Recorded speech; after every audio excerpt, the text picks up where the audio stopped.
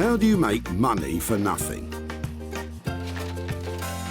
The answer could be hiding in the 20 million tonnes of household waste we throw out every year. Sorry, Spotty, before you throw that away, is there any chance I can have a quick chat to you about it? Sure.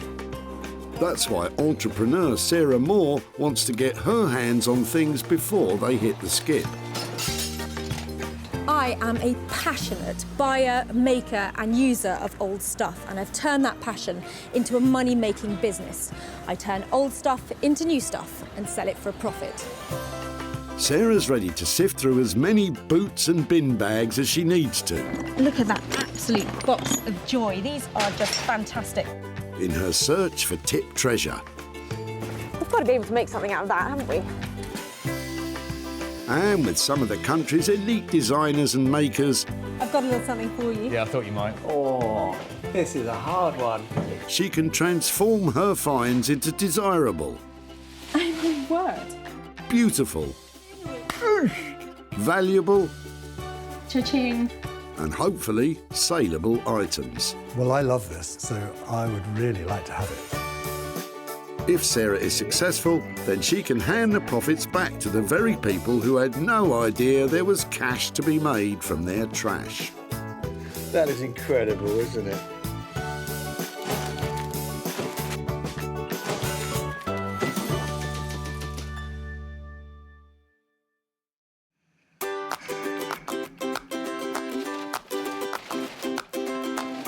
For most people, a trip to the tip is about as exciting as rearranging your sock drawer.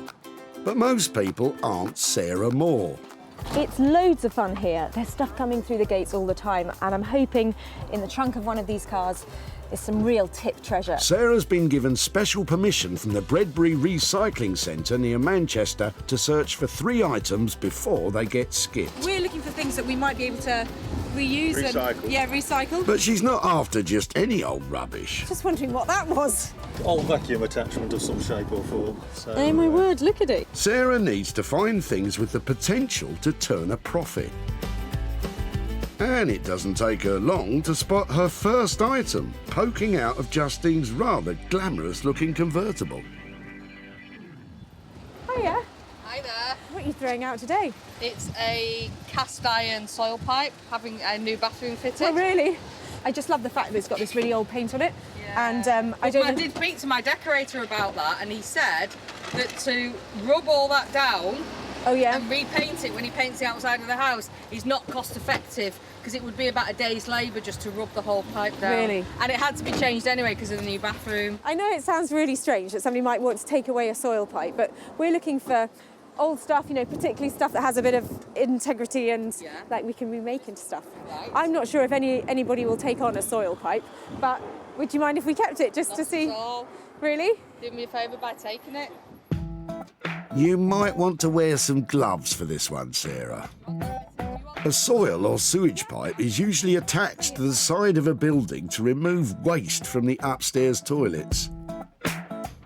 And there's just one more section to it. Keep them coming, Justine. After all, you can never have too much old soil pipe. It looks like it hasn't been used for a while. Has it not been used? Oh, it's been used. Really? I don't want to think about that, do I? Yeah. Thank you so much. If we just pop it here, that would be great. By the looks of things, this pipe has seen quite a bit of action. But exactly how old is it? It's a very old terraced house, a 1926. Okay. It was built, but it's the original cast iron pipe. Yeah, well, do you know something? It's going to a better place. Oh, that's good. Thank you so much. You're very welcome. Bye. Bye. Sarah seems happy, but what's Justine thinking? I'm just glad to get rid of it. I don't know what she'll do with it. Justine does have some concerns, though. I'd have put my makeup on if I'd have known I was being on the television. Not to worry, Justine. While you pop off to the powder room, Sarah can take a closer look at her first item. It's a really old cast, probably Victorian downpipe. It's really battered and I'm not quite sure why I've saved it, but I do know somebody who might have some good ideas to turn this old thing into something valuable.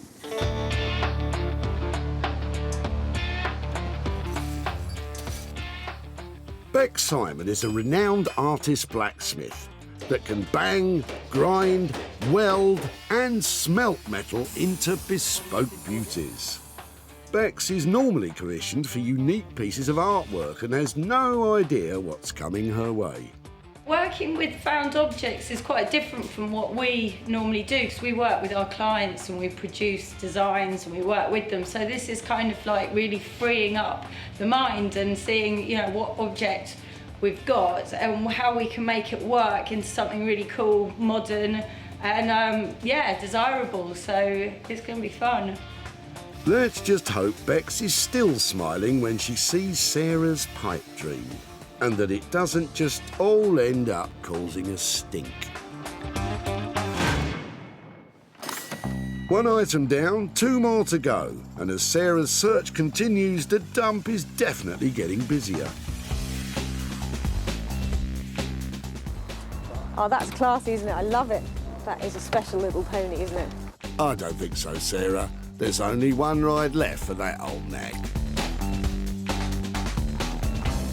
Every time somebody pulls up, who knows what's going to be in the back of that van? Could be it. You might be right, Sarah, but Richard and Tom look pretty keen to dump that old blanket box, so you'd better be quick. Hiya. I'm really sorry to bother you. I'm up here today trying to find stuff that we might be able to make into other things. Would it be all right just to have a look at what you're dropping off and maybe chat to you? So whose is it? What's it doing here? How did it get here?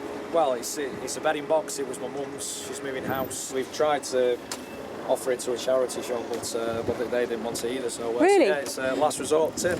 I think it's really quite cool, actually. Would you mind if I took it away and tried to make something out of it? Yeah, absolutely. Yeah? By all means.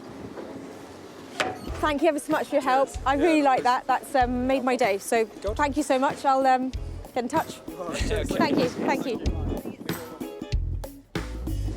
I love it. And I think we're going to make something really valuable out of it too. What about Richard and Tom? Do they think there could be any money in it? Give it a bit of sanding, make it really stand out, make it... Yeah, I mean, it's still in good nick, isn't it? So it's a shame to get rid of it, but like I say, we had no other option, so... Good luck to her. Good luck, definitely. Yeah. Look forward to seeing what the final product looks like. I really like this old blanket box and I think it's got heaps of potential. I'm thinking cocktail cabinet, I'd like legs on it, I'd like fantastic doors, and I'd like a price tag to match, because I think that this little beauty is going to turn a real profit. And that means I can surprise those lovely lads who dropped it off with a whole load of cash. So Richard and Tom could be in for a real windfall, especially as Sarah has got just the man to tackle the blanket box.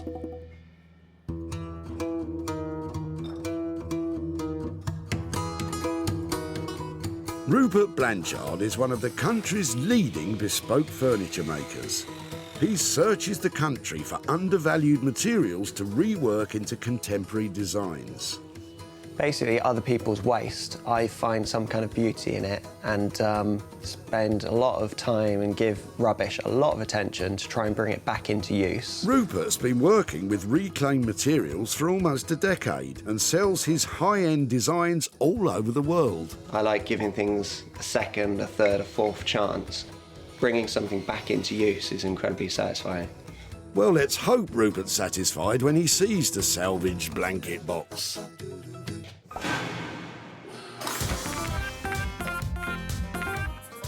Sarah has already found 2 items at the tip. Now she needs to search for her 3rd and final item, which she will work on herself. But time is running out, and the crushers have already swallowed most of the day's offerings. I just find it difficult to watch that because they're just crushing great stuff. So I think I'm going to have to go and get back to work now because that's just too scary. Lots of things, just sometimes it's just not quite right. What's it for? The toilet roll holder. Really? Yeah. I've never seen one like that before. Hang on, Sarah. Vicky's just pulled up with a trailer load of potential treasures. Hiya. Sorry to bother you. I was just wondering, before you chuck everything out, if it'd be okay to have a look at what you're throwing away and just see if there's anything we might recycle. Yeah. Are you clearing something out or? Yeah, my granddad's house. no. So a lot of my grandma's old belongings. Okay. Sadly, but bit of everything. So some old wardrobes and cupboards, and then like sewing machines. Okay. And would it be really bad to just rootle around and have a look? Help yourself. Really? Yeah. You sure? Yeah. There are some sweet little bits in here. Really lovely, and I feel a bit funny rifling through them. They're really sweet things. But sometimes, you know, it's like you get to a stage where it doesn't fit in your house, it doesn't go with your look or whatever. There's a few bits in here that certainly has an appeal. I really appreciate you letting me have a look, especially as it's your family stuff.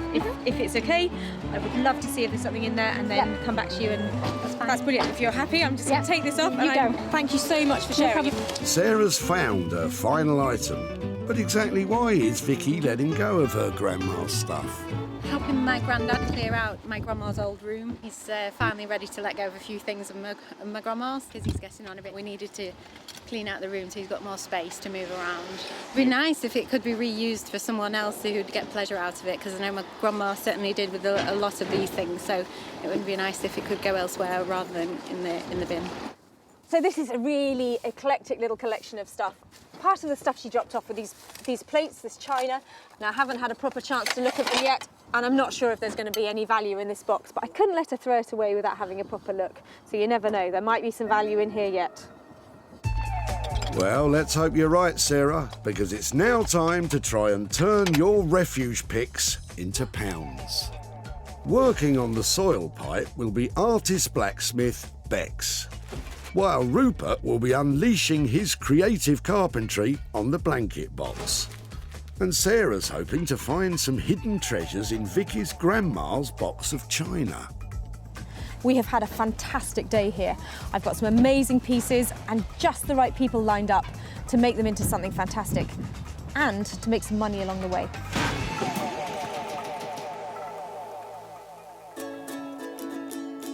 Sarah's first stop is Surrey, where, tucked away down a country lane, is blacksmith Beck's and her husband Dave's workshop. So I'm waiting for Sarah to come. I don't know what she's bringing. So, yeah, let's hope it's something really interesting. Oh, don't worry, Bex. It's interesting, all right. Hi, guys. Hello. Look what I bought you. Oh, no. Oh, no. It's a downpipe. I've got like a whole house worth of downpipe. Oh, wow. So probably, what have I got? About 15 feet of it altogether. Gosh, wow. God, it's got beautiful pitted. Yeah, it's got some good finish on lovely. it. It is lovely, but it is a downpipe. There you go. Do you want to hear the plan? Oh, go on then. This is really exciting. Okay, so bear with me because it takes a bit of imagination. So I was thinking that if we could cut them in half, Yeah. and if we could have lots of half little tubes, you know, like sort of like guttering sort of style, Yeah. and have, you know, like tube, we can make ourselves a lounger. Oh, right. And I can get some little velvet cushions made to make it up into a round again. Oh, wow. And then have it like, you know, like a luxury, amazing chair that you have in the corner of the sitting room. Oh, my gosh, that sounds really nice. Really nice. With Bex up for the challenge, it's time to hit the drawing board. What you want to see is you want to see the half, don't you, like this? Yeah, exactly. And then you've got the cushion going on the top, like that's what you want to see. And it could be sort of like that with an extra one on the headrest and more here. Oh, right, I get you. So if we're talking about, you know, a frame, getting all of these pieces into position and the legs, how long, you know, what kind of money are we talking about for that? I reckon for both of us working on it, about 600 quid to do that. Got 600 quid on the frame. It's probably going to cost me a couple of £100 to get the cushions done. So an 800 quid piece. Another challenge on our hands. I'll leave you to it, shall I? Never say I don't spoil you. As Sarah heads off, there's one all-important question on Bex's mind. When do you think the last time some... Probably a few days ago. No, seriously? I expect so. This has been ripped off our house. I'm going to wash my hands. Have we got some detergent? Have you given them a sniff? Have you? Go and smell your hands. It might be dirty work, but it's not cheap. With a budget of £600 for the frame plus an extra £200 for the cushions, let's hope Sarah isn't flushing her money down the drain. Sarah's next stop is sunny Margate on the coast of Kent. Once a mecca for British tourists in the 1950s, it suffered a major decline over the years due to cheap package deals sending the holidaymakers overseas. But today, Margate is a place where vintage is an advantage and reclamation is the order of the day. And one man leading the way in all things repurposed is furniture redesigner Rupert Blanchard. I'm really looking forward to Sarah turning up today and see what she's managed to discover. Hopefully it's something fun, but I'm really happy to play with anything that she's come up with. Let's hope Rupert is still in a playful mood after he takes a closer look at what Sarah has brought him. So, blanket box. What do you think? Blanket box. Wow. I didn't expect this. It's rather unusual proportions. Quite a high thing and it's all veneered plywood. Yeah, I don't think it has a huge amount of integrity to it. It's not really solid, and it was probably something that was quite cheap when it was made. And it's light, isn't it? You can tell. Yeah, but that's good. Big but light. So, what are we going to do with that? OK, so I had a few thoughts about this. Part of it was I was wondering if it's something that goes up on legs and made into some kind of cocktail cabinet, or new, perhaps turning it round and using the back as the front, or even turning it on its side and making it into something like a desk, or using it that way. You're saying some sort of desky, cabinet-y thing. Rupert doesn't seem convinced. I don't know. The question is, can he see the potential that Sarah saw when she salvaged it? I don't know. Is it something that you think is workable or not? Because it's OK to say, I'm not sure that this is... Yeah, no, I can definitely work with it. Great. Work with it. Just coming up with the thing that's right for it. Is this something then maybe that I leave with you for a few days, maybe give you a call and we can catch up and see if you had some thoughts about it, or if I think so. Feeling that it will be, it'll keep me warm through the winter from the fire. No, of course it won't. It'll end up being something great. So Sarah's going to leave Rupert to it in the hope that a good idea does come his way. Can't say it's my favourite of all the pieces I've ever worked with, but that's my challenge really, to make it my favourite piece. Every piece I work on I try to, if I'm not happy to have this in my own home, I don't want to work on it. Let's hope Rupert has a moment of inspiration soon. Because without a plan, Sarah has no idea what the budget might be. But at this stage, she's just hoping the blanket box doesn't go up in smoke.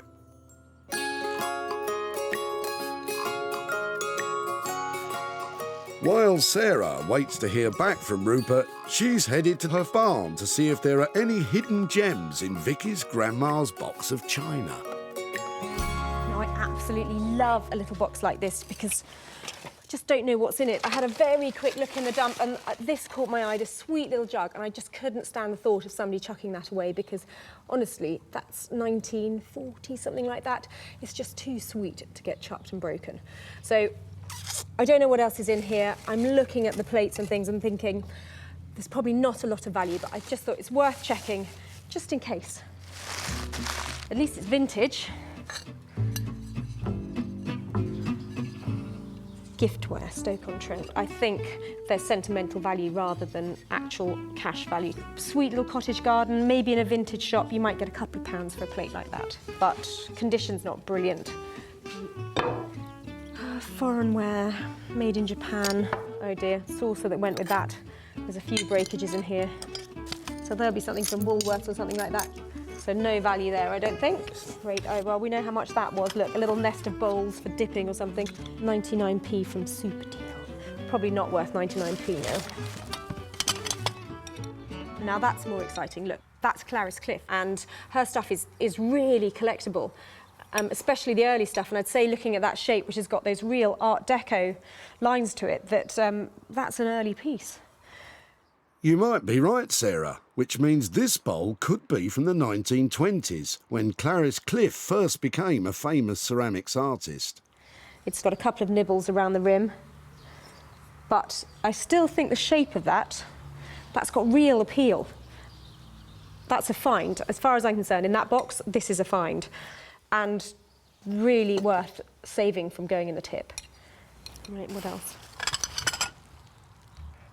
That's its ladle. Now that's cool. That's another great piece. I'm really pleased with that. That is 25 quid probably. So that, I think, is a little gem, but I'm hoping that will bring some proper money in for Vicky. That's it, Sarah. Nothing like a bit of elbow grease to ease the wheels of commerce. Because Clarice Cliff is so collectible and valuable, you do get people trying to make forgeries and fakes. But you can see just by this wear here, this is a genuine piece. It's been around for ages and it's well used, so this is definitely the real deal. Of course, it's not all about brawn. Research is just as important. You can see, you know, this book's got all sorts of things in it, but there are loads of pages just for the Clarice Cliff stuff because it's so collectible and people absolutely love it, which is really good. Makes that really quite exciting. Okay, so that is a Bobbins pattern Stanford bowl. So that is the same shape as this one. Having discovered exactly what it is, Sarah now wants to place the bowl and ladle in an online auction. Serious Clarice Cliff collectors love her bizarre wear designs and bold colours, so Sarah's taking great care to capture plenty of good photos for the auction. Let's just hope her attention to detail lures in some big bidders. Meanwhile, at their West Surrey workshop, Bex and Dave are trying to psych themselves up to start work. So we are working with the pipe, making it into a chaise longue. Yeah. It's pretty disgusting, really, isn't it? You're touching it. Well, yeah, well, someone's going to have to touch it. And hence when this... Yeah. Well, they're just downpipes from someone's house, so they're basically poo pipes from someone's toilet, really. Definitely not eating my sandwiches after working on this. While Bex gets on with the design of the frame, Dave has drawn the short straw. He's working on the pipe. How are you feeling about that, Dave? Yeah, try not to crack them and just cut them as neatly as we can, as quickly as we can. That's it, Dave. Stay focused on the task and try not to think about what might be inside. First, he needs to mark, then cut the pieces of pipe in two. He'll then send the dimensions of the new half pipes to Sarah so she can make the cushions. Meanwhile, Bex meticulously bends the sections of the frame into shape. True to his word, Dave is making short work of cutting the pipe. And Bex's frame is coming along too. Now she just needs to test the final shape. So professional.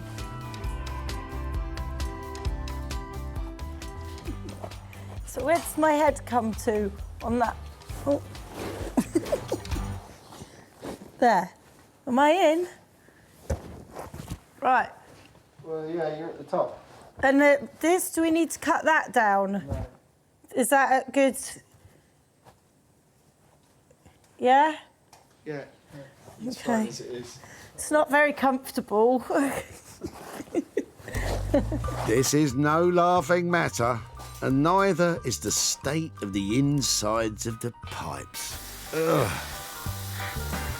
Luckily, Dave's on hand again to clean them up once and for all.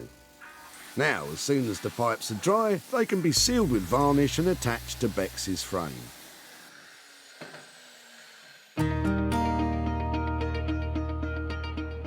Back in Margate, Rupert has finally come up with a plan for that bothersome blanket box.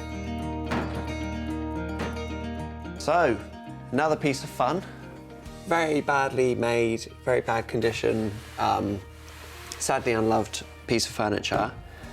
We came up with the idea to make this large sideboard literally by blowing this one apart, almost like a Christmas cracker that you pull apart in the middle, and either end of the Christmas cracker remains our chest, and in the middle is a brand new section.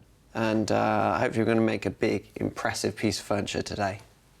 First, Rupert has to decide where and how he wants to cut the box in half. So I want to cut through 2 angles in this piece, not straight in the middle and pulled apart. I really want to give it a slight dynamic edge. So I'm going to completely freestyle this. It's going to be quite random. I'm going to match up the line on top, so my next score line will be straight across the lid. And again, I'm not doing a straight line, I'm going at an angle. It's going to be a very angular piece. It's time for Rupert to make his first nervous cut on the lid. So this is the scary bit. This is the bit where it might collapse.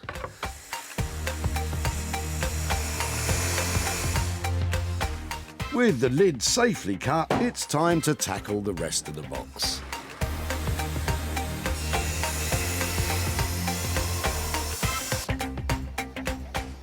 It always seems a little bit sad when I've cut straight through a piece of furniture. Old vintage furniture, for me, it takes on some kind of human quality. I'd never intentionally put a healthy piece down, but I'm doing it for the right reasons. This is going to be a brand new piece and it's going to be cherished somewhere. Last cut. One more chance for it to fall apart. This one's going to be the worst.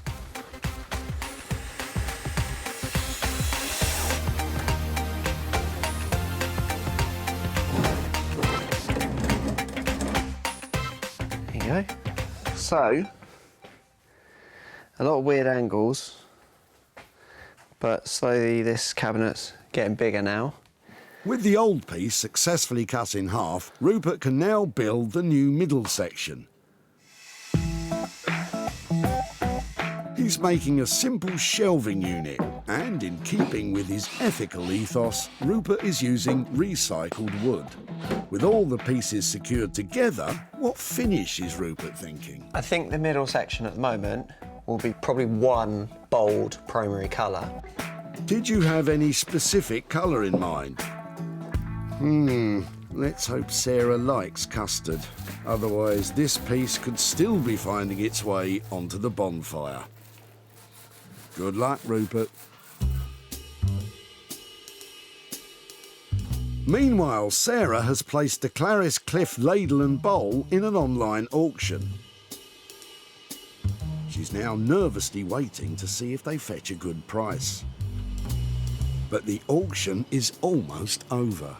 At the moment, they're stuck at £41. I hope I've got more bids out there for these things. At the moment, there are 6 people bidding on it. 3 minutes. It's making me really nervous, especially with you lot watching. 2 minutes, 10 seconds. I just want a little bit more for it. 1 minute, 25 seconds to go and it's still only at 41 quid. That's really disappointing. I definitely think it's worth more than that. They're probably all doing their gardening or something. 5, 4, 3, 2, 1.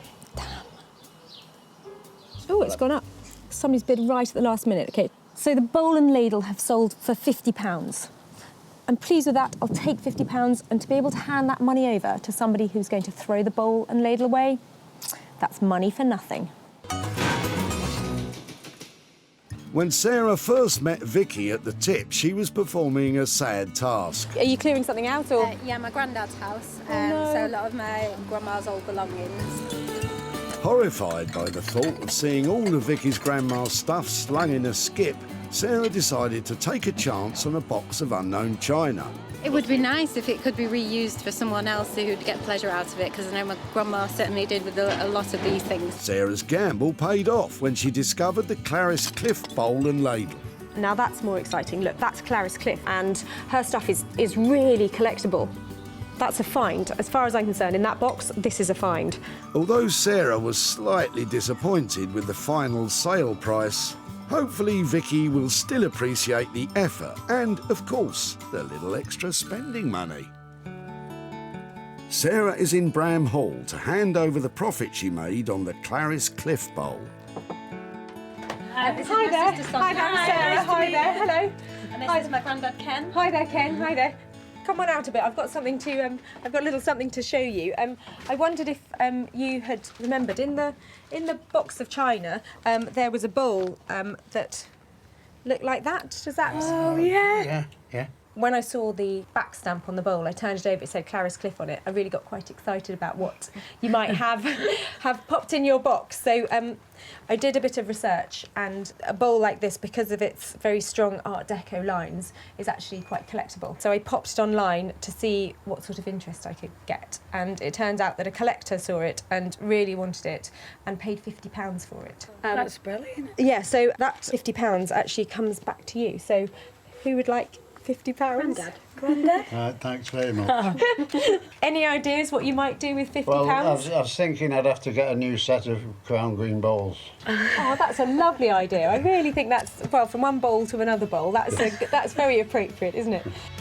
With a straight online sale and no material costs, Vicky and Sonia's granddad Ken gets to pocket the full £50 profit from the sale of the bowl. Well, I actually found that quite emotional because it's just such a lovely story that Grandma's old bowl is going to buy Ken a whole set of new bowls.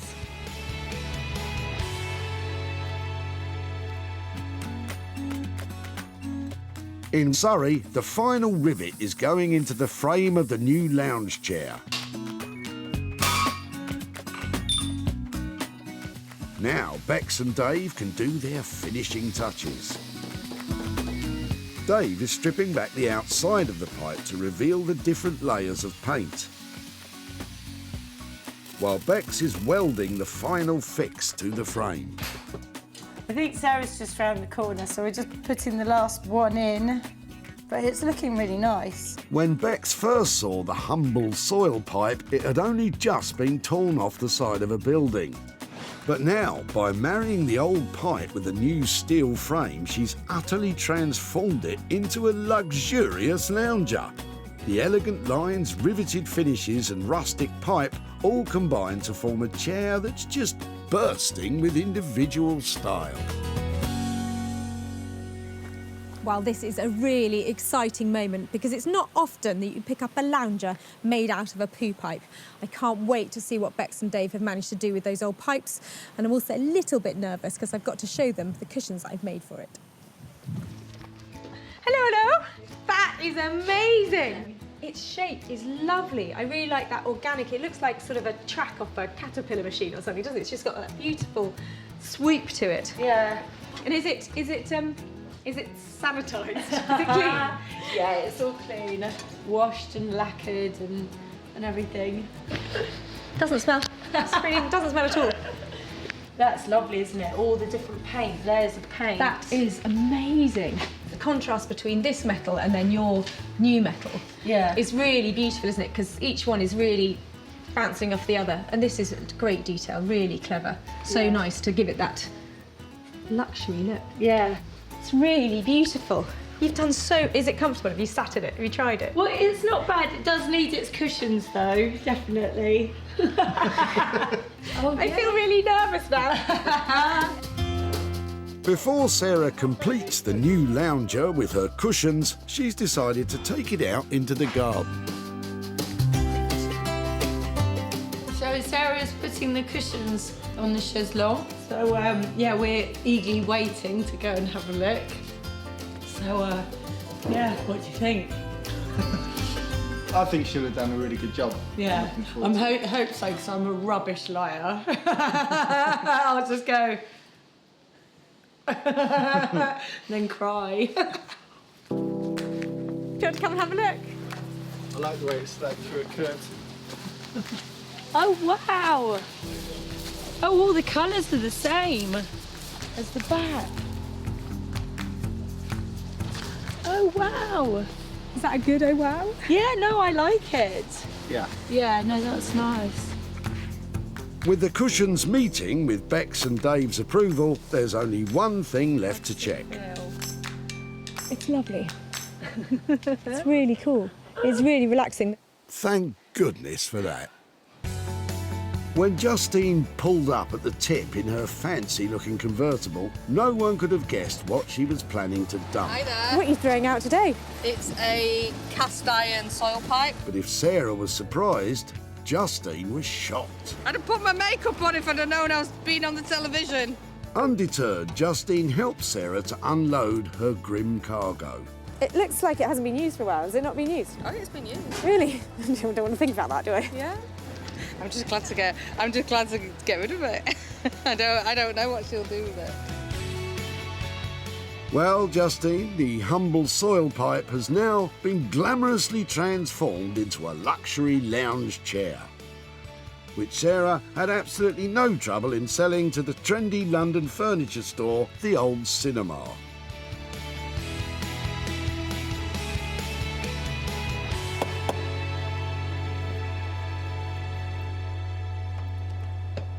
Hi, Sarah. Hi, Justine. Lovely to see you again. And you? Much nicer surroundings than last time. Yeah, the tip.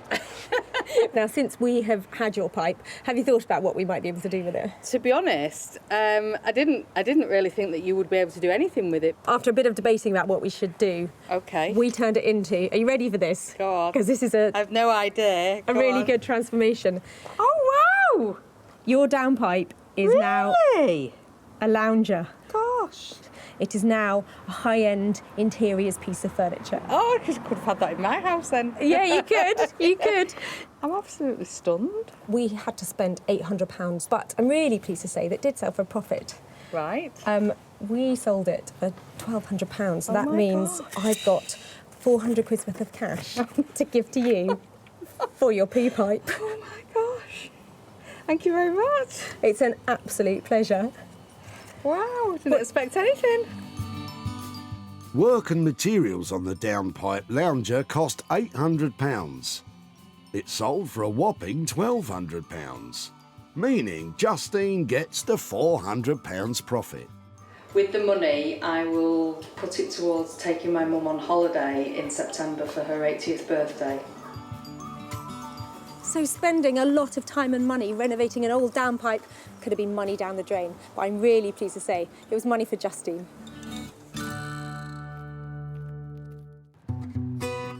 So, with 2 items successfully sold, can Sarah make it 3 out of 3?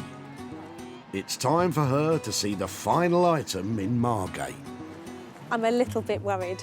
I left Rupert with a really old-fashioned looking blanket box and a quite tall order to turn it into something amazing. So fingers crossed, he's managed to pull it out of the bag. When Sarah last saw it, the blanket box was old and flimsy and just moments away from being turned into firewood. But now, Rupert has blown the dull old box apart and joined it all back together again with a vibrant and contemporary middle section. The end result is a bold and substantial 21st century sideboard. But will Sarah like it? How are you doing? Another item ready for you? I think it's genuinely, absolutely smashing. How on earth have you done that? It's a bit nuts, this one.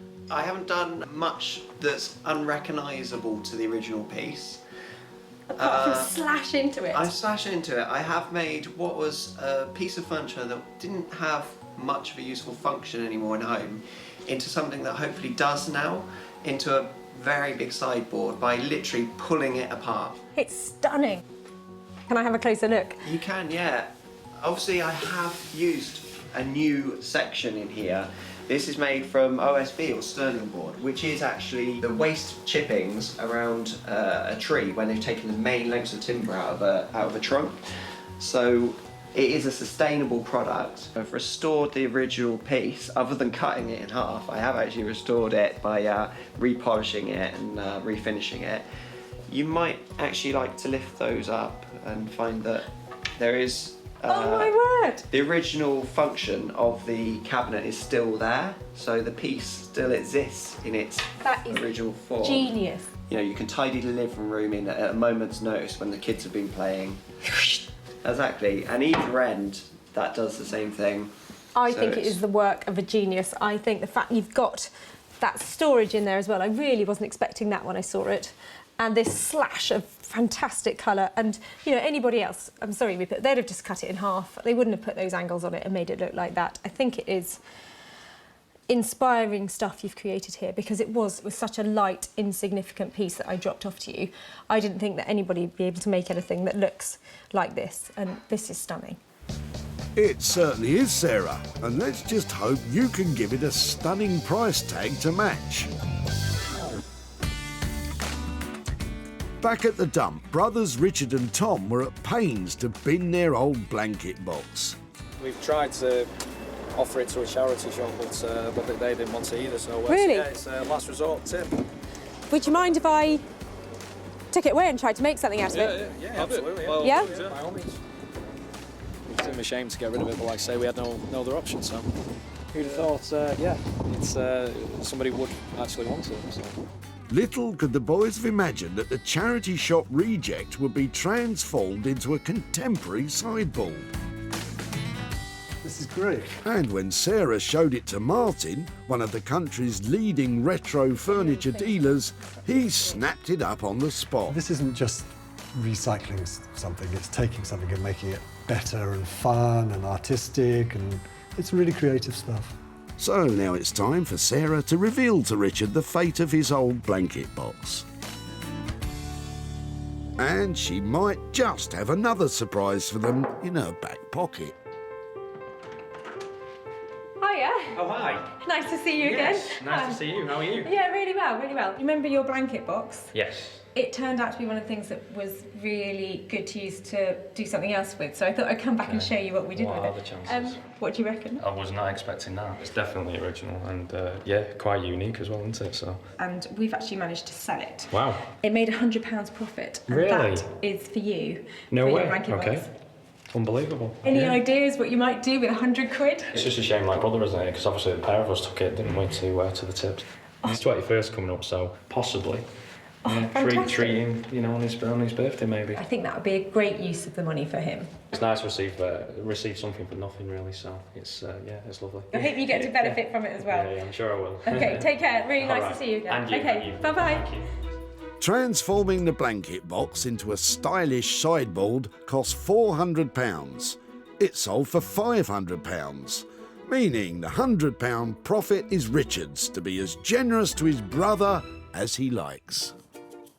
Today, all three saved items have made a profit, from the Clarice Cliff Bowl being snapped up by a keen collector, to the old soil pipe repurposed to a lounger with poise, all the way to a blanket box transformed into a terrific sideboard. That's brilliant. That's 3 things saved from being lost forever, and 3 people walking away with money for nothing.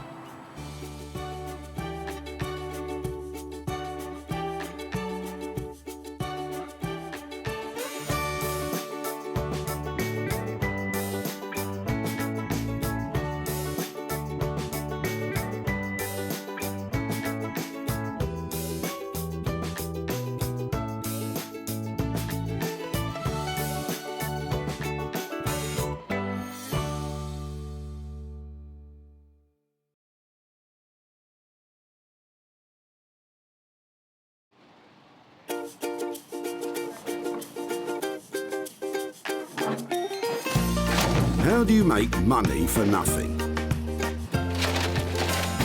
The answer could be hiding in the 20 million tonnes of household waste we throw out every year. But just before you throw it away, would it be possible to have a quick look at it?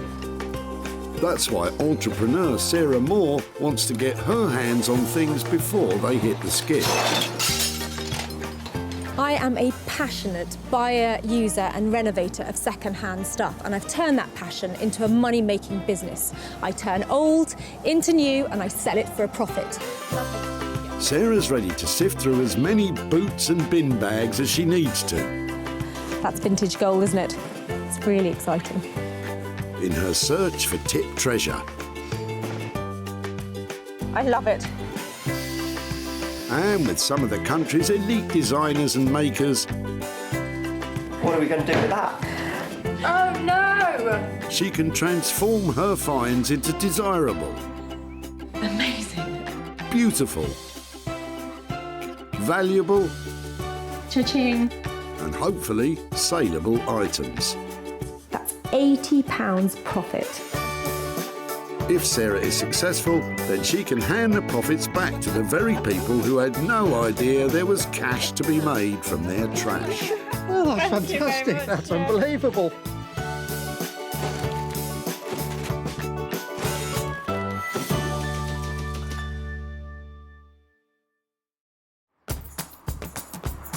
The bustling Merchants Way recycling centre near Walsall can process up to 2,000 carloads of rubbish a day, and they take all sorts. I just love the fact that you never know what you're going to find. Check these out. Aren't they cool? Sarah wants to be able to prove to the dumpers that they could be making some serious reddies from their refuse. To do that, she's been given special permission from the council to search for 3 unwanted items before they get binned. I like your Christmas trees. She may have just missed out on some festive treats, but with more vehicles arriving every minute, it doesn't take Sarah long to spot her first item, nestling in the back of Judith's car. Hiya, are these yours? Yes, yeah. Well, they're my mum's, but Okay, I'm sorry to bother you. Is it right just to have a quick chat about them? yeah, sure. What, are they a pair of bedside cabinets? Yeah. Lovely. Would it be possible to bring them out and have a look? Yeah.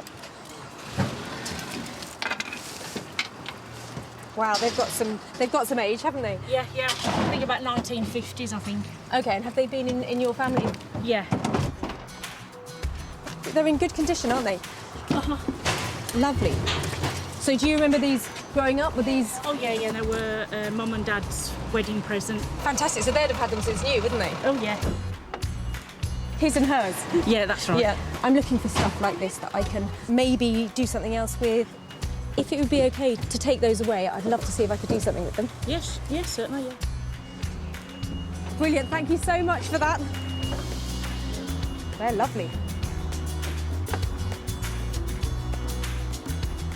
It's a shame to be throwing them away, but if something's going to, be done that's nice with them, it's nice to see that. I love this little pair of cabinets. They're really sweet and they're really useful. I'm not quite sure, though, if I should decorate them, add some details to them, or just leave them the way they are. But I'm sure I can make money out of them. And Sarah knows just the man to help her turn old cabinets into new money. Jay Blades is a builder turned philosophy graduate turned furniture restorer. Jay has his finger on the pulse of modern design interiors, reworking the very best of British craftsmanship and bringing it into the 21st century. I've always had a passion for the kind of heritage that the British designers have produced over the years. Traditionalists would love to keep it as it is, but to be reintroduced into the market, I like to just add a bit of colour and add something a bit quirky.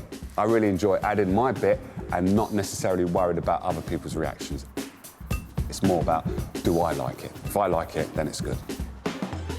Well, here's hoping Jay has a soft spot for this 1950s wedding present.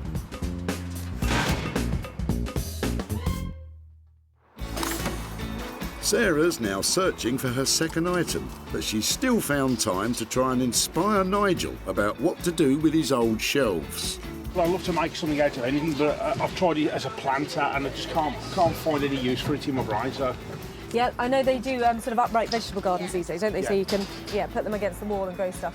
In fact, I'm going to take that back on the my strawberries. That's a really good idea. I'm taking that home with me. I'm glad you just pricked my conscience then. Nice work, Sarah, but be careful or there'll be nothing left for you. And don't even think about it. You know you can't just grab something out of the skip, so behave yourself. Instead, why don't you sneak a peek at what treasures Richard might be about to tip? I've spied something exciting in the back of your car. Sorry to bother you. Okay. Is that yours? Have you had it for a long time? I've had it nearly 40 years, but it wasn't mine originally. It was given to me, and I've been just using it to keep tools in. Really? And what, you just had enough of it now? We're moving house and trying to clear out a lot of stuff that we don't need anymore. It's got a great shape to it, hasn't it? And it looks so battered and worn and really cool. It's got character. Yeah, I really like that. I'm looking for things that I can repurpose or upcycle or turn into other things.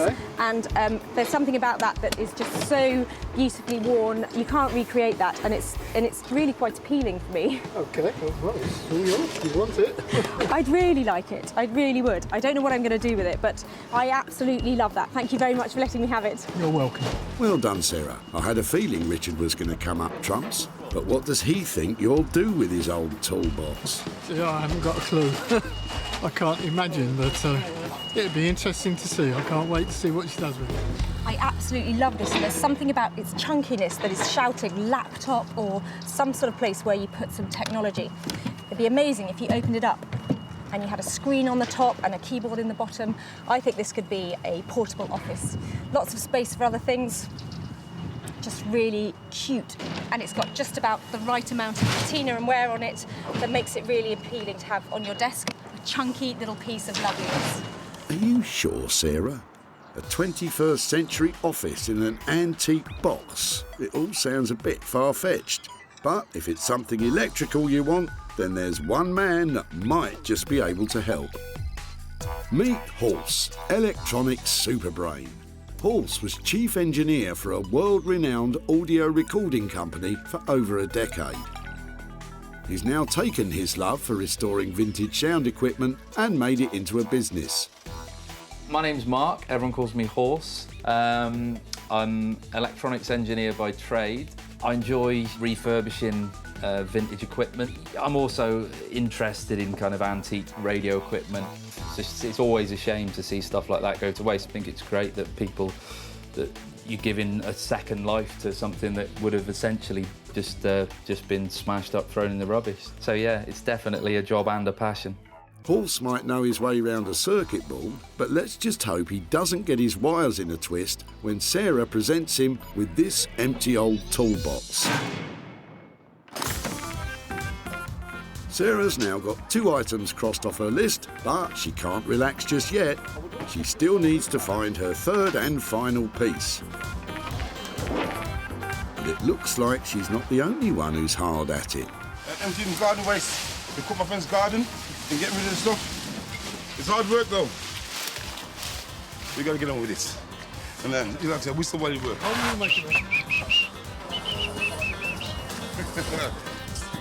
Keith looks relaxed though. He's about to dump an old sofa. Hold on, boys, hold on. There's no missing what you've got in the back of the car. Is it time for a new sofa? Well, no, I've just cleared the house actually. My sister's been renting the house for a few months. She lives abroad. Okay. And of course, high foundations came down. They wouldn't take it, so I just pick it up and throw it in the back of the car. I'm impressed you got it in here. It looks like quite a big piece. Should I help you get it out? And would it be possible to have a closer look at it? Oh, dearie me, Sarah. I know things are getting desperate, but surely you can't be serious about Keith's tatty old sofa. I'm after big pieces of furniture that I can refurbish, perhaps bring into, modern design and that kind of stuff. So for me, this is a really exciting thing to see here. It would be great if I could stop it going into the skip and take it away and try and do something to it. Lovely, thank you. Keith seems in a bit of a hurry to get away. Mind you, I'd be keen to see the back of that sofa too. But what on earth does he think Sarah will do with it? Well, I don't know, because Sarah says she can do a lot with it. It'll be really interesting to find out, to see what she can do with it. It certainly will be interesting, Keith. But is Sarah still feeling confident about tackling this charity shop reject? Part of me looks at this and thinks, I'm not sure I can take it away with me because I just hate the colour. But underneath it, I know it's got a clean, bright white cover, and once I've exposed that, I think I'm going to feel a bit more positive towards it, and I can cover it in some really bright, exciting fabrics and make it saleable. Everybody needs a good, comfortable sofa, and this is one of those. If you say so, Sarah. But one thing's for sure, Keith's not hanging about any longer, just in case you change your mind. Thank you. Bye. Bye. Bye.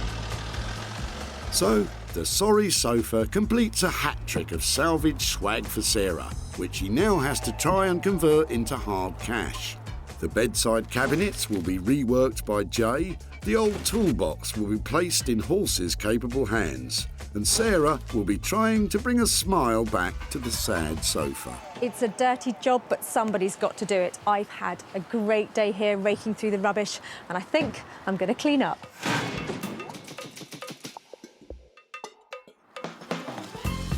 Sarah's first stop is deep in the heart of the Black Country, Wolverhampton, where a thriving arts and crafts scene is emerging. And leading the charge is woodworking genius Jay Blades. As ever, Jay has absolutely no idea what Sarah has in store for him today. So exactly how confident is he feeling? Depending on what she brings, I will be able to see if I can work my magic on there. But also Sarah will have some ideas that might not be commercially viable.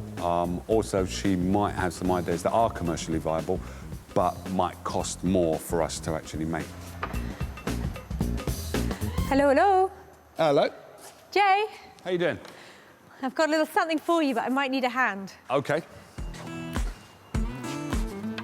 These are quite cool. I'm glad you said that. These are very cool. I'll tell you what, they're quite light, Yeah. which is nice because I've been carrying them around a bit. So, what do you reckon to these nice pair of bedside cabinets? Yes, you can do quite a bit with these.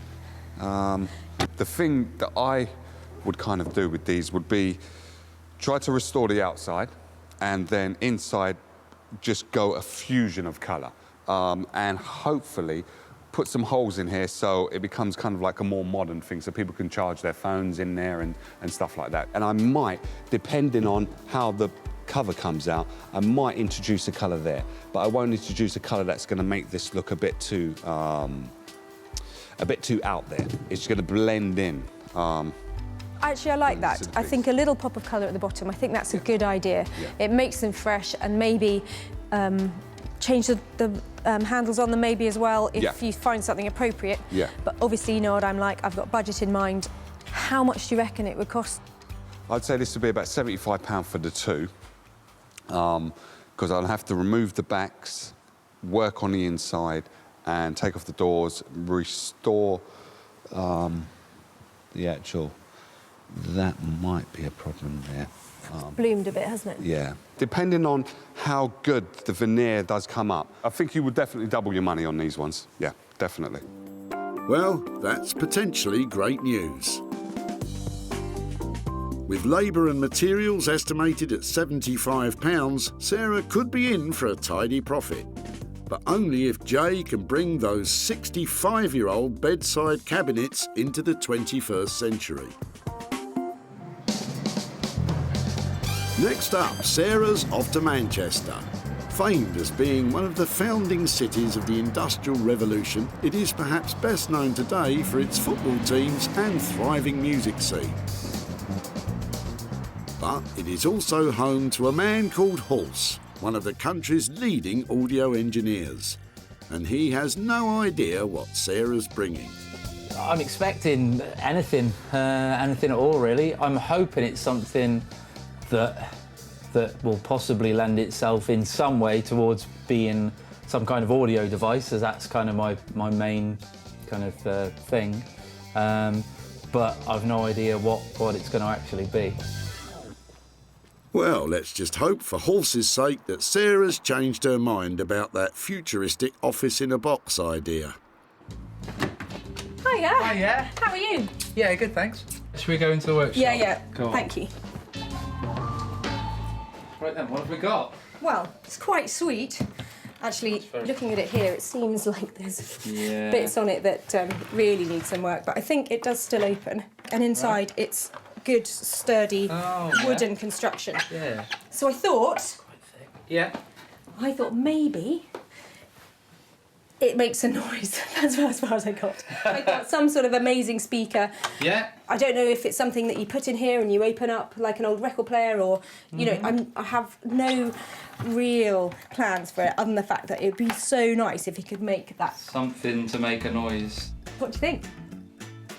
Because it's got a handle, I'd want to make it portable, but you could still make a decent sounding kind of like a ghetto blaster sort of thing, and make it rechargeable possibly. I'll look into that as well. I was thinking maybe have it so that it doesn't open, so that you can actually just house the system inside. Speakers in here. That looked a bit dodgy. Do you think it'll stand the process? Okay, that sounds good. I totally agree. If you don't need to see inside, there's no point in making it complicated, is there? Maybe makes it a bit easier. Maybe have like a panel on the back or on the side with adjustments on. Okay, and so to make something like that, what kind of value are we talking about in terms of what I need to pay you? I reckon probably 300 to 350, probably. Okay, and so that sounds quite expensive, but what do you think the retail price would be for something if it's got really good sound quality? Yeah, I mean, if it like, I don't think 450 is out of the realms of possibility if it does sound good, you know, and if it looks good. I think this has got the potential to kind of break. To look weathered enough to be cool, but not quite, you know, useless. Yeah. Paul certainly has a big challenge on his hands, and it's a big risk for Sarah too. With labour and materials estimated at £350, converting the box into a speaker is not going to be cheap. So let's just hope Horse can make it sing.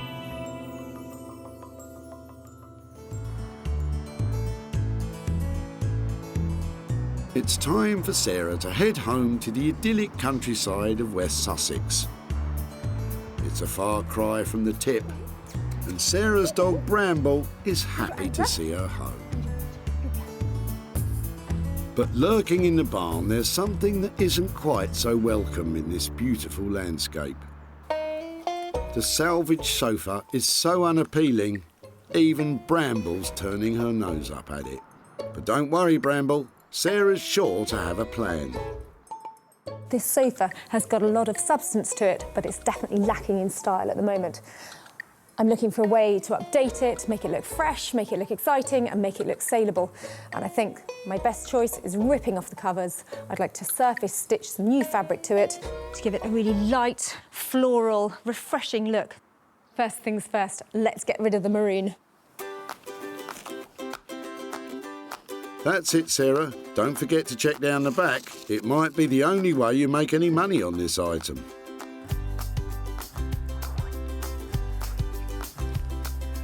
That's quite promising, really, isn't it? It's well made. It's improved immeasurably already. Sarah should be pleased. Not only is the sofa in good condition, it also has the regulation fire safety tags attached. But she can't leave it looking like that. No offence, Bramble, but dog hair and white sofas, it's not a good look. So what exactly is Sarah going to cover it with? I found some of these old linen pillowcases that I've had for ages that I got at a car boot sale. They're really nice. And I'm hoping that I might be able to make the back cushions for the sofa out of those. And I've washed everything else, but I don't quite know what I'm going to do yet. So I'm going to go and start laying things on the sofa, find out if I've got enough fabric, and then get stuck in. Come on. But it's not just Sarah's fabric that's worrying her. There are swallows in here, and I think they're about to fledge. I hope they have. So those are baby swallows having flying lessons up there, which is very sweet for them, but I really don't want anything they might leave behind going on the sofa. I think if the swallows are in here, I'm going to take the sofa outside. With the sofa safely out of harm's way, Sarah can finally get started. So the plan is to cover the whole of this frame as it is in these lovely strawberries and chintzes. Sarah managed to scavenge these feather cushions back at the tip, but before she can cover them, she has to tackle the sofa. First up, Sarah has to staple a base layer of fabric to the sofa's wooden frame. And when you're doing this kind of thing, don't hold back on the staples because they're cheap, but the effect you want needs to be really tight. It takes quite a while to get the first layer tightly wrapped in place. Brambles found a way of entertaining herself, though. Excuse me. But if the stapling wasn't taking long enough, it's going to take Sarah even longer to hand-stitch all the extra patches on. So we'll find out later if she really can turn these rags into riches. Over in Wolverhampton, Jay's ready to work his magic. We're starting on the bedside cabinets that Sarah's brought in, and just trying to get my colour scheme to make sure that everything works. What I'm hoping to achieve is keeping this as it is, as neutral as it possibly can, so trying to bring this back to its former glory. Then inside the door, the wow factor inside. So I'm hoping to paint this one colour and then have wallpaper on the door and probably wallpaper on the shelf that's inside there. And I'm just checking to see if this colour lifts this wallpaper. So the colour that I see that has the minimal amount is a blue that's here. So rather than copying this blue, I'm going for that blue what's right there. That little minute piece of blue, I'm trying to just lift that. Having decided on his colour scheme, Jay can now get cracking on wallpapering those shelves and doors. He starts by applying an even coat of PVA glue to the wood and the paper. Then, this is where you need a steady hand, Jay. And mind you don't get any creases. Sarah won't be able to sell it with a lumpy finish. And that looks perfect. Now, while the paper dries, Jay can paint the insides of the cabinets with the carefully chosen paint. With the first coat now on, Jay wants to see how it's going to look with the wallpapered shelf. That is really, really cool. I am really, really chuffed with that. Now, this has passed the test of it being in my house. I would have this in my house. Just the way that looks now, like, I haven't even put the door on, and it's the shelf alone just makes that. I really like it. If Jay likes the cabinets that much, maybe he could buy them off Sarah. Well, you never know. Back in Manchester, electrical engineer Halse has got all of the components ready to build the new speaker. He's even made a new handle for the box out of one of his girlfriend's old belts. But today, he's really stepping into the unknown. The next bit is going to be the point of no return, really, which is drilling a hole and then jigsawing out the holes for the speakers. It's a bit out of my comfort zone because I'm not really that used to doing it, but yeah. More at home with his circuit boards, just how confident is Halse feeling about a spot of carpentry? I could have measured it completely wrong and then I've ruined the box and any chance of doing anything good with it, but I don't know, fingers crossed. Oh dear, this doesn't look too promising. Let's just hope Halse kept his receipts for the speakers, otherwise one slip with that jigsaw could prove costly.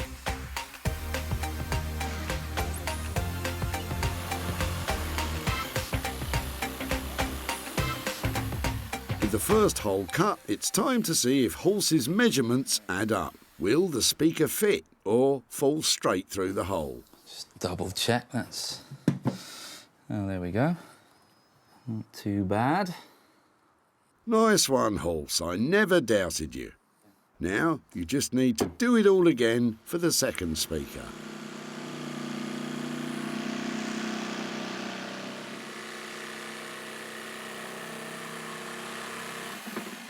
With both speaker holes successfully cut, there's just one more piece of carpentry required.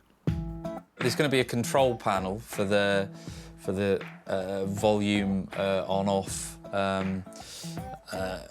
I've pre-made that out of a piece of checker plate that they'd normally use for kind of fire escapes and things. I thought it looked quite cool on this, but I just need to make the actual hole on the side of the box now.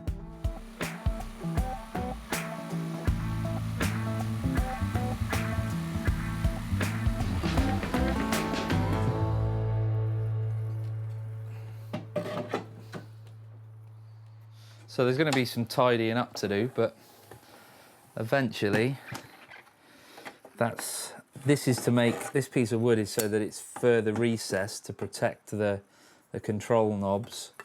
But it's going to sit back like that. I'll have to tart this up a bit, but it's roughly there, it's fine. I'll have to put some edging around there as well, some leather or something, but yeah, I'm quite pleased with that. With the box now virtually ready, Horst just needs to wire up the electronic components and the new mobile speaker is good to go.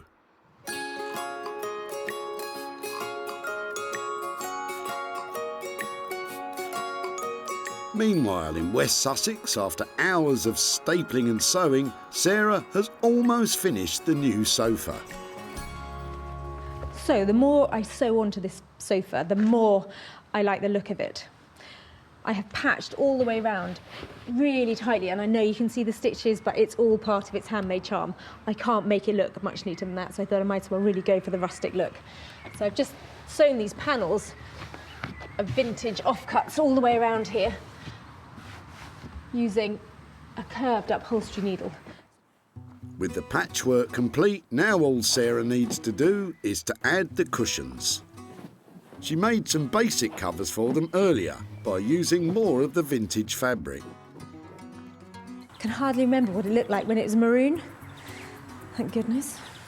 Thank goodness indeed, because the old sofa was so tired and worn, it was even rejected by a charity shop. But now, Sarah has utterly transformed it. With just a bundle of vintage remnants, she's made the sofa bright and welcoming and just bursting with old-world charm. And after all her hard work, I think it's time Sarah put her feet up. So, I hardly want to sit on it because I just know I'm going to have to plump up the cushions again, but now that is a really good selling point because this is so comfortable. It really is. It's lovely.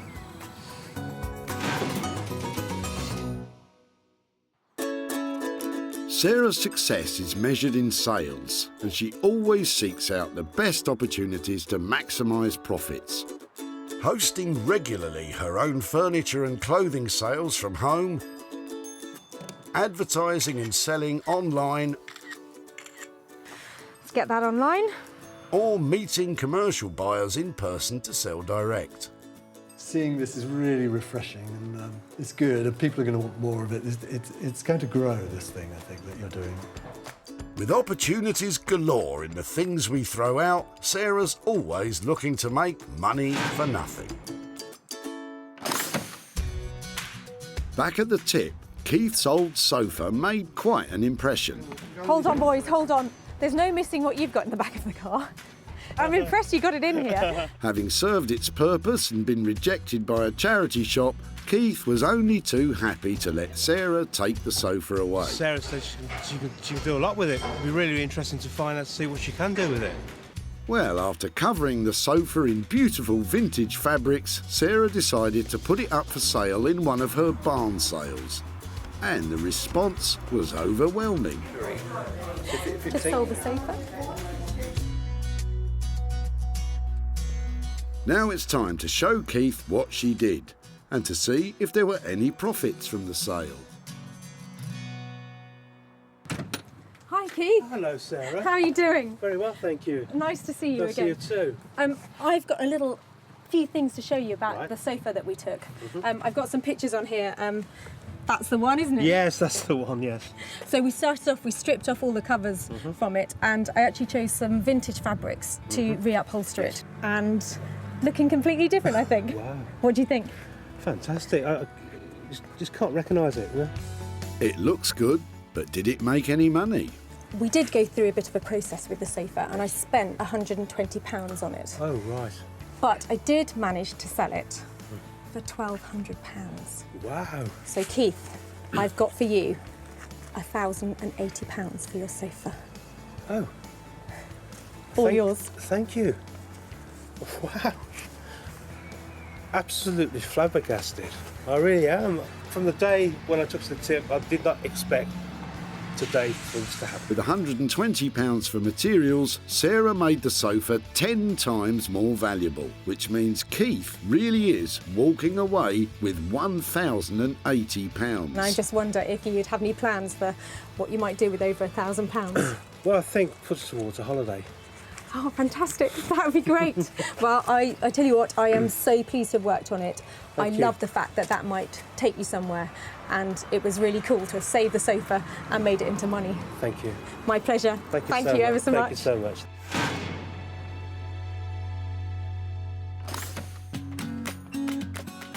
Over in Wolverhampton, Jay is applying the finishing touches to the bedside cabinets. Well, Sarah's due any minute to come and pick these up, and I'm in a bit of a rush to try and get these finished. So excuse me while I crack on.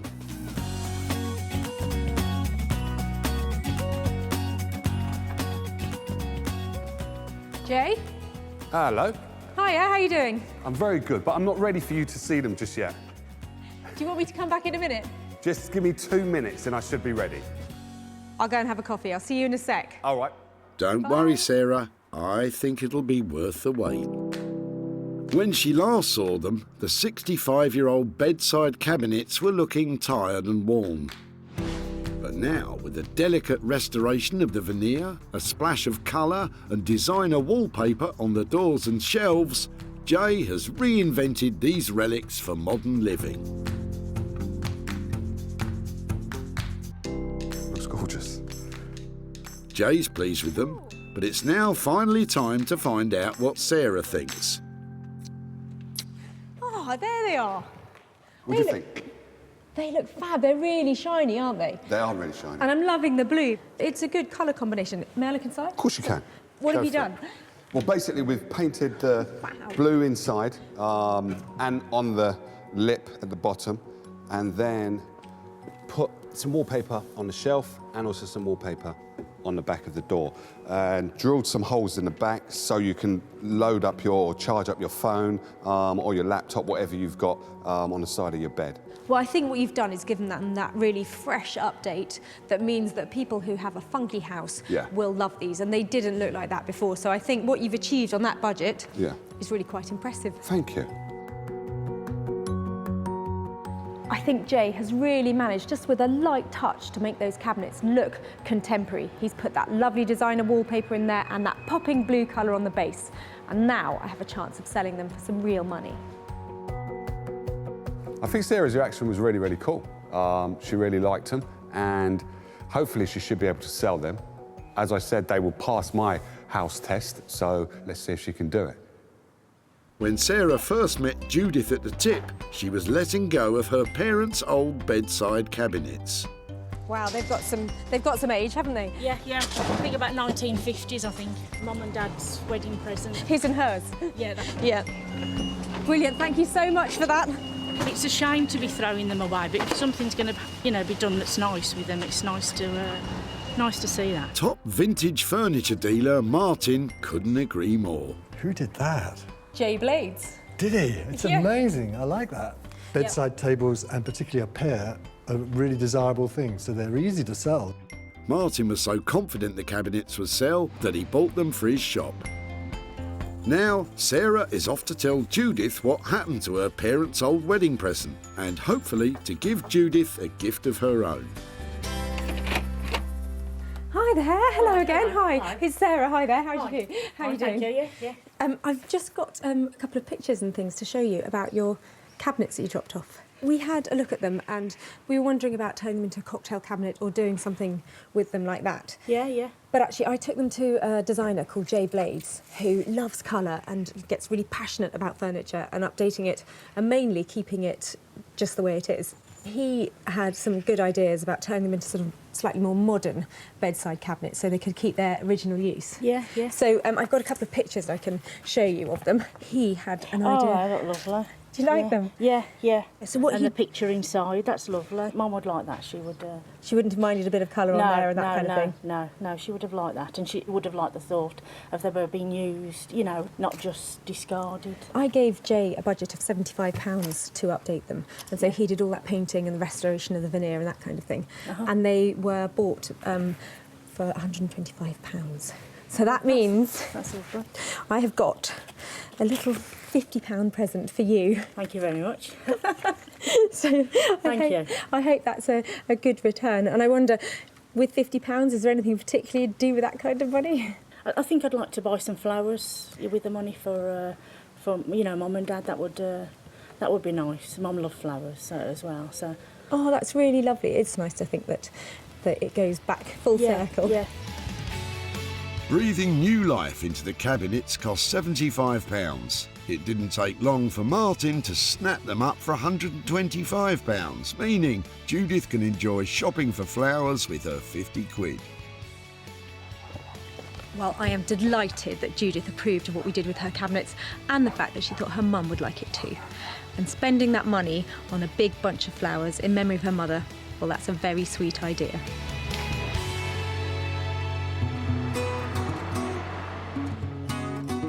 In Manchester, Sarah is on her way to collect the third and final item. When she last saw it, the old toolbox had some charm, but no longer had a purpose. But now, Horse has turned it into a fully functional and stylish mobile speaker, complete with a rechargeable battery, Bluetooth connectivity, and even a USB charger. So how's he feeling about Sarah coming to see it? I think there's quite a transformation, so I think hopefully she's pleased with it. I think it looks quite cool, but then I'm a massive nerd, so I quite like the idea of a Bluetooth-powered speaker, but I'm not sure everyone's that fussed about it. I love surprises, Horse. How's it gone? Pretty good. Oh! You're nuts. Do you know that? You are nuts. Look at that. Wow. So, you've been really busy, haven't you? What on earth have you put inside there to make it like that? There is a very hefty battery, so you've always got this kind of compromise between battery life and weight. So that's the battery. I mean, Okay. it's, you know, it's not short of a car battery really, but it's going to last. Okay, so normally this won't be on show, will it? No. That's right. Normally, Okay, normally these are shut, and then there's also screws to put in the side just to properly seal it, because you wouldn't really want it open. So, yeah.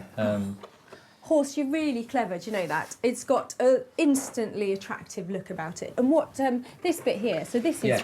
talk me through what gadgets you've got in here and how it works. So that's sort of, so on and off switch is the big switch there. Main volume control. That's an input just so you can plug anything into it that's got a mini jack connector from like a smartphone or whatever. This switch either turns it to the input, or if you turn it to the right, then it engages the internal Bluetooth receiver, so you can just use it without having anything connected to it. This is the voltage that the battery's at. Okay. So when that drops below a certain point, you'll kind of lose volume and fidelity, so it just kind of tells you whereabouts you are. The USB charger there that will send power to any kind of USB device. So you can charge something on there as well. You can. And I think it's that kind of attention to detail that just makes it so lovely. It feels like it's a well thought out design. Well done, it's cool. Ace. Brilliant. Ace? You've aced it. I absolutely love it. Shall I demonstrate? It's a really good mixture, isn't it, of kind of retro and Yeah, I think new. so. I think so.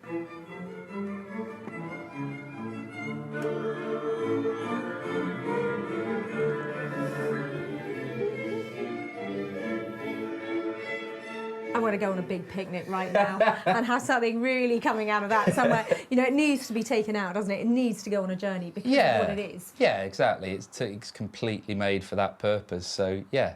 I think it's absolutely amazing, so thank you so much. I'm going to take that right now. Well, I think this really speaks for itself, don't you? Well, the speaker's a definite hit with Sarah. Now, if she can bear to let it go, she needs to try and sell it. When Sarah first spotted Richard's old toolbox at the tip, it was coming to the end of its useful life. I've had it, nearly 40 years. Really? And what, you just had enough of it now? We're moving house and trying to clear out a lot of stuff that we don't need anymore. It's got a great shape to it, hasn't it? And it looks so battered and worn and really cool. It's got character. Yeah. The characterful box just needed a new purpose, and with Halsey's help, that's exactly what it got. Now it's time for Sarah to show Richard what happened to his old box, and hopefully she's got some profits to share with him too. Hi there, Richard. How are you? Sarah. Yeah. Hi there. How are you? Yeah, very well. Nice to see you again. I've just got a bit of an update about the box or case or whatever you called it. What did you call it? I think it's a case, but... And I know that when we caught up at the tip, it was something you said you just used for storage and you'd had for, That's right. for ages. When we took it away, did you have any ideas about what we might do with it? None whatsoever. So I'm quite excited to see what you've done. We decided we'd make it into the most amazing boombox. Oh, excellent. A music machine, the like of which you've never seen before. I've got some pictures to show you. It went to a chap called Horse, and he turned it into this fantastic machine, and he has plumbed in the most amazing sound system in there. Yeah, that looks amazing. It's a work of art. It's beautiful. Now, normally at this point, I'd say I've spent £300 on it and I've sold it for X, but at the moment, I haven't sold it. Right. But I've got high hopes for it. It's such a great looking machine. I personally would absolutely love it. So, but what I'd like to do is, when it sells, just come back to you and give you the money for it. Wow. Thank you. So, despite this amazing transformation by Horse, the search continues to find this unique speaker a new home. But the costs of £350 and no profit generated, this could be a potential loss for Sarah of 350 quid. So I'm really disappointed that I wasn't handing over money to Richard, but I've got high hopes that his boombox will sell and I'll be back here with some cash soon. So, Sarah's managed to make a profit on 2 of the 3 salvaged items. The bedside cabinets, beautifully brought back to life by Jay. I'm sure it won't be long before Richard's utterly unique speaker will be blasting some sweet sounds. And of course we have the unwanted sofa transformed into a showstopper by Sarah. We have transformed, restored and repurposed 3 things that were destined for the dump and handed over some money for nothing. Maybe the next time you take a trip to the tip, I could do the same for you.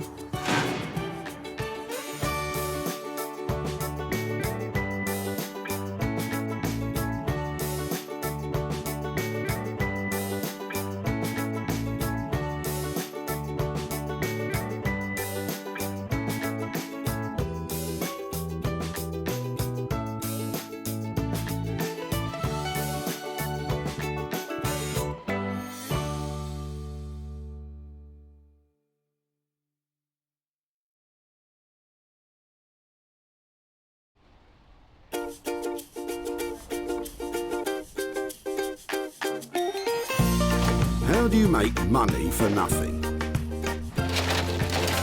The answer could be hiding in the 20 million tonnes of household waste we throw out every year. Sorry to bother you, before you throw that away, is there any chance I can have a quick chat to you about it? Sure. That's why entrepreneur Sarah Moore wants to get her hands on things before they hit the skip. I am a passionate buyer, maker and user of old stuff, and I've turned that passion into a money-making business. I turn old stuff into new stuff and sell it for a profit. Sarah's ready to sift through as many boots and bin bags as she needs to. Look at that absolute box of joy. These are just fantastic. In her search for tip treasure. We've got to be able to make something out of that, haven't we? And with some of the country's elite designers and makers, I've got a little something for you. Yeah, I thought you might. Oh, this is a hard one. she can transform her finds into desirable, Oh my word. beautiful, valuable, Cha-ching. and hopefully saleable items. Well, I love this, so I would really like to have it. If Sarah is successful, then she can hand the profits back to the very people who had no idea there was cash to be made from their trash. That is incredible, isn't it?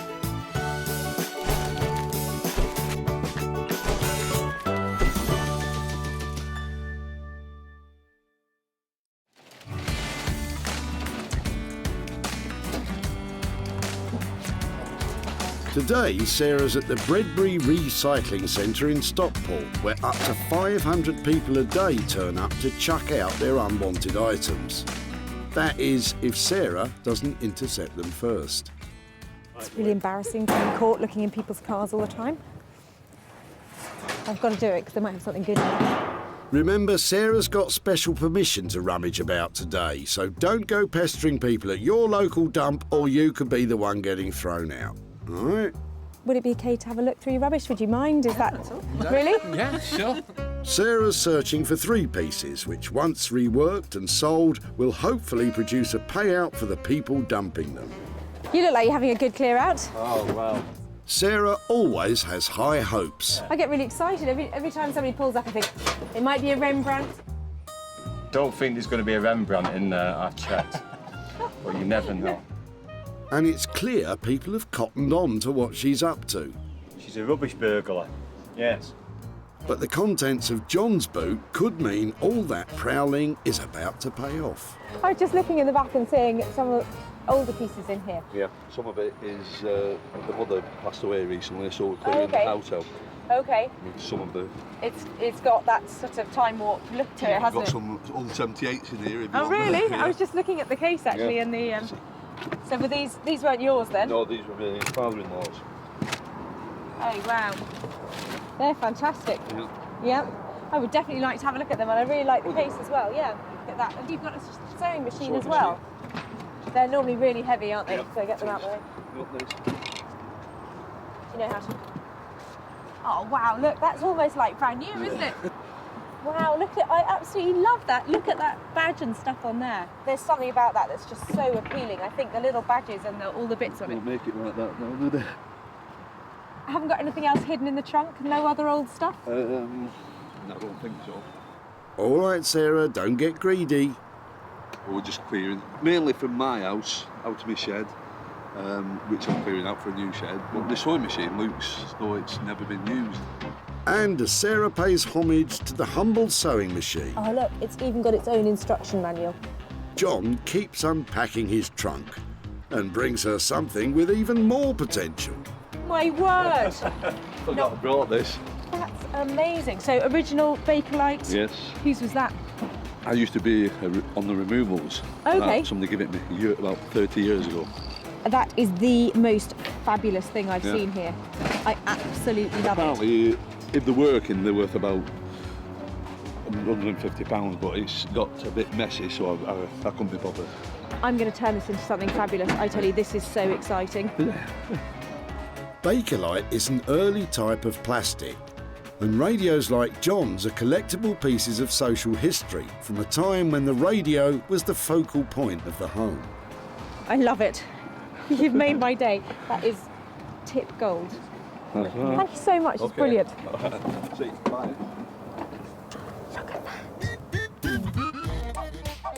So, John's radio trumps the sewing machine and the old 78 to become Sarah's first item. She's got someone in mind who's sure to take it from the pits to the Ritz and make some money for John. Trot on Mark Phillips, also known as Horse. Electronic superbrain Horse was chief engineer for a world-renowned audio recording company for over a decade. He's now taken his love for restoring vintage sound equipment and made it into a business. I enjoy refurbishing vintage equipment. It's always a shame to see stuff like that go to waste. I think it's great giving a second life to something that would have essentially just been smashed up, thrown in the rubbish. So yeah, it's definitely a job and a passion. Something tells me Horse is in for a treat with John's Bakelite radio. So it's one item saved from the skip and 2 more to find. Yes, loads of people here. I just can't, I don't know which end to go first. So I'm going up this way, see if there's anything coming in. Oh man, I can't tell if Sarah's coming or going anymore. But as long as she doesn't go, that's the main thing. Come on you, get back to work. There's still loads of tired old stuff coming in. So that's a nasty bicycle tyre habit you've got going on. The middle-aged men in Lycra brigade. Oh no, God, I'm not one of them. You're not? No, Lycra, I'm not. You'll be shaving your legs soon. Not a chance. Really? Not a chance. It's a slippery slope, you know, Lycra. Less Lycra banter, lass, and more searching for item 2, please. Hang on, what's this? Sarah's swooping in on Peter. I'm just wondering if I could talk to you about your rubbish. Yeah. Are you clearing something out? Or are you Clearing the garden out. Oh, okay. Yeah. Okay, and I was just looking at your table. Do you mind if I? Sure. So it's been outside, has it? Yeah, it's got weather beaten. Came from my friend's house and his mum and dad had it, so it's quite old. Yeah, it's got that sort of 1970s feel. Yeah. Is there any chance I would be able to take it away and see if I can make something out of it? Yeah, you can use it. Fab, okay. I'm glad you can use it. What a find! There's a big market for retro furniture. Well, when it's not covered in mould, that is. So I saw the legs of this sticking out of the back of somebody's car, and it is screaming Urkel. So they're sort of 1960s, 70s British furniture makers, and it's got a sticker on it here that you can see to back it up, the original one. The good news is that Urkel is collectible. The bad news is that somebody's left this out in the garden and it's in really poor condition on the top. If this can be reconditioned and brought back to life, I think that maybe £100 profit. 100 quid? What do you think, Peter? I don't think she'll make much. We'll see about that. And with Peter's mouldy Urkel, that makes 2 items ready to renovate. The table's going to take a lot of work, but Sarah knows exactly where to take it. Jay Blades is a builder turned philosophy graduate turned furniture restorer. Jay has his finger on the pulse of modern design interiors. He loves reworking the very best of original British craftsmanship and bringing it bang into the 21st century. I've always had a passion for the kind of heritage that the British designers have produced over the years. Traditionalists would love to keep it as it is, but to be reintroduced into the market, I like to just add a bit of colour and add something a bit quirky. I really enjoy adding my bit and not necessarily worried about other people's reactions. It's more about, do I like it? If I like it, then it's good. The 60s table Sarah's bringing Jay sounds right up his street, but he hasn't yet clapped eyes on the state of it. So Sarah's got 2 items with Horse and Jay's names on them. But what about Sarah's own designer talents? She needs to find something she can put her stamp on. Here you go. Why don't you ask Ian what he's chucking? Excuse me. Sorry to bother you. I'm just here today looking at what people are throwing away. Any chance I have a good chat with you about your rubbish? Just general rubbish that's been accumulating in the garage for a while, and just time to get rid of it. I was just looking at your suitcase, and I was just wondering if I might be able to have a closer look at it. And Absolutely. Did you know where it came from? Or Yeah, any... it's my case from when I was a kid. It's been sitting around at home for ages. I would love to have the chance to take it away and give it another life or use it again. I would love to see something like that happen to it. I'm sorry I stamped on it beforehand because I broke the hinge to be able to get it in. I'll be able to sort that out, but that won't be a problem. Yeah. But no, I think it's just got a lovely shape, and these details and the fact they've been worn and had a previous life, I think would be great to incorporate into a new something. So that's fantastic. Thank you ever so much. Okay, you're welcome. Thank you. You're welcome. Don't think that's ever been out of the country. I think it was when I was a kid or a teenager. It's been on family holidays in the UK, and I think when I was a student as well, it was one of the cases I took to Polytechnic with me. So it's not really had that special a life. I just really like the look of this case. It's just so 1960s. It's got some lovely lining on the inside. I really don't know what I'm going to be able to do with it, but it'd be nice to be able to think that I can send it on another journey. Sarah's three-piece treasure hunt is complete.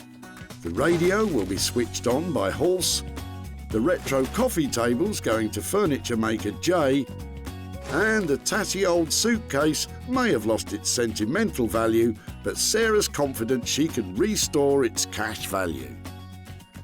I've saved 3 fabulous pieces here today, and I'm going to make lots of money from them. I hope.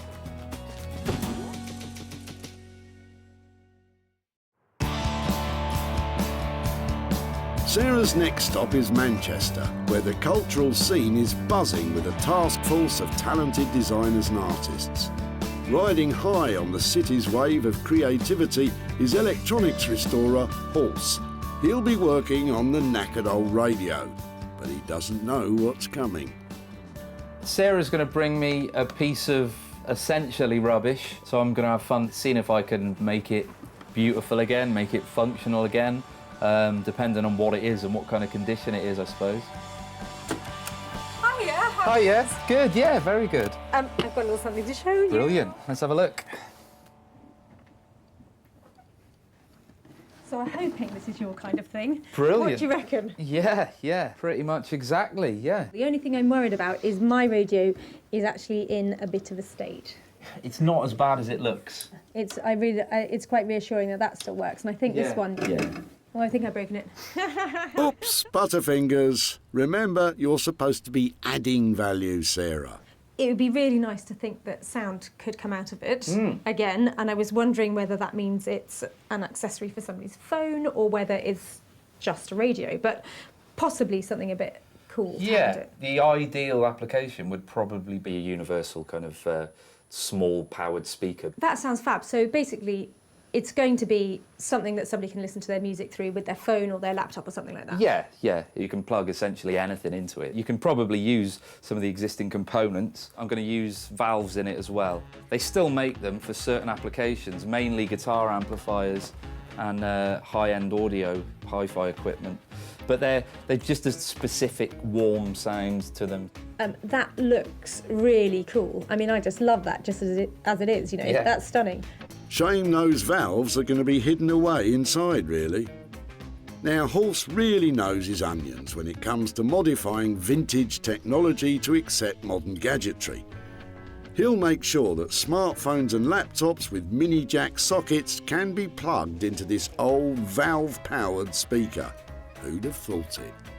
Hopefully will be a beautiful object that is functional and will sound really nice, and it's completely unique. Horse will target a higher-end clientele with his finish on the radio, but how much will he charge? You might be looking at sort of like £300 or so. On that basis, I reckon full steam ahead, let's go for it. Brilliant. I think that radio is in really safe hands. It's going to sound amazing, and I think I might make as much as £100 from it. Sarah's confident, but is Horse on the same wavelength? I think it's definitely doable. I think it's in good enough condition. I'm looking forward to the challenge. Yeah, it's gonna be great. With a bit of horsepower, the old radio could pump up the volume and the profit. Horse's expertise and materials will cost around £300. So Sarah will depend on that high-spec finish to make any money.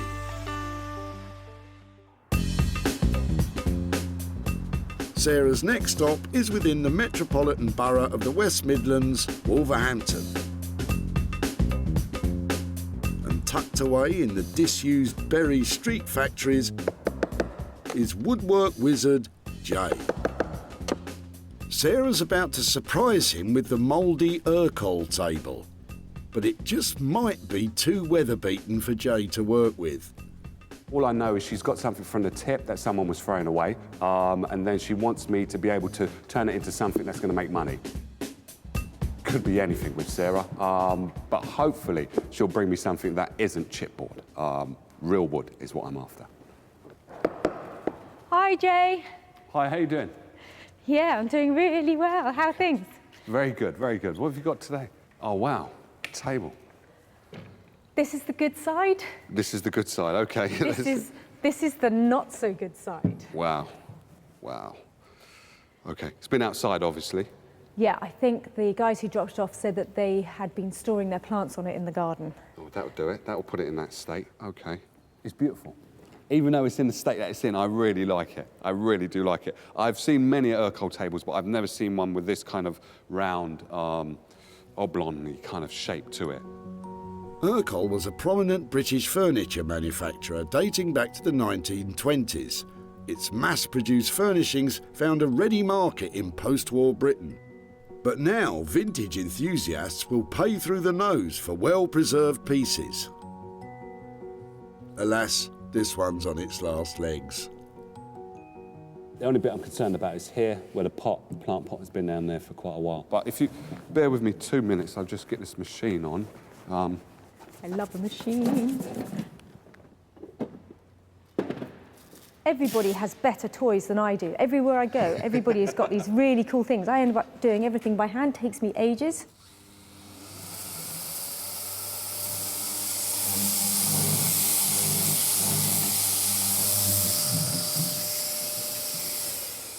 The only thing I'm concerned about now is the red.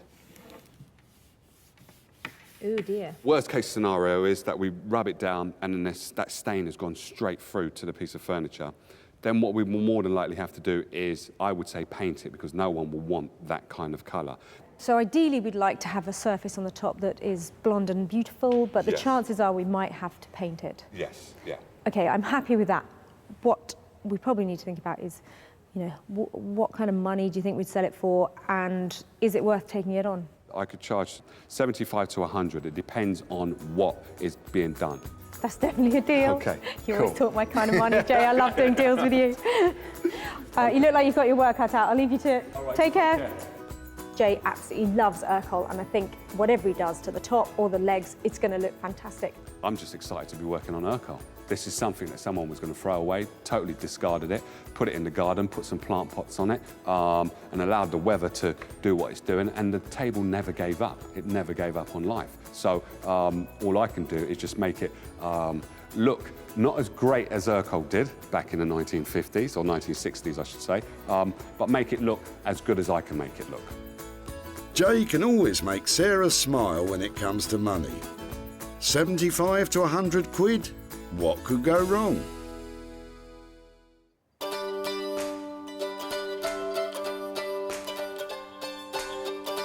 So, 2 items with the potential to make some cash. Sarah's on a roll, but now it's time for her to put her money where her mouth is. Back at her barn, she's hoping to transform Ian's battered baggage into something profitable. Well, this poor old suitcase has definitely seen better days. It's in a right state. It's been taped up. It's never going to have been a valuable object, and it is certainly not worth much at the moment. But I'm hoping that I can make it look just beautiful. They work just. Oh, it's quite tough to get it open. My plan is to paste some pretty fabric all the way over it. Probably not very big pieces, so I can use scraps of it and just patchwork the surface of it so it just looks bright and pretty and you don't see any of this black. Maybe I can get a price tag of 50, 60 pounds on it. Sarah starts by giving it a gentle rub down, being careful not to get it too wet.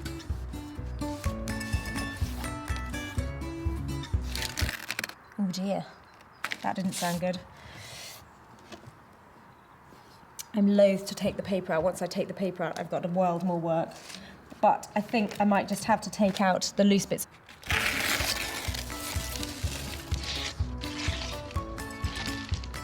You can see how it's made. It literally is made of cardboard.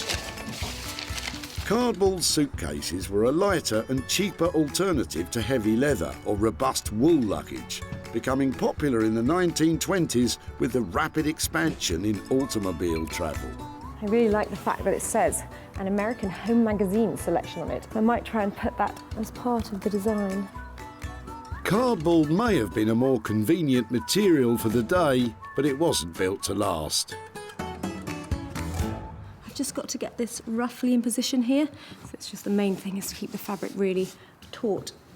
When you're getting the wrinkles out, you can feel them really clearly when you've got them. So you just need to work the fabric, stretching it.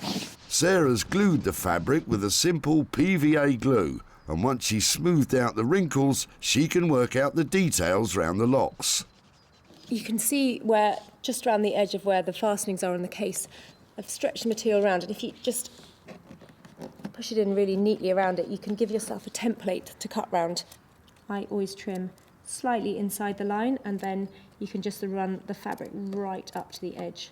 I'm going to stick that in as close as I can, and then when it's all dry, I shall just get a craft knife and trim off those little extra bits there. I think that is a great start. Just a little bit more covering to do before it looks absolutely perfect, but I'm really pleased with that. I think that's well on its way to making some money.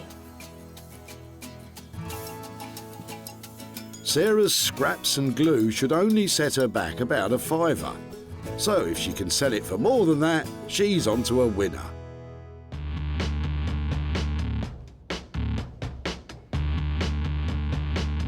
At Halsey's workshop in Manchester, some electronic surgery is about to be performed on the old radio. Look away if you're squeamish. So to start with, I'm going to dismantle it, and then I'll just put in a very simple circuit with some new valves. I've got to put in a new mains transformer because it was potentially lethal. You definitely need to be careful. You certainly shouldn't just plug it in until somebody qualified's had a look at it. One memorable time, I got a shock and then punched myself in the face, pulling my hand back. So yeah, I'm quite careful these days. Ouch and double ouch. Definitely don't try this one at home, folks. This was a valve radio. I'm going to make it a valve-powered speaker. I'm sure there'd be purists going insane at this. It's not like they're rare, so it's fine.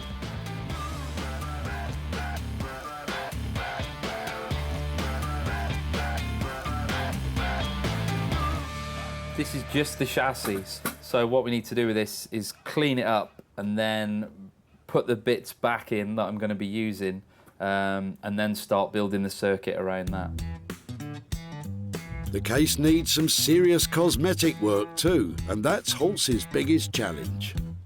What you can do is use what's called wet and dry paper, which is an abrasive, bit like sandpaper. You can start off with quite a coarse grit, and then you move to a finer grade and kind of keep doing this. It can be quite rewarding because it's quite nice to get the scratches out, but yeah, it can be pretty laborious, especially when they're as scratched as this one. It's lost its sheen a little, so I use this special Bakelite polishing paste, and this sort of takes a thin layer off and buffs it up to a nice shine. If Halse can get the balance of shiny, new, usable, traditional old object right and up the value to over £300, this radio is on course to make a tidy profit. It's nice to have a finished product that actually sounds good and is usable and means that you can kind of have such a nice looking object that's useful again. All's tickety-boo in Manchester then. Back in Wolverhampton, Jay is sanding down the Urquell tabletop to determine if the stains can be removed so he can keep the natural colour of the wood.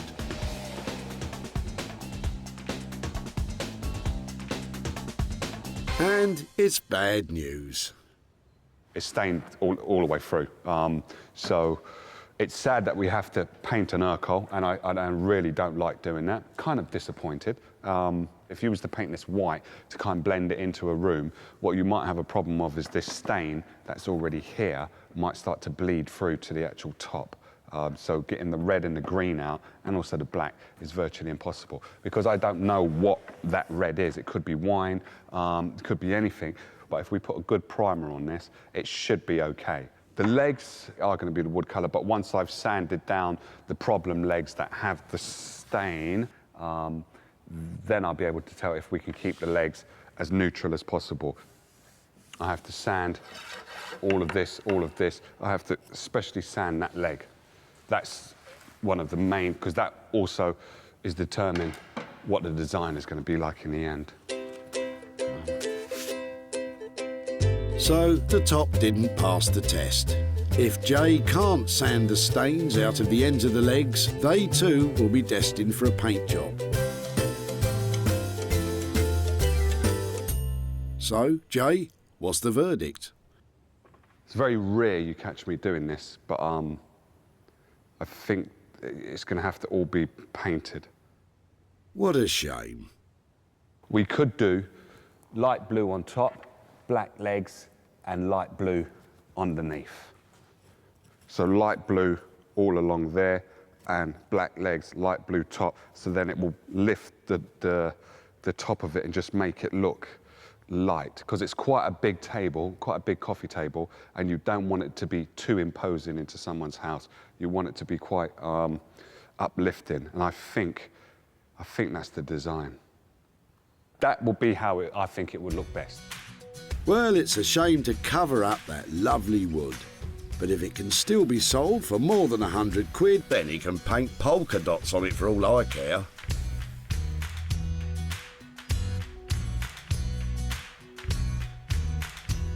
Back in Sussex, Sarah's nearing the end of her own restoration project.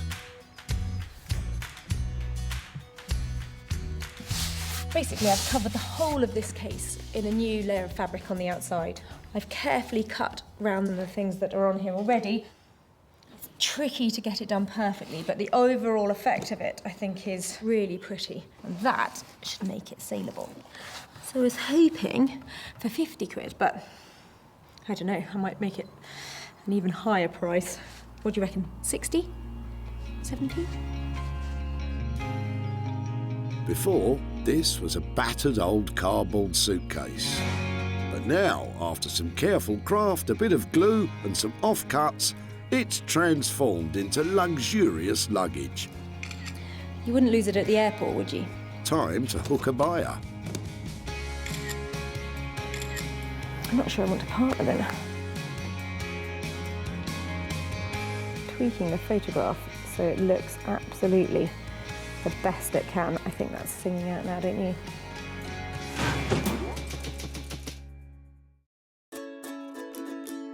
Sarah's success is measured in sales, and she always seeks out the best ways to maximise profits, hosting her own clothing and furniture sales in her barn. Just sold the sofa.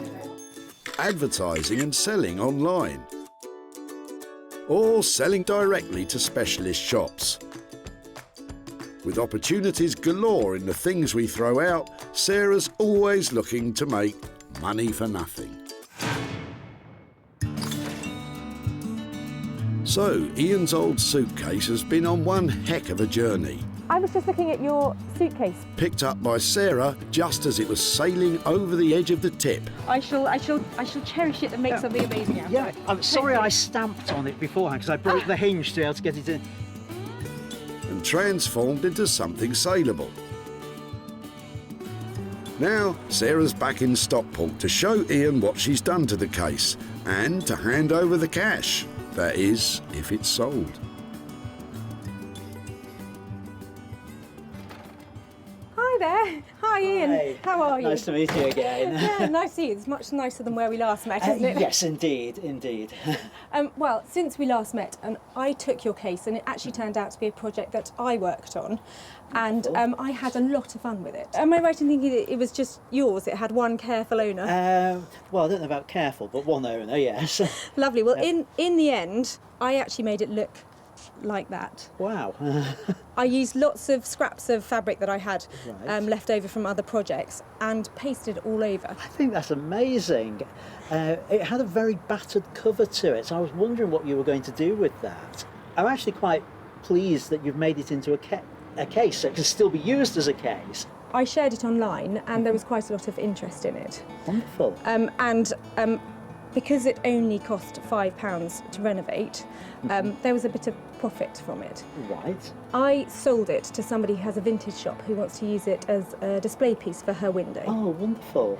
And it turns out that in the end, she paid £85 for it. Oh, that's amazing. So, Ian, for you, £80 for your old suitcase. That is incredible. Thank you very much. It was going to be thrown away as far as I was concerned. So thank you very much. Sarah sold the suitcase online for 85 quid. Take off a fiver for materials and Ian's walking away £80 richer. But what are his plans for the money? I think really to me it's all about memories. The case is an old case and memories of holidays with it. So I think I'd like the money to go to a society that deals with memories, something like one of the Alzheimer's related charities.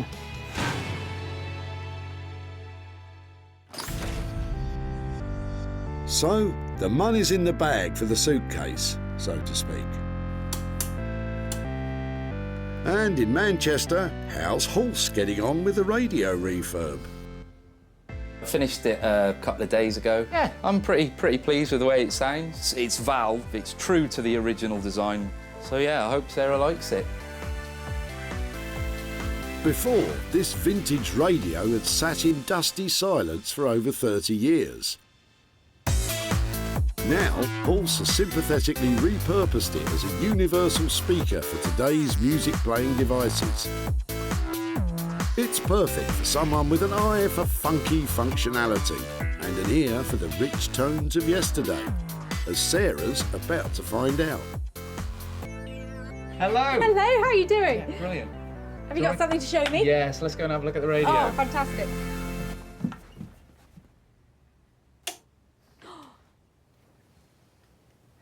Does it work? It does, you just have to wait for it to warm up. Ah, Brahms. Piano Concerto No. 2 in B flat. I've never heard it sound quite so good. It's amazing. When it lights up. No, everything about this, the wood effect and the gold and the lights and everything, I am blown away. And the sound quality, it is markedly different from modern speakers, isn't it? Yeah, definitely, yeah. How do I make it work? So this is just a standard common or garden mini jack connection, and that you can plug anything with an auxiliary output or any line output. Talking technical now. I think you mean smartphone. Do you mean smartphone I do, thingy? smartphone thingy. exactly. Yeah, okay. It's kind of up to the spec of a brand new product, basically. I love everything about it. I think it looks fantastic. Ah, Sarah's gone all warm and fuzzy. But stay put, because Hulse has added a surprise feature. I also put a 1/4-inch jack connection, and it means that you can plug a guitar into it, basically. So it's an amp as well? Yeah. The way that you make it, it's sort of silly not to, really. Come on then, let's hear it.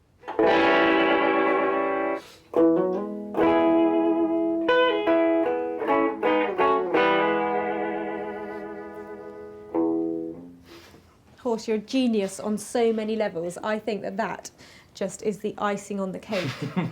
That was lovely, wasn't it? All right, Sarah, enough of the mellow jamming sesh. Let's get down to business. Hulse came in on budget at £300. Now, Sarah needs to get selling. Right, so all I need is some of your excellent music connections and a nice buyer, and then everything will be perfect.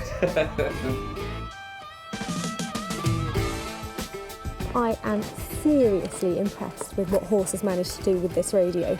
I mean, it was in a really bad state, and now you can play your music through it, you can play your guitar through it, and I think I'm going to make some money out of it. I think she was generally quite chuffed with it. I think the addition of the guitar amp was a last-minute bonus. So yeah, no, I'm pleased. I'm glad she really likes it. This vintage radio was nearly dumped at the tip. If they're working, they're worth about £150, but I couldn't be bothered. John was happy for Sarah to take it away for nothing. And with the expert attention of electronics engineer Hulse, hopefully will be a beautiful object that is functional and will sound really nice. It was turned into a glorious custom-made speaker with a contemporary twist. And when Nick from online retro furniture store Smithers of Stamford took a look and a listen, he bought it. I hope to do some more business with you soon. Thank you. Take care. Bye. And now Sarah's back in Stockport to show John the radio's transformation and hopefully hand over some cash.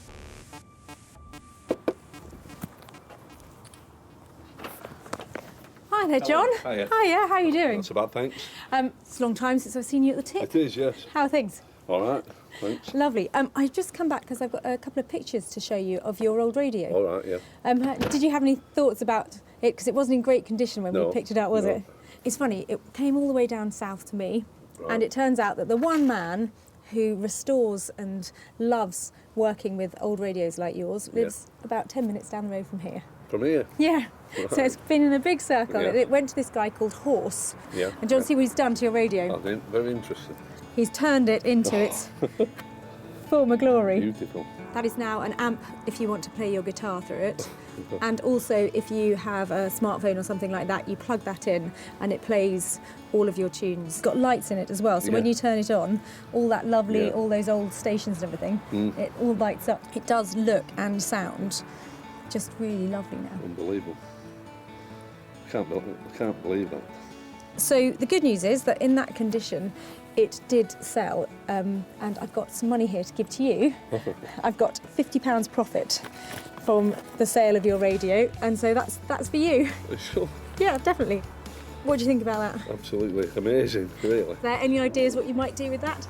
Well, I'm just going to buy a new shed, garden shed. Are you? To fill up with more radios? Yeah. That's the reason why that came out, ready to buy a new one. Well, fantastic. I think that's a great idea, that something that came out of your old shed is going towards, a little bit towards buying a new one. So, brilliant. Sarah paid Horse £300 for his specialist work on the radio, and it sold for £350, making £50 for John to put towards his new garden shed. Blooming marvellous. I was a bit astounded, really, to how good it was. I thought about having it renovated myself, but I don't think it would have come up as it has done. I think it's quite amazing what he's done with it. It's so satisfying to see an old piece like that radio restored to its former glory and sounding amazing. And I think that £50 might have been music to John's ears too. With 2 out of our 3 items sold for a profit, it's so far so good. But Sarah has got one more pickup to complete the set. Maybe Jay's painted Urkel will leave her feeling blue. I think it looks really cool. I hope Sarah would like it. I hope she will. Evidently, she's got to sell it. She has to sell this on. So if she likes it, then she will be able to sell it more. I like it, but I'm not going to be selling it. I'm not sure how this is going to go. Well, there's only one way to find out. Get her in. I love pickup time. I've got an Urkel table in here, but I know it had a few problems and I'm hoping Jay has managed to turn it around. When Sarah picked it up, the table was on the brink of being lost forever. But now it's a fresh, modern gem with a new lease of life.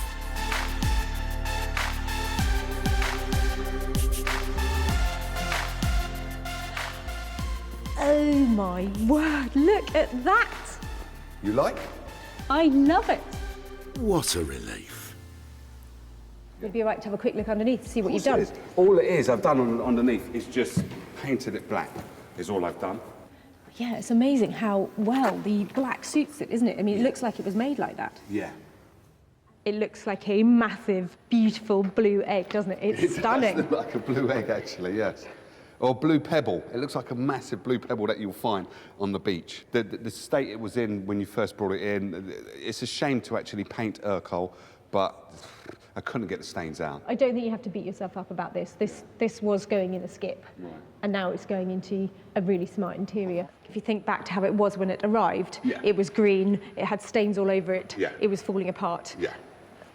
You've completely transformed it. You know, this has gone from dustbin to designer. You know, it's brilliant. Thank you, thank you. Luckily, Sarah can see the sales potential in funky modern furniture. And what's more, it should still make a profit despite being painted. He's really nailed it, hasn't he? That table looks fantastic. That beautiful blue egg. I think I'm definitely going to be able to sell that with a profit. I'm glad she's happy, she can sell it, and then she can give the person that was throwing it away, give them the money back, and everybody's happy. Well, we're not happy yet. Jay came in on budget, but Sarah still has to find a big buyer of blue before we can start jumping for joy. Who could have imagined that the Urkel table nearly reached the end of its life as a plant pot stand? Just wondering if I could talk to you about your rubbish. Yeah. Sarah saw its potential. So it's been outside, has it? Yeah, it's got weather beaten. Even if Pete didn't. It's quite old. But with the magic touch of Jay Blades, it was transformed into a blue beauty. Sarah showed it to specialist buyer Martin at her barn. He's got a good eye for antique-y, vintagey type stuff to sell on in his trendy London shop. It's a retro look, it's a very clean look. I love the colour, very saleable. And guess what? He bought it. Ah, now I can sleep easy. Sarah spent £100 transforming the table. It sold for £200, meaning she has made, obviously, £100 profit. So the good news is that the Urkel table sold with £100 worth of profit. But the bad news is I haven't been able to make contact with Peter again and time has run out. So this money is going to go to children in need. Give that girl a gold star, because Sarah's made a profit on everything she saved at the tip. The cardboard suitcase came up lovely and rosy. The vintage radios brought old school and modern technology into harmony. And the retro Urkel table is now cool, blue and contemporary. There were 3 things that were saved from the skip that would have been lost forever. And who knows, maybe next time you're at the tip, I could be taking your rubbish and turning it into money.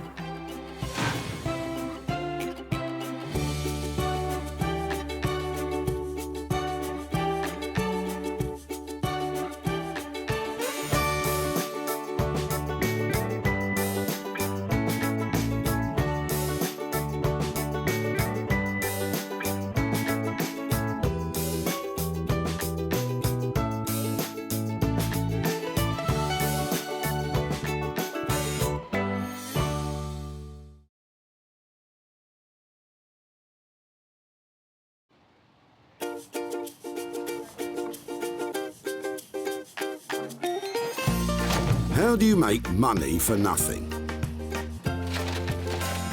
The answer could be hiding in the 20 million tonnes of household waste we throw out every year. Sorry, Spotty, before you throw that away, is there any chance I can have a quick chat to you about it? Sure. That's why entrepreneur Sarah Moore wants to get her hands on things before they hit the skip. I am a passionate buyer, maker and user of old stuff, and I've turned that passion into a money-making business. I turn old stuff into new stuff and sell it for a profit. Sarah's ready to sift through as many boots and bin bags as she needs to.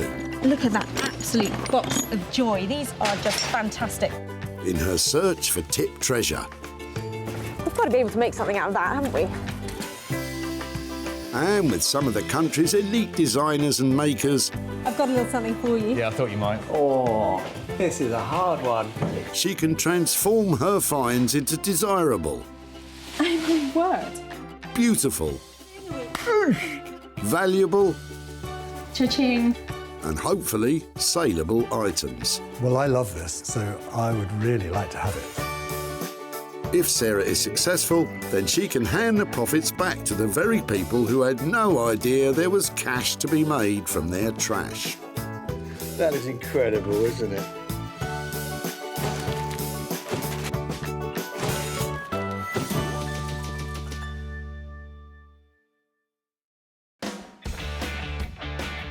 The Bredbury Recycling Centre in Stockport near Manchester. Every year we throw away 10 million pieces of furniture at centres like this. Most ends up in landfill, but some could be reused. There is tons and tons of rubbish coming through this place every day, and I'm a woman on a mission. I'm out there to find those little pieces that are worth their weight in gold. Sarah has special permission to scout these skips, so please don't go raiding your local recycling centre. That's seen some fun then. It has. She's searching for 3 pieces which, once reworked and sold, will produce a payout for their original owner. Copper's very on trend, you know that? What would you make out of it? Some skis. Skis? Yeah. Not sure about the skis, but I don't want to snow on anyone's parade. Looks like Sarah may be off to a flying start. Is this going? It is. She spotted John, who is offloading a big old item of furniture. Oh, it's really heavy. Let me see. Was it yours or? It was actually a great aunt of my wife's. Wow, that's brilliant. Lovely. So it looks like it's got some Bakelite handles on it, so it's obviously got some age to it, hasn't it? I would say it's sort of turn of the century kind of thing. Brilliant. And so what was your wife's aunt's name? Oh gosh, I forgot. It was like Maud or Audrey, isn't it? Something. You put me on the spot now, I've forgotten. Come on, John. Mary. It was Mary. Yeah. Mary. Fantastic. Well, if you don't mind us taking Mary's. Of course you can. Chest of drawers I would away. much rather it was put to some good use and thrown away on the tip. I absolutely love it, and I think it's got real substance to it. Should we just pop up beyond that way? That'd be fab. Thank you. Great Aunt Mary's chest of drawers could have major profit potential. Good work, Sarah. If we just pop it, I'll just go in here with it. That would be great. Thank you. Getting a hand with the heavy lifting. Genius. What a great old piece of furniture. It's obviously got some history to it. It's not in perfect condition. There's a massive split all down the side here, and there's a few chips off the corners of it. But this is a solid, heavy, it's really heavy piece of furniture. Something really good to work with. And Sarah's enthusiasm has got cabinet maker John thinking. Personally, if I was to do something with it, I would strip it, seal it, wax it, put new handles on, and just because it's a good solid piece of furniture, it can be reused. If we just restored this, I think it would look lovely, but I think we can probably push it a bit further than that and make something really special out of it. So it's a really pleasing find. And with radical furniture rejuvenator Zoe Murphy lined up to take on the project, this could become a treasure chest. Zoe is a screen printing and textile design queen. Her bright 50s-inspired designs have taken the reconditioned furniture world by storm. She even sells bespoke pieces to Liberties of London, and her work sells at a premium. I work predominantly by putting images onto old pieces of furniture. Everything I make is a lot of the time about fun. I'm based in Margate. I really kind of revel in all the sort of faded glory and glamour of the place. So I really believe that things should always be given a second chance, and I try to see the good in stuff like that. Let's hope Zoe sees the good in Great Aunt Mary's chunky chest. Back at the recycling centre, and Sarah is searching out a second item. Would it be okay to have a look through your rubbish? Would you mind? Really? Yeah, sure. Nearby, Neil has some interesting-looking kitchen worktops destined for the skip, and he's roped in father-in-law Roy to help him out. I'm just the odd job man. I'm the guy who supplies the trailer and the car to bring the rubbish to the tip. Do you mind if I have a look at your rubbish? No, help yourself. Yeah, it's fine. What, new kitchen is it, or old kitchen, or? Well, it's part of what we've just put a new kitchen in, and it's what's actually left over. Really? Yeah. And so you're getting rid of that bit? Yeah. Yeah, what, it's heavy? No, don't worry, I'm not going to touch it. I was just looking at it. Would it be something that I might be able to work with, or? Well, yeah, when we put it in, I thought, crack, it's a shame to throw it away, but it's very... Oh, you've got more of it? Yeah. Fantastic, this is my lucky day. Just here would be lovely, thank you. That's amazing. It's got a lovely luxury feel to it. I bet your kitchen looks great, doesn't it? Does your kitchen look good, Neil? Yeah. Yeah? These worktops are sometimes known as engineered stone, which is essentially ground-up stone. In this case, marble, bound together by resin. Is there any care that they've told you about using with it? It's man-made, so it's a resin. Okay. So you polish it all up. Okay. Polish all the joints out of it. It's a bit like corian. Yeah, that's what I was thinking. Yeah, oh, fantastic. I don't know what I'm going to do with it now. just big chunks of it, make it really useful. That's brilliant. Thanks ever so much. And straight away you can see that these could be made into, Neil, Roy? I have no idea. Make a desk out of it. No, I don't know. Make some chopping boards out of it. Yeah, chopping boards, yeah. Yeah, but the big piece, that might do for a worktop somewhere. Yeah. You know, in a small kitchen, maybe. I don't know. And Sarah's got her thinking cap on too. It's really heavy, it's really chunky. It feels, you know, it's got a cold stone-like feeling to it, so that makes it quite appealing. There are a couple of little side tables there. Is that something that goes in somebody's garden on a really cool pair of legs? Perhaps reworking this man-made marble is a job for a woman. And if anyone can repurpose this surface, it's artist blacksmith Beck Simon. Beck's mastery of some of the toughest materials around allows her to create original, organically inspired design pieces. And although it can be hot, heavy work, it can also be truly rewarding. This sort of thing is quite new to us because we normally work on a commission basis. So to be presented something and turn it into something else is quite exciting for us. So I like the challenge and I'm really interested to see what she's found and what we can do to it. So yeah, it'll be good. Let's hope the man-made marble sparks Beck's imagination, providing a searing profit for Neil and Roy.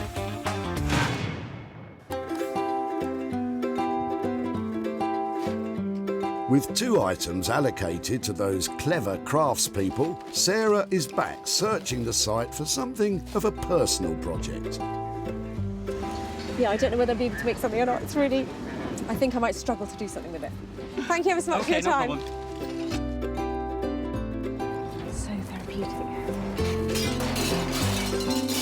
As therapeutic as this may be, I don't think there's money to be made in broken crockery. And at the other end of the dump, Joanne has some old dining chairs that catch Sarah's eye. And you've got a couple of them? You've got 3 of them? Yeah, there's about 3, I think. Fab, I'd love to have a look at all 3. I'm just trying to work out how old they are. So these, yeah, I think these are quite interesting because we've got 3 of them. That's fab, that's brilliant, thank you. And what else? You got dolls in there as well? Yeah, a friend gave us some, and I gave them to my granddaughter, and she was scared of them. Oh, really? That one, she was really scared of that one.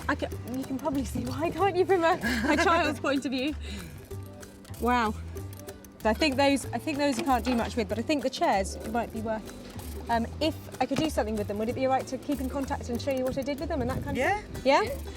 Fab. Right, yeah, so you're going to restore things like that, is it? Yeah, and these have got a recognisable retro style to them. So if somebody's doing up their house and they want it to have a sort of 1950s, 1960s look, then people are trying to buy up things like this to complete their look. So they might... It would be really interesting to see what you could make out of something like that. Yeah, well, I think it will only ever be a chair, but it just might be, you know, just modernised a bit. If these chairs scrub up well, Joanne could be sitting pretty with a profit. I don't think there'd be any value in them as they are, no. But if she does them up, then sells them, good on her. Well done for working hard on them. I wish I had that talent to be able to do it. And the time. I'd love to give them a new lease of life. I'm thinking strip off this tired old Draylon and put something really bright and beautiful on their seats. It would be really great if after a little makeover we might be able to get over £50 each for these beauties. And after we've taken out some expenses, I reckon £100 to hand over. That'd be great, wouldn't it? Now Sarah's designers each have their restoration projects.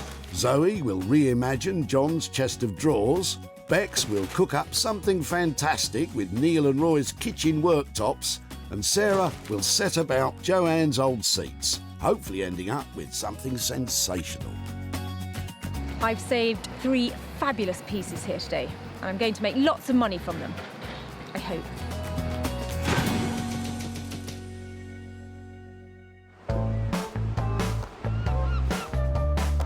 It's back to the sunny seaside town of Margate, where furniture design guru Zoe is poised to discover just what it is that Sarah wants to get off her chest. I'm really excited because Sarah's bringing along a piece of furniture for me to have a look at. I'm thinking it probably will be something that is really well made, but definitely shabby and needing some care and attention. So that should be good. I trust her. Do you? Yeah, I think so. Hiya! Hiya, how you doing? I'm really well, how are you? Good to see you. No, don't look. I don't know if you're going to like it or not.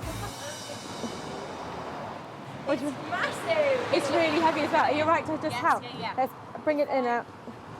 Oh my goodness. So heavy. What a monster! So someone was throwing this away? Yeah. Oh, why? Well, who did it belong to?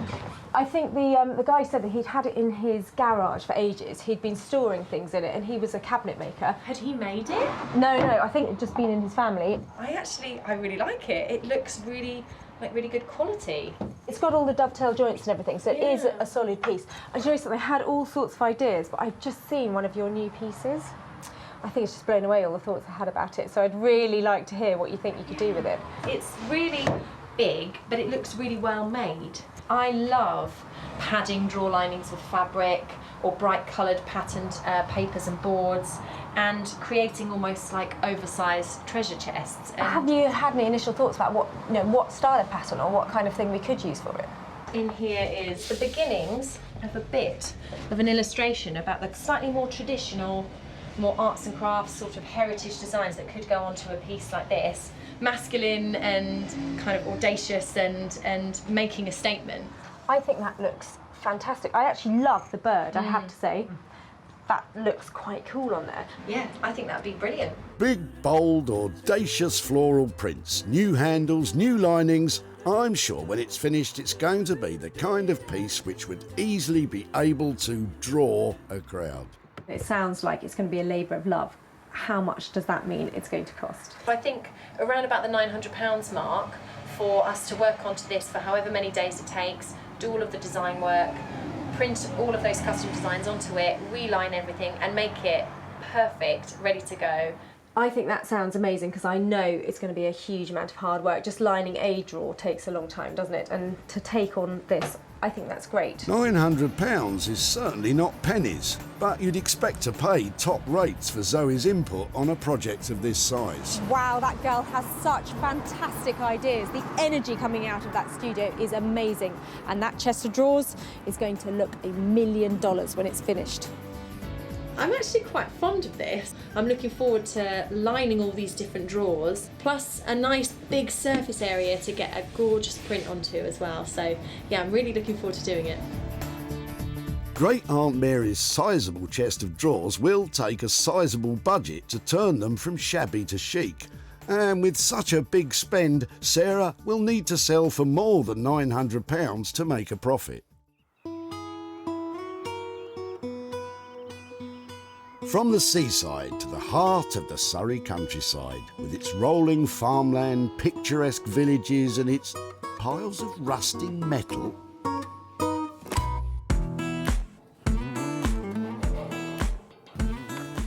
Sarah reckons her newly acquired worktops are best in the hands of Beck Simon. Beck's and husband Dave create all manner of metal fixtures and fittings in their blacksmith's workshop, and they simply love a challenge. I'm really looking forward to seeing what Sarah's going to bring today. What do you reckon we're making? A coffee table? A chair? A boat. We think we're building a boat today. Well, whatever you end up making, she's hoping her man-made marble will float your boat. Hiya! Oh, both of you, how are you? Got a little something for you. Oh, let's have a look. I've got quite a bit of it. Yeah. I've got 3 nice bits. Oh, brilliant, thank you. It's quite heavy. And you might be thinking, it's not very metal. Yeah. It's very posh. Yes, it is posh. That's exactly what I thought. So I was wondering about making some tables out of it with metal legs. Oh, yeah, sure. I mean, how many pieces have you got? I have got 3. I think I bought this one because it's the smallest and the lightest. Shall I go and get the other bits? Let's have a look. This material is a bit of a departure for metalworker Beck's, but at least Sarah's looking for metal legs. Tell me about the bottom sort of frame that you had in mind then. I know you've got your really long pieces of metal. It was a bit crazy to have the top and then it's like screw up a piece of metal so it does really weird things and make legs out of it. I think doing 3 of those, that's going to take us a long time, because then to make it level and looking nice. I mean, that could be quite good fun. I'm up for that. So that's 3 tables with geometric metal frame legs. Bex doesn't look convinced about the way forward, but Dave seems more decisive. If it was between 100 and 150 pounds per table. If it's going well, we can, really go to town. Yeah. And make you it. Get more bends. Get more bends. If it's a nightmare, we'll just simplify it. A lot. We'll just, work with that budget. I hope you haven't stuck your neck out, Dave, and I hope it goes really well. No, it'll be fine. Okay. Take care. Thanks so much. Bye. You seem like you're going to enjoy this one. Yeah, no, I've got a good feeling about this one. Uh-oh. Yeah. We've just buried it. Oh no, here we go. I'll get my coat. I hope I haven't caused too much marital disharmony there. Didn't seem like they were both thinking along the same lines, so fingers crossed that's all right. I'm hoping with the marble and those really funky geometric shapes, they should look really cool. With an approximate cost of £150 each for 3 tables, we're looking at a total bill of around £450. Selling them as a matching set could mean that Sarah might make a decent profit. From the rural idyll that is Surrey, we're shifting the action over to Sussex, where it's time for Sarah to get busy with her very own project. I've been dying to get started on these. They look so dated at the moment, and I'm sure that if I sand them down, I can make them look pale and modern, and have a think about what to cover on that. They'll look great. Sarah sets out by unscrewing those sad seats. So this is not the first time that this chair has been recovered. You can see there's a nasty brown rail-on, I'm thinking must be about 1980. And underneath it, the original vinyl that would have been on the chairs when they were bought. Okay, so that's how they would have been originally. So that will be pretty easy to recover. And these chair frames are really solid, so we've got a great base to start with. Just need to get sanding. Wherever possible, it's a good idea to sand along the grain of the wood, as sanding across the grain can lead to unsightly scratches. I've literally been sanding this down for 5 minutes, and I think that the transformation is amazing. It looks crisp and clean, fresh and expensive.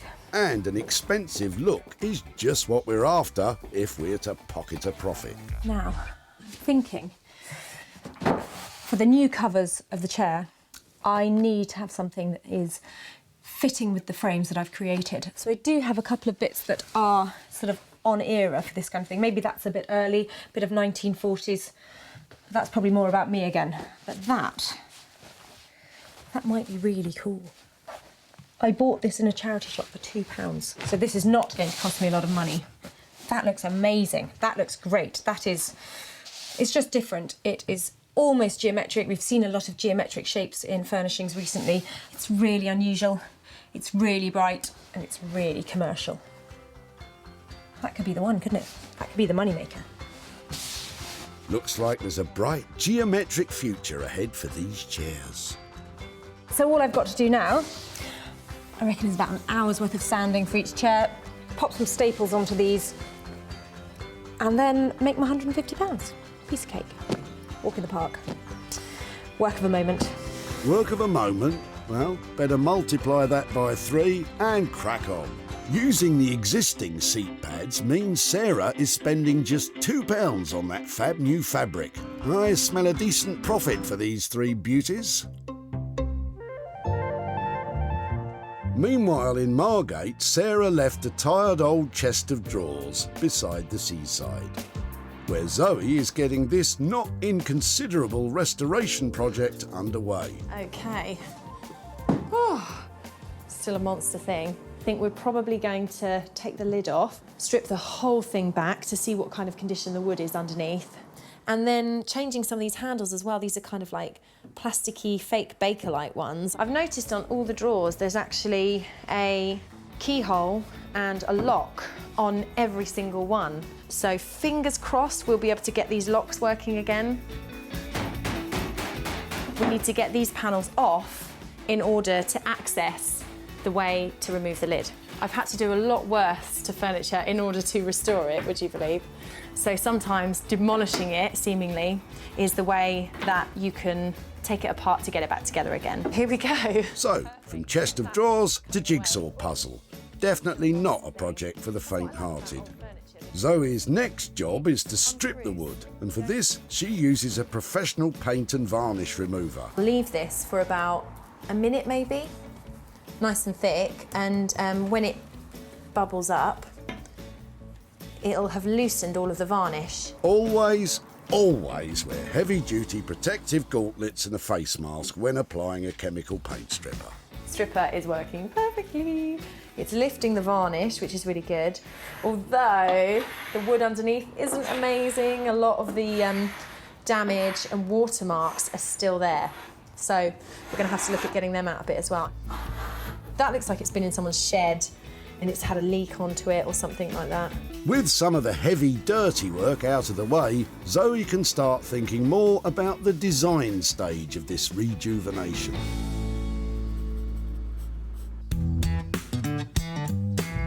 Back in the blistering heat of the Surrey countryside, Bex and Dave are getting even hotter under their respective collars with Sarah's triple table challenge.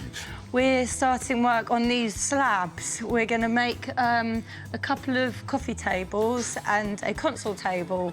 So we're just making a temporary desk outside because obviously we'll probably be working with some long rods and stuff. So we're going to see if we can make all three right now.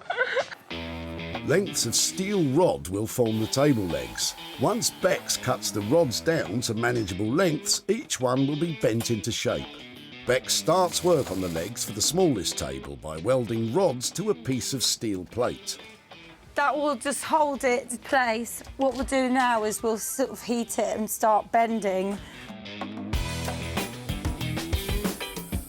The steel will start to become malleable as its temperature increases. And if you want to know just how hot red hot is, well, it's upwards of 500 degrees centigrade. So this is the perfect job for this sort of weather. Basically, I haven't drawn it out. Again, it's going to grow organically. And while Bex bends, Dave drills. With the table designs developing organically, this really is a case of trial and error. It's all back to front. I'm all confused. It's making it so you look at it and you enjoy looking at it rather than you feel uncomfortable looking at it. At the moment, I'm uncomfortable. But we'll sort it out. It's part of the fun. And now Dave has spotted a flaw in the smallest surface. So how does that affect their plans? But what do you want to do about that? You know, high-end table, chipping it. It's not really... If that one's chipped, find a bigger one. We've got other ones over there. Yeah, I know, but we've made that for this one. With the smallest surface now chipped, the guys decide to go for plan B and try the biggest table on the existing legs. It's running out of time not having anything, all like slightly built and very botched, which I would be really mortified at, or trying to make something work and look nice, you know, that a customer will, you know, like and still put in the house. So plan B. So we're down from 3 tables to 1. Time to marry the largest tabletop to those spaghetti legs. I think that's our best option now. She looks better being more contained. Yeah. block within the tables. Yeah, like I don't feel as annoyed with it, you know. So that looks nice. Oh, I need a glass of wine tonight. Back at the barn in Sussex, those seat covers are going from drab to delightful. That's perfect. That's absolutely smooth, really tight. If you're going to sit on that, that's not going to cause any problems. So I'd say that's actually quite a professional looking finish. Well, we wouldn't expect anything less. So I've finished the chair, I've sanded it all over and I've waxed it down. So you can see the grain of the beech coming out and just the natural colour of the wood. And I think it looks so much fresher than it did before. These seats were in a sorry state. But now they're a triumph in triplicate. My £2 car boot fabric, I think, has transformed these chairs. It's now beautifully hard wearing and sitting really well with this lovely grain up here. In fact, I think they look like $1 million. And I'm only going to ask £150. Sarah sanded these beautiful beech chairs and spent a massive £2 on fresh fabric covers. If she can shift them for £50 each, there could be a very healthy profit.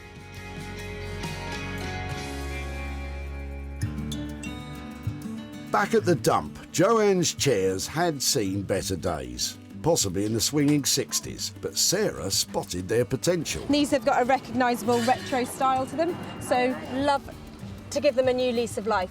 I don't think there'd be any value in them as they are, no. But if she does them up, then sells them, good on her. Sarah invited retro furniture dealer Martin to check out her chairs. So, what did he make of them? This is 1950s, 60s, and people love this look. For Martin, these were a must-have for his shop in London. Sarah has come back to Stockport to update Joanne on her 3 forlorn chairs. The refurb was inexpensive, so just how much profit has been made? Got friends. Hello. Hiya. Hello again. How are you? I'm fine, thank you. I've got some pictures to show you of your chairs that we found at the tip, but I was trying to remember where you said they came from and their history.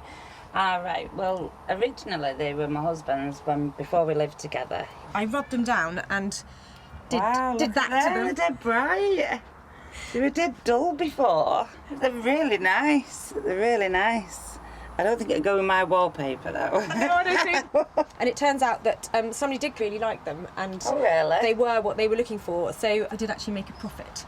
All right. And that profit is for you. And wow. There's £100 there for you. You're joking. Never expected that. Sarah has only spent £2 transforming the chairs, and she managed to negotiate a sale of £102 with Martin, so that she could hand over the full £100 to Joanne. What will you do with £100? Well, we're going camping next week, so I think that will cover the petrol. Fantastic. I hope you have a lovely lovely. time Oh, camping. thank you. Thanks for doing that. Yeah, and I'll think of you. I know, yeah, that's brilliant. Take Thank care. you very much. Bye-bye. Bye. I can't believe that the profit on them was £100. That's amazing. It's absolutely brilliant. I really enjoyed working on those retro chairs, and I love the idea that Joanne's going off to spend that money on her camping holiday.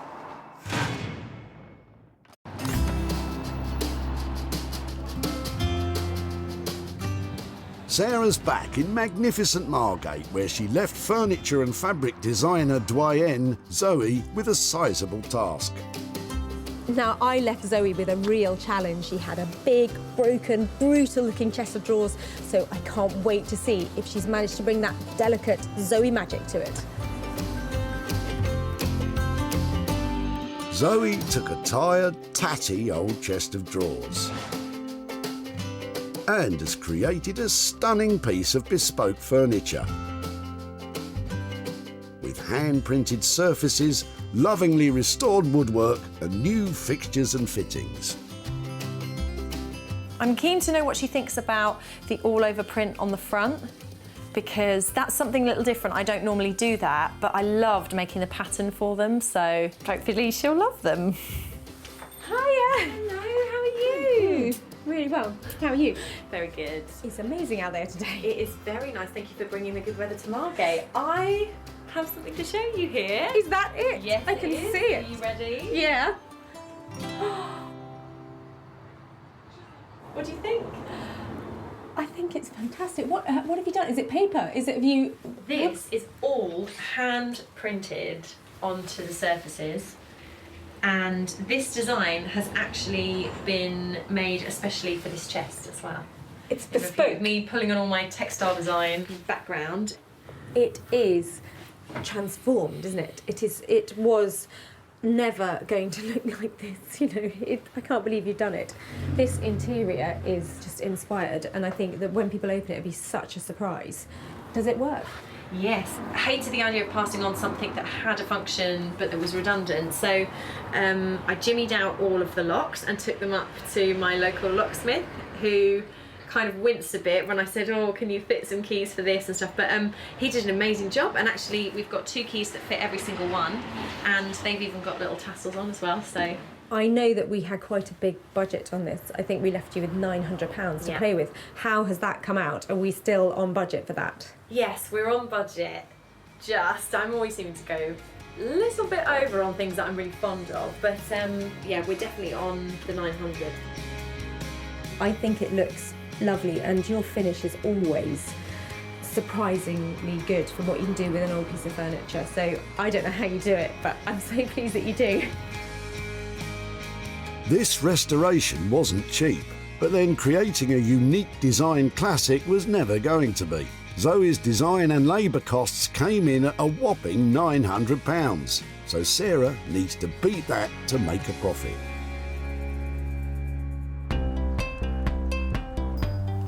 Back at the dump, this old chest of drawers had seen better days and was on the brink of oblivion, although cabinet maker John did recognise it as being a fine bit of furniture. I would strip it and seal it, wax it, put new handles on, and just because it's a good solid piece of furniture, it can be reused.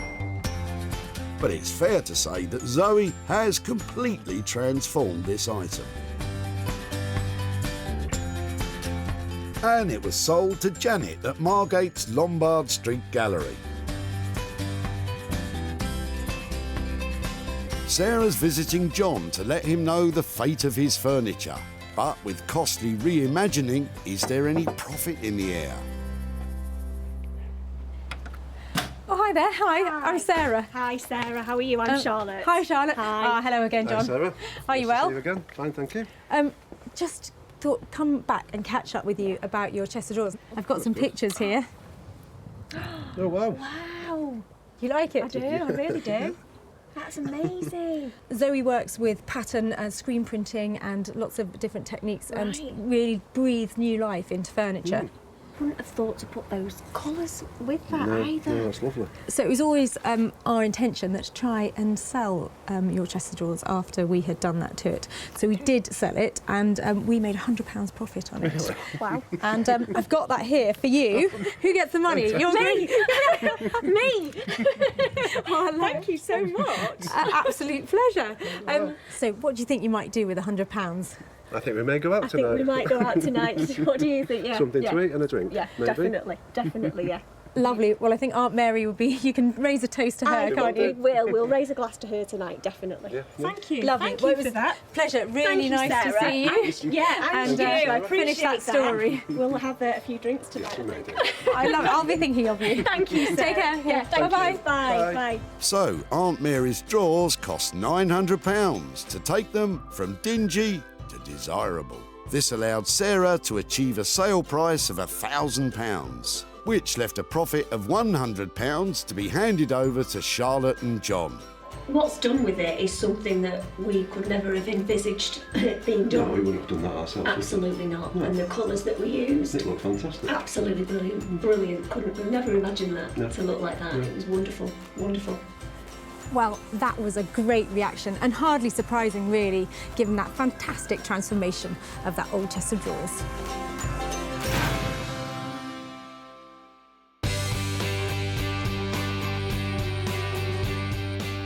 Back at Bex's Forge, the largest kitchen worktop cut off, has now been transformed into an eye-catching, iconic coffee table with the best-looking yellow legs in town, setting off the composite marble and creating a unique designer piece.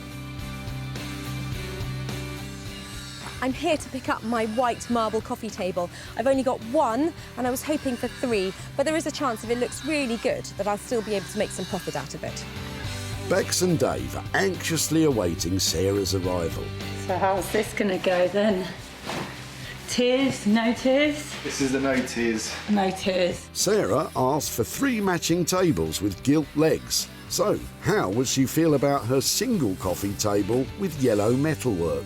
That's what she asked for, basically. Yeah, but we have gone down to 1 and 3, but it's a very good 1 rather than 3 slapdash ones. But no, it is good. It's worked out really nice. It's a smiling table. Hi guys! What have you got there? Do I want to see? Do I want to see? Oh, wow! Now that is a real bit of fun, isn't it? It looks very cool. Oh, that's mad under there, isn't it? God, it's huge as well. I don't remember it being quite that big. The finish is beautiful as well, isn't it? Yeah, it's worked out really nicely, that top. Like with those lovely crisp edges. It's really cool. I like the way all the angles change, somewhere wherever you go. Yeah, it's organised chaos. I think when you think it was literally about to be hoofed over into a skip, you know, I think you should be very proud of what you've done with it. Now, you were quite enthusiastic about the work, and you weren't, so how did it work out in the end? Well, it was harder than we thought, getting it so it's level and it works and everything like that. So, we wanted it to look right. So, no, I think it's worked out really nicely. So I know in our initial chat we thought we might really go for it for 3 tables, and that was at £150 a table. How much are we looking?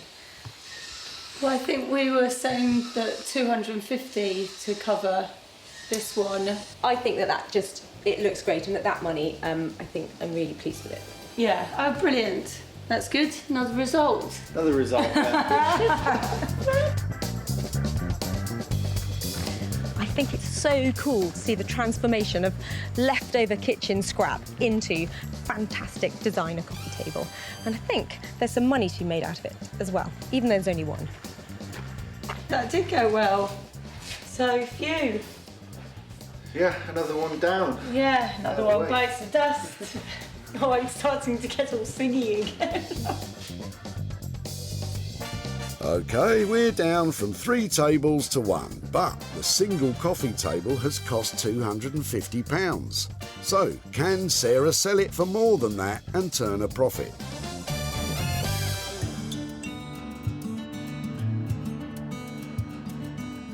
Neil and father-in-law Roy took a trip to the tip to jettison some offcuts from a new kitchen worktop. Roy wasn't particularly inspired as to what they could become. I have no idea. Yeah, but the big piece, that might do for a worktop somewhere. Yeah. In a small kitchen, maybe. I don't know. But Bex and Dave created an inspirational coffee table. With a brand new custom-made coffee table to sell, Sarah decided that this piece should be sold to someone with an eye of the unusual. And London's department store for antiques, vintage and retro, the Old Cinema, was just the place. Sarah has travelled to Stockport to catch up with Neil, from whose kitchen the spare worktop came. She is here to show him what became of his kitchen cast-offs and to hand over any profit. Hi Neil, how are you doing? Not bad, thank you. Yeah, very well, very well. Nice to see you again. And you? I've got a couple of bits to show you about what we did with that old worktop. Yeah. We thought it would make a really lovely kind of luxury coffee table, and we decided that it would look lovely if it had some really fine metalwork on to make the legs underneath, and we wanted to make it into something quite interesting. So I've got a little picture here to show you of how it ended up. This is how it ended up Well, that's all right, isn't it? Do you think so? It's nice, that.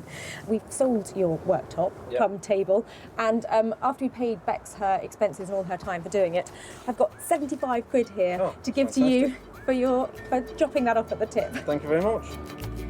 So, Neil's offcuts cost £250 for Bex and Dave to transform into this contemporary coffee table. With a sale price of £325, Sarah has achieved a profit of £75 to hand over to Neil. What would you do with 75 quid? Probably spend it on my daughter. Oh, really? Yeah. Has she got stuff on her wish list at the moment? Or Got all sorts on my wish list. Well, thank you ever so much for being there that day, dropping off your lovely worktop, and I hope your daughter enjoys what you buy with her. I'm sure she will. Thank you very Okay, much. thanks a lot. Bye-bye. Another satisfied customer. Today, all 3 saved items have made a profit. From the 3 dated chairs spruced up by Sarah to the drab drawers returned to former glories by Zoe, and finally the composite marble worktop transformed into the crazy-legged coffee table by Bex and Dave. We're really on a roll. That is 3 great transformations and 3 chunks of cash handed over, and all going to prove that just with a little ingenuity, you really can make money for nothing.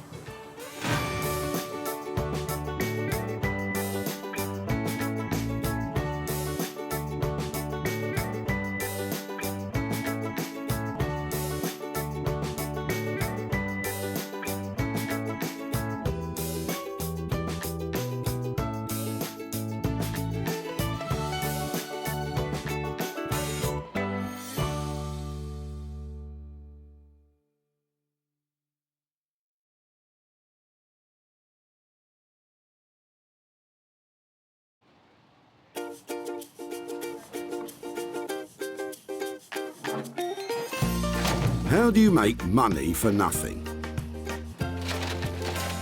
The answer could be hiding in the 20 million tonnes of household waste we throw out every year. But just before you throw it away, would it be possible to have a quick look at it? That's why entrepreneur Sarah Moore wants to get her hands on things before they hit the skip.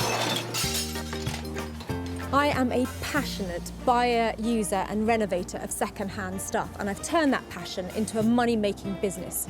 I turn old into new and I sell it for a profit. Sarah's ready to sift through as many boots and bin bags as she needs to. That's vintage gold, isn't it? It's really exciting. In her search for tip treasure. I love it. And with some of the country's elite designers and makers, What are we going to do with that? Oh no! she can transform her finds into desirable, Amazing. beautiful, valuable, Cha-ching. and hopefully saleable items. £80 profit. If Sarah is successful, then she can hand the profits back to the very people who had no idea there was cash to be made from their trash. Oh, that's fantastic. That's unbelievable.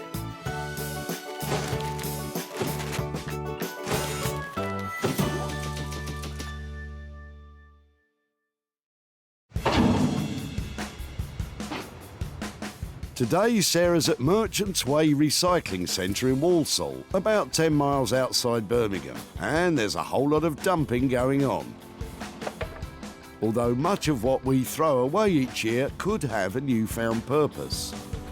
It's so busy here today, and I know that there are fabulous things coming in. All I've got to do is find them before they get dumped.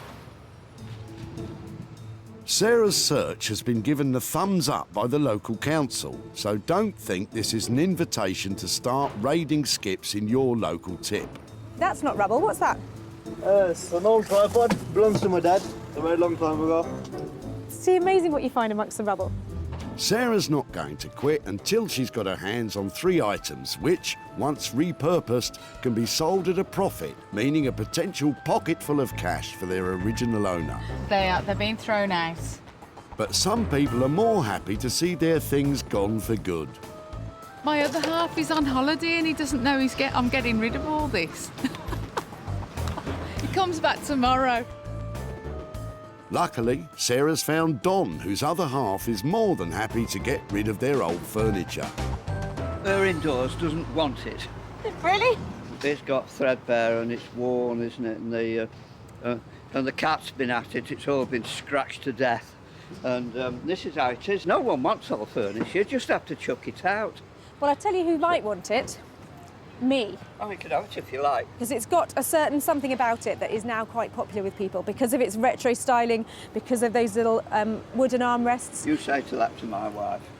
Well, it doesn't fit into everybody's home, but this is the kind of thing that I'm up here looking for, hoping to give a new lease of life to. Well, there's a great big bucket full of broken glass here when the window broke in the storm the other week. Do you want that as well?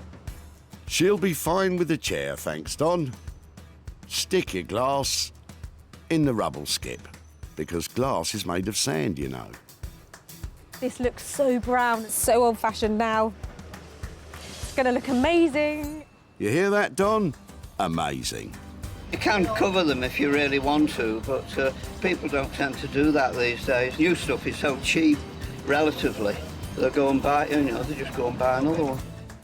Sarah has her first fabulous find. So what are her plans for this big brown beast?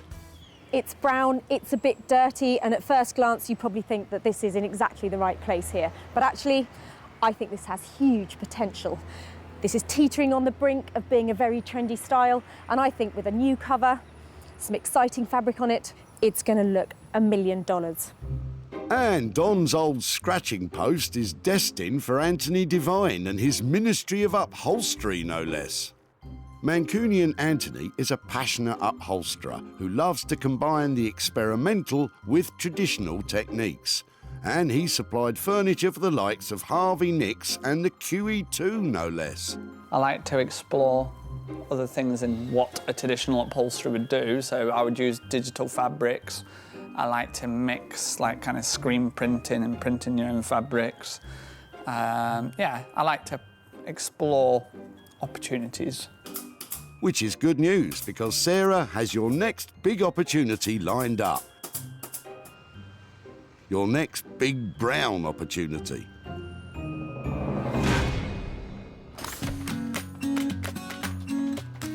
Sarah's seeking out her second item, and she has a spring in her step. I love you. What's that? I love you for you, Trish. Here, I'll do the jokes, thanks. And to put an even bigger smile on Sarah's face is Bob and his boot full of metal. Thanks to Bob, Sarah has her second item to renovate. Just before you throw everything away, tell me what you're doing here today and where this has all come from. A rotting garage. I love the look of the metal. I know it's rusty and it's old, but there's something about this sort of stuff. Is this some sort of old drill fitting or something? Yeah, exactly.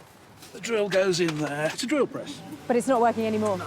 Do you know something? That doesn't matter to me. I love the fact that it's got some writing on it and it's really chunky. This is really exciting for me.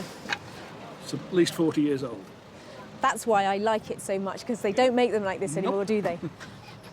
That's really cool. If I could take that away, I'd be so chuffed.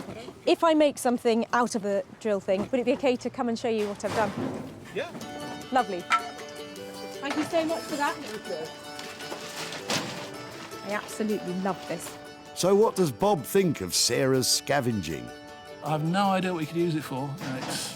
It's a difficult shape to work with. It's large, it's heavy. You could prop a door open with it, but that's all I could think of.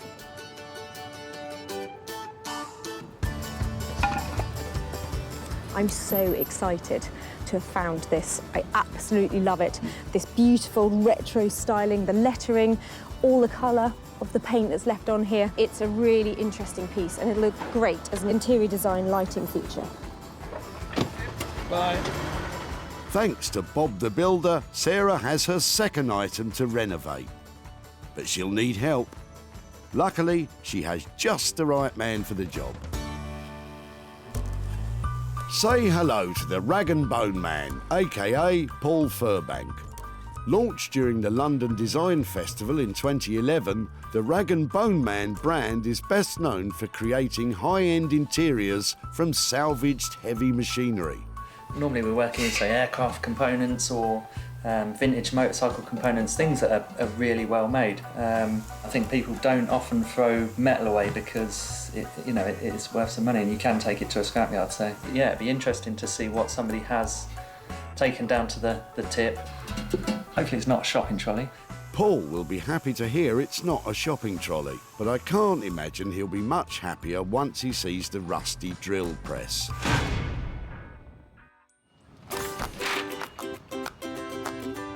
So, with 2 items safely stowed away for Anthony and Paul, Sarah now has to find something she can sink her own teeth into. So much going on, I don't know where to start. Look at them, they're queuing up round the block. Every time I look in the back, I have to see, is there something I like? Well, Sarah might like the look of what Les has in his boot. Just being nosy. I'm just wondering if those wood blocks would make chopping boards. What do you think? I think they would. Better watch out for the guard dog, though. Who's your friend? Hello. That's Gracie. What's the wood from? This is wood I use for my wood burner, but I make things out of them, see. Really, what do you make out of them? Well, anything. How many have you got? Come on, let's see. It'll be about 8, I think. Are you sure you've got more? You don't mind sparing them? No, no. I'm such a scavenger. Yeah. Are you a woodworker, or have you got the right tools? I just make little things. What have you made out of them? Well, I make a lot of signs for the caravan club. Okay. I feel really embarrassed taking them, but if I do manage to make something... Look, I wouldn't give you them if I needed them. Well, you're very sweet. I think Gracie approves. Sarah reckons these timber cut-offs could make adorable little chopping boards. Do you think she can do it, Les? I'm the clue. I don't know her skills. Clearly she's got some. She sees something in them to have them off me. It was that, the caravan or the fire. So she creates something, which it is created. Good luck to her. There are 8 or so chunks of these fat little bits of flooring joist, and I think I've got a plan for them. You know when you cut up the lemon that goes in your gin and tonic and it tastes of garlic because you've used the wrong board? Well, these are going to be beautiful, bespoke lemon boards for your drinks cabinet. Sarah's 3-piece treasure hunt is complete. Anthony will dream up something dazzling for Don's armchair. Paul will devise a new use for Bob's drill. And Sarah will be slicing up lemons in no time with Les's blocks. It's been a really good day here today. The people of Walsall have been brilliant, and in between the bin bags and the garden waste, I found 3 really excellent things, and I know I can turn them into hard cash.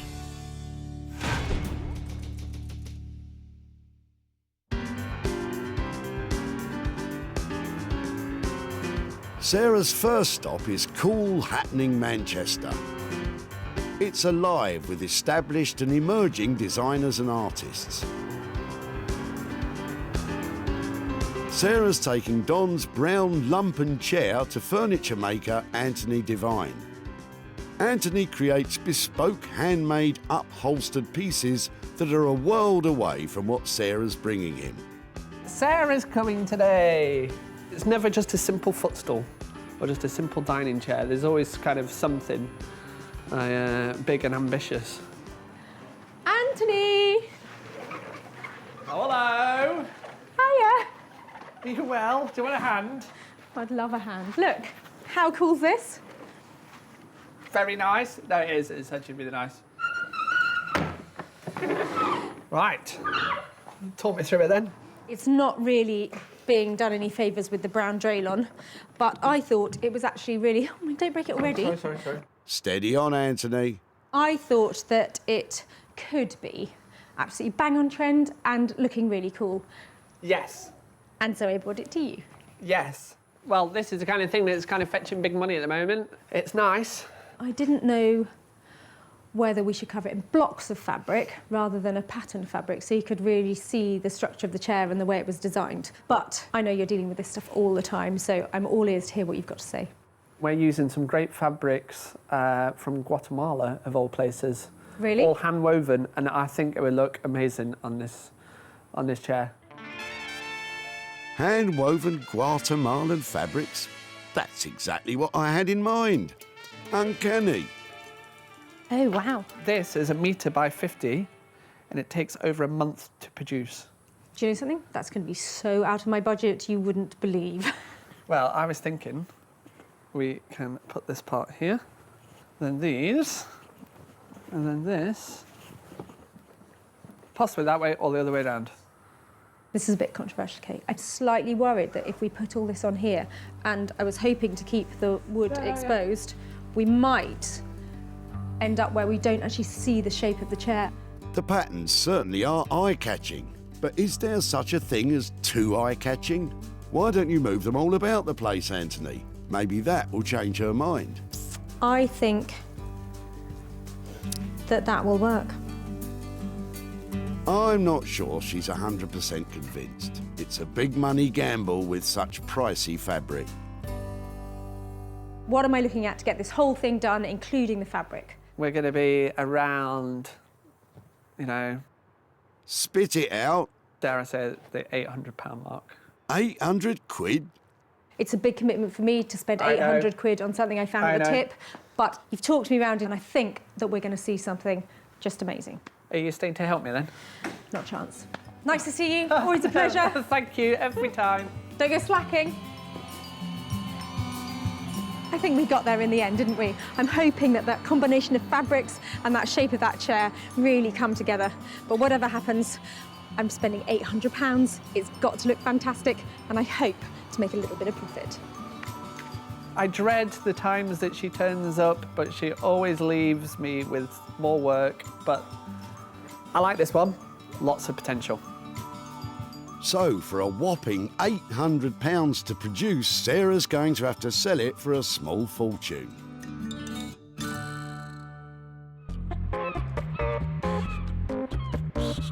Next up, Sarah is off to Margate in Kent, which is rapidly becoming a hot spot for all things upcycled and vintage. As a result, there is a thriving community of artisan craftspeople living and working here. And Sarah knows just the right one to transform her rusty drill press into something saleable. It's Paul. Hello. Hiya, how are you? Not too bad. Just what have you got here? This... Oh, a little something. Should I hand it over to you? It's Yeah, really let me heavy. take It's that off really you. heavy. Let me have that bit. How are things? Yeah, good. Paul should be feeling good. He specialises in transforming old rusty machines, and you don't get rustier than that. I can't believe somebody's actually thrown this away. It looks so cool with the cha-ching kind of handle. Yeah. I'm sure we can get that to move. Really, because I had a few ideas. I mean, when the first time I saw it, I thought, you know, it's kind of ice cream, coffee machine. There's something about it that has that kind of American diner sort of feeling. It'll probably take us a little while to kind of strip it down and actually get it all moving again. It'd be quite cool to turn it into some kind of like a wine bottle opener or something like that. I mean, this will obviously come up and down if I can get the mechanism free and get it moving. You could do something like that, but It would be great to sell it into a commercial setting. okay. And it looks something like it would look good on a bar or something that along those lines. What about a nutcracker or something like that? Something really simple. Love it. That's a really cool idea. So you kind of buy your pot of nuts from the bar or whatever, and matey says, oh, you know, welcome to the crusher, and you can kind of pick what flavour you want and crush away. We could, you know, try something like that. You know, even if it was 5, a little handful of them that you could cha-ching in there. Sarah's got cha-ching on the brain today, and so she should. To produce a nutcracker out of the drill will cost upwards of £300, so she'll have to find a buyer with plenty cha-ching to make it worthwhile. Well, I'll leave you to it. Okay. Got your work cut out. Look forward to some beer and some nuts very soon.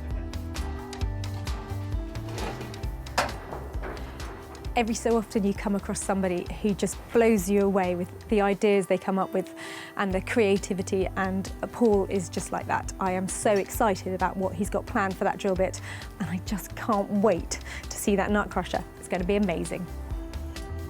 It certainly will be amazing. Sarah's not getting it for peanuts.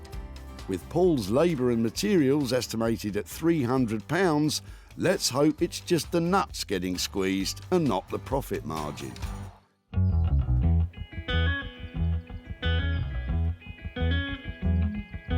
marvellous Margate to stunning Sussex and the barn where Sarah is about to start her own project.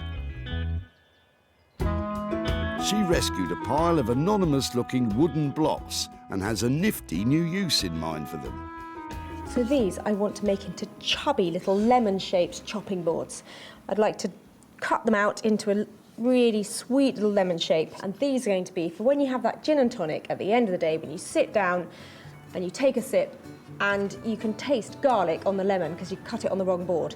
These are just to go in your bar. These are just for cutting up your lemons. You're right, Sarah. I've never been keen on gin and garlic.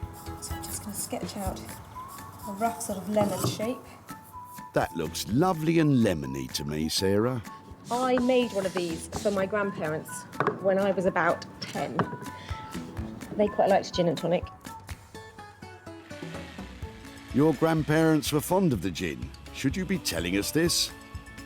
Sarah now carefully cuts out her lemon using a jigsaw for accuracy.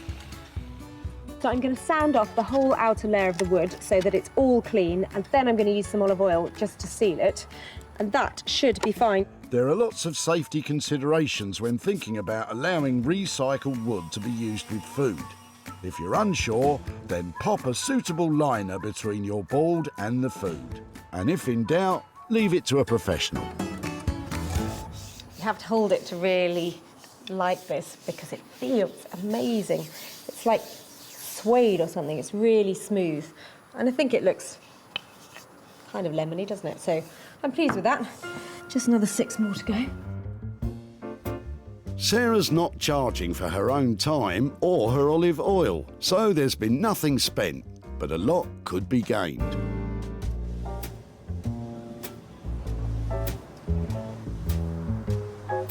Back in Manchester, Anthony's stripping back the retro brown chair and uncovering about 50 years worth of dirt. Ugh. Thank you, Sarah. I hope he washes his hands, because Anthony's handling the very pricey Guatemalan fabric. Many textiles from this region originate from ancient Mayan culture, so it was an obvious choice, eh, Anthony? It would be easily to just be able to put like a kind of a nice wool or a nice felt on there, just kind of really blocky colour. Given this opportunity, we wanted to just have a little play around with something new. Anthony's upholstering one arm of the chair as a guide to work out how to arrange the other fabrics. And if I remember right, Sarah wasn't totally convinced with his plan. There was a lot to discuss on the day when Sarah came round. I know she was quite interested in keeping it quite defined. More defined. That should be easy. If that goes in there, what do we think of these cutters? Like, does it affect your eyes too much? Having this there takes it away from that, I think. Like you were saying, less is more sometimes. Yeah, I think more is more on this one. What I'm thinking now, this is a centre, a thinner stripe of that down there.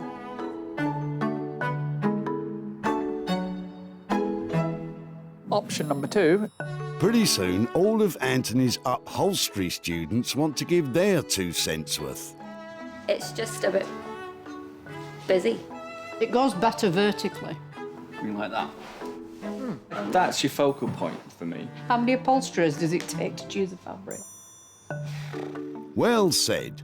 Why don't you leave the hard stuff till later and get on rebuilding the insides? Anthony stitches and staples Hessian material on the rest of the chair. We're going to stitch this in? It gives him a strong base to work from and prevents the luxurious fabric catching on a spring unit. Anthony attaches much-needed padding to the hard wooden frame using an air-driven staple gun. And on top of that, a nice fluffy cloud. So after the foam, we use this wadding, and basically what that does is help take the friction and help the fabric glide over your fabric better. Once all the material is on, Anthony will apply a fire-retardant spray. This will bring it up to code with current fire standards. This is just a little bit of dark wax, and I'm just going to apply it over the front of the arm just before we put the fabric on. so we don't run the risk of getting wax on the fabric, which would be a nightmare. Upholstering a chair from scratch is a very skilled and time-consuming process. And Anthony's not even decided on the fabric yet, so it might be a long night.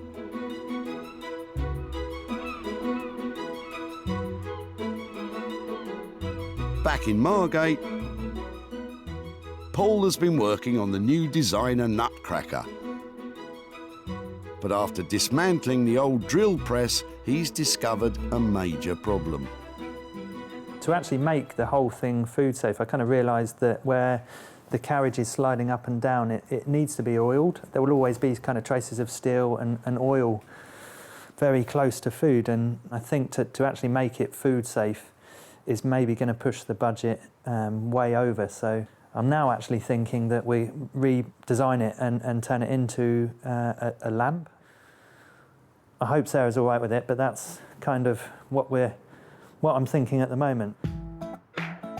Sarah did love that nutcracker idea, but if you run the risk of getting oily nuts, probably best not to bother. So what's your plan for the lamp? What we'll actually end up with, we're going to end up with this coming out and then coming back on itself, something like that. If we add the fire extinguisher, if that gets added here, but then the whole thing's back over there, if I'm making sense. Wait a minute, fire extinguisher? I've been cutting these for years, and that, as you can see, was a fire extinguisher, but when you've put a nice cut on it and that's polished and it becomes a lampshade, it's actually quite hard to tell that it was a fire extinguisher in the past. So it's nice. It makes a great lampshade. If you say so. Paul's biggest challenge with the new design is creating the angle on the post for the light to sit on.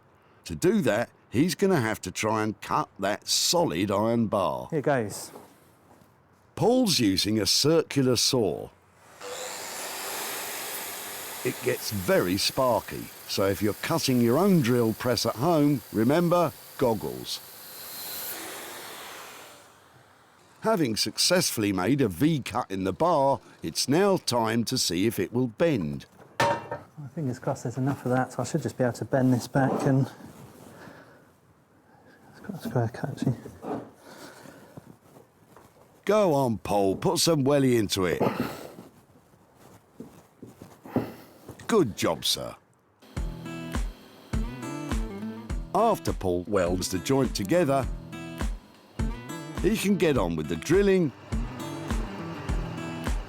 screwing, chiselling, and whatever that is. And after all that, what do you reckon, Paul? Is it going to work? It is coming together. It's all so well made. I mean, as a lamp, you'd pretty much be able to throw that on the floor. It shouldn't break. Compared to modern day lamps, that's quite cool. You'll easily get 100 years out of it, give or take a light bulb or two. With the design set, all Paul needs to do is get the light fitting sorted, polished up, and pray that Sarah didn't have her heart set on that nutcracker.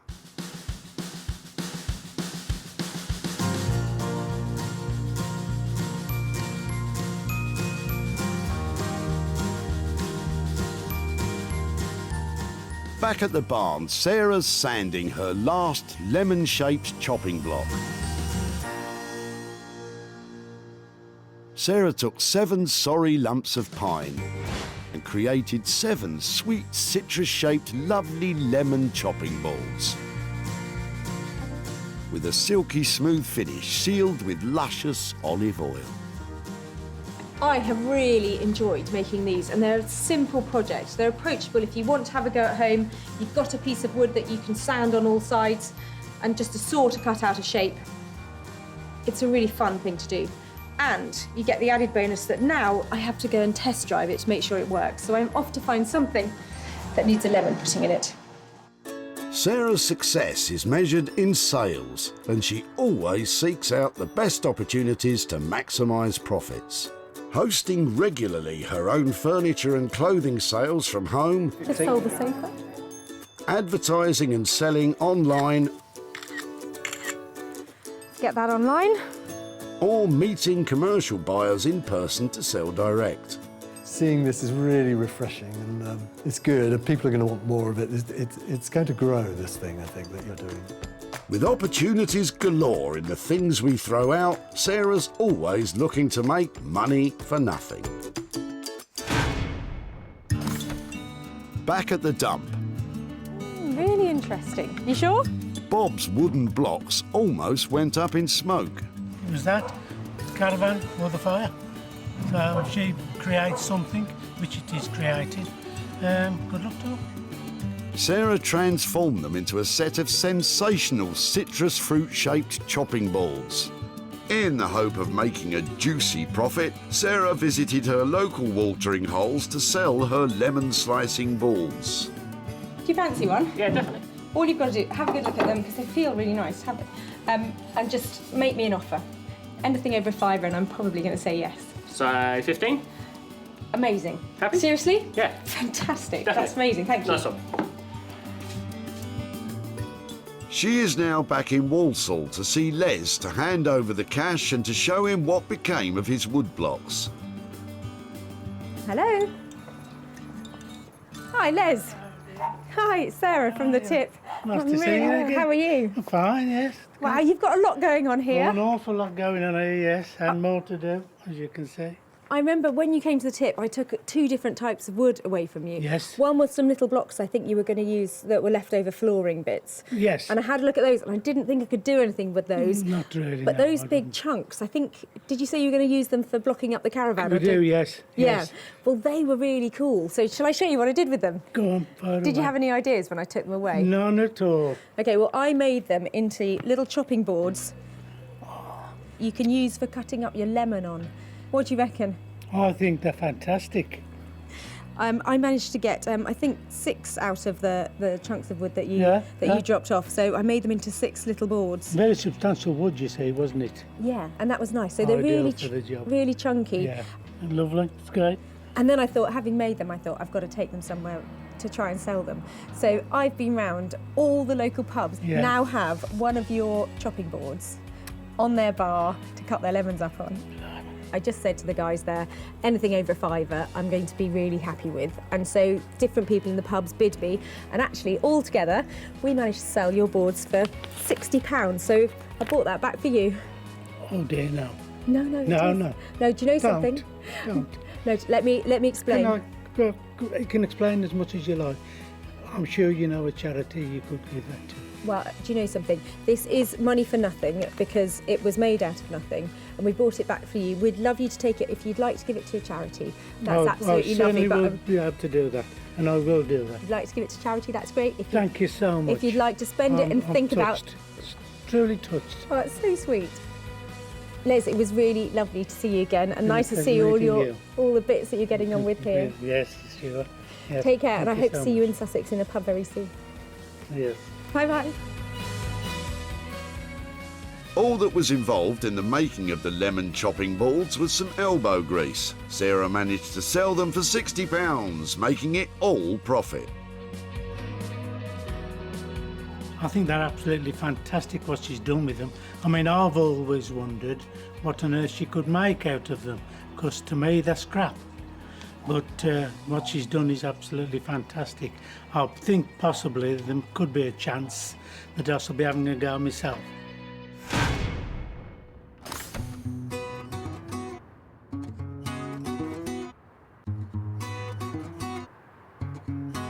Back in Manchester, Anthony's waiting on Sarah to pick up the renovated brown chair. They didn't see eye to eye on the fabric, so Anthony's dying to find out what Sarah thinks of the finished product. In the past, she's always had a really good reaction to my work, so I would very much think it'd be exactly the same. So yeah, quite looking forward to it. I left Anthony with the brown chair challenge. Really knackered, not attractive, and definitely looking past its best. I'm hoping that with his 2,000-year-old styled fabric and all of his creativity, he's managed to make it look fantastic. Before, this unremarkable brown chair was dreary, dull and down in the dumps. Now it's been radically transformed. Anthony has pulled out all the stops to give this chair a striking personality and a quality finish. Contrasting geometric designs on lush hand-woven fabrics ensures this chair doesn't just stand out from the crowd, it demands to sit centre stage. But what will Sarah think? Hello, you all right? I'm really well. How are you doing? What are we doing? High-fiving? Are we... You're so intense. Ta-da! Never. Where's my brown chair gone? What have you done with This it? is the new look brown chair. Blue is the new brown. It's amazing that just the look of it. It almost killed me. Are you telling me that there were problems along the way? Not so much problems, but challenges. We had a few kind of design changes along the way, but we thought that would kind of give it more of a modern look to it. And so talk me through this, because that's quite a bold stripe down the back, isn't it? Where the fabric originates from, it's all about kind of colour and intense colour. It's going to be the right customer will literally just fall in love with it, and it'll be just, there's no hard sell involved in this. It's just walk up, I love it, I'll have it. And to feel it, it's like patting a really nice dog, isn't it? It's really, that's a good thing. It looks great. Is it comfortable? To be honest, I've not sat in it yet. Should we have a go? Well, it seems Anthony's turned Sarah round with his Mayan masterpiece. It's bolder than she expected, but it's not the end of the world. It's really comfortable. Really cool. Go on, have a pew. Put your feet up, Anthony. You deserve it. After a late night in the workshop, it's nice to be able to sit in something comfy. All right, don't get too comfy. Let's get down to business and that £800 budget. It did take a long time, but we're still on budget. Really? Just. I think it looks absolutely lovely. Really cool. For £800, I would hope it looks cool. But Sarah now has to find a buyer who agrees.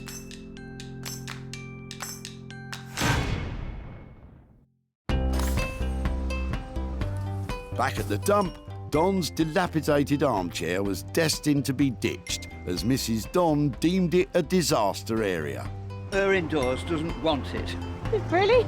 And the cat's been at it, it's all been scratched to death. But Sarah saw it could be something special if left in the skilled hands of Anthony Devine.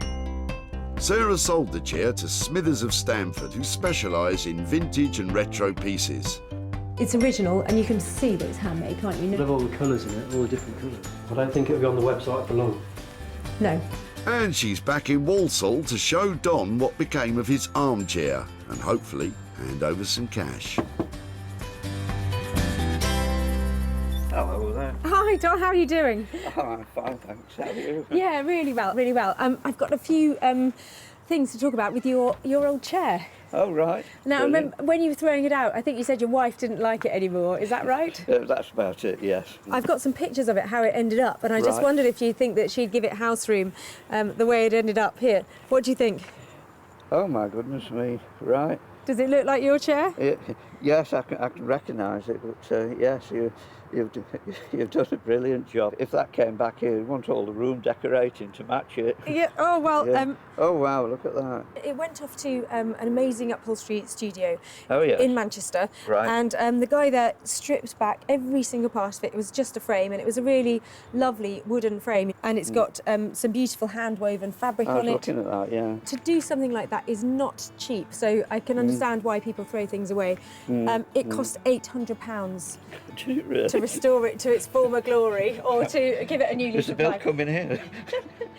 Not that bill, actually. Oh no, that's all right then. And yeah, well, actually, it cost £800, but I have managed to sell it. Oh, brilliant. And at a profit. And Yeah. part of the reason I'm here today is to give you £120, Oh, because gosh, that's yeah. how much we raised from the profits from it. So that's gosh, all I- for you. Is it really? Yeah. Oh, thanks very much. Lovely. I wasn't expecting anything. Anthony charged £800 for his labour and that handmade Guatemalan fabric. Sarah sold the chair for £920, making a tidy profit of £120 for Don. So is there anything on your list that you need to spend £120 on? Well, yes. There's the. I've just had to buy a new tyre for the Land Rover, and they're quite expensive now because they're special. Yeah. So it'll go very nicely towards that. And thank you very much for that. Yeah. Lovely to see you again. Okay. And, Thank you. Thank you very much. Enjoy your Land Rover proceeds. Yes. All right. Take care. I'll do that. Right. Well, thanks very much indeed.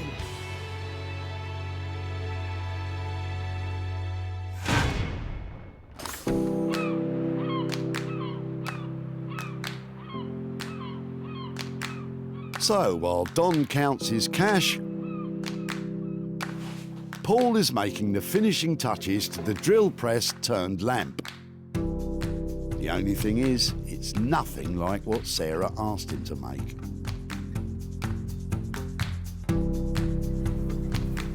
It is an absolutely cracking day here in Margate today, and I can't wait to see what Paul has done with our drill press. It was quite a tall order. I'm hoping he's made the nutcracker to end all nutcrackers. When she dropped it off, the old drill press was in a sorry state. But Sarah and Paul were convinced they could turn it into a designer nutcracker. However, Paul has totally transformed the rusty drill press into a shiny and stylish contemporary lamp. By modifying the stand, adding a Ferrari gear shifter to the handle and a repurposed fire extinguisher for the shade, Paul has created an incredibly bold designer piece. The question is, will the unexpected lamp do Sarah's nut, or will it light up her life? Hiya. How are you? Is that it? Yeah, it's hidden. How you doing? I'm really well. How are things? Good. How was it? OK, Paul, it's time to come clean about the lamp. Good luck, mate. Is that it? That's it, yeah. It's not quite what you think it was going to be, but it is what it is. So what happened? Was it difficult to make? What was the? Well, shall I just see? What is it? Let's see. Let's just go for it. Oh my word! So it isn't quite, as you can see, it's a lamp, but I absolutely love it. Oh, thank goodness. it wasn't quite what I was thinking. I was quite excited about making a nutcracker because I've never made anything quite like that before. Forget the nutcracker. I mean, Okay. that is sweet. It is amazing. Does it move? It does move. So there's a little lever on the side that kind Yeah. of fixes it in position, and then you've got some height adjustability on that.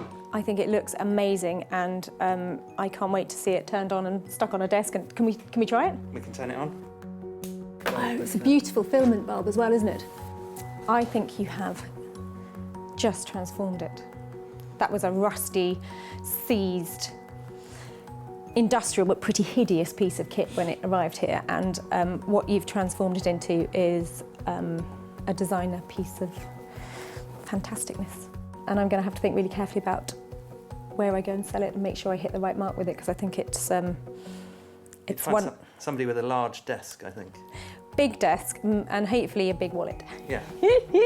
Cool.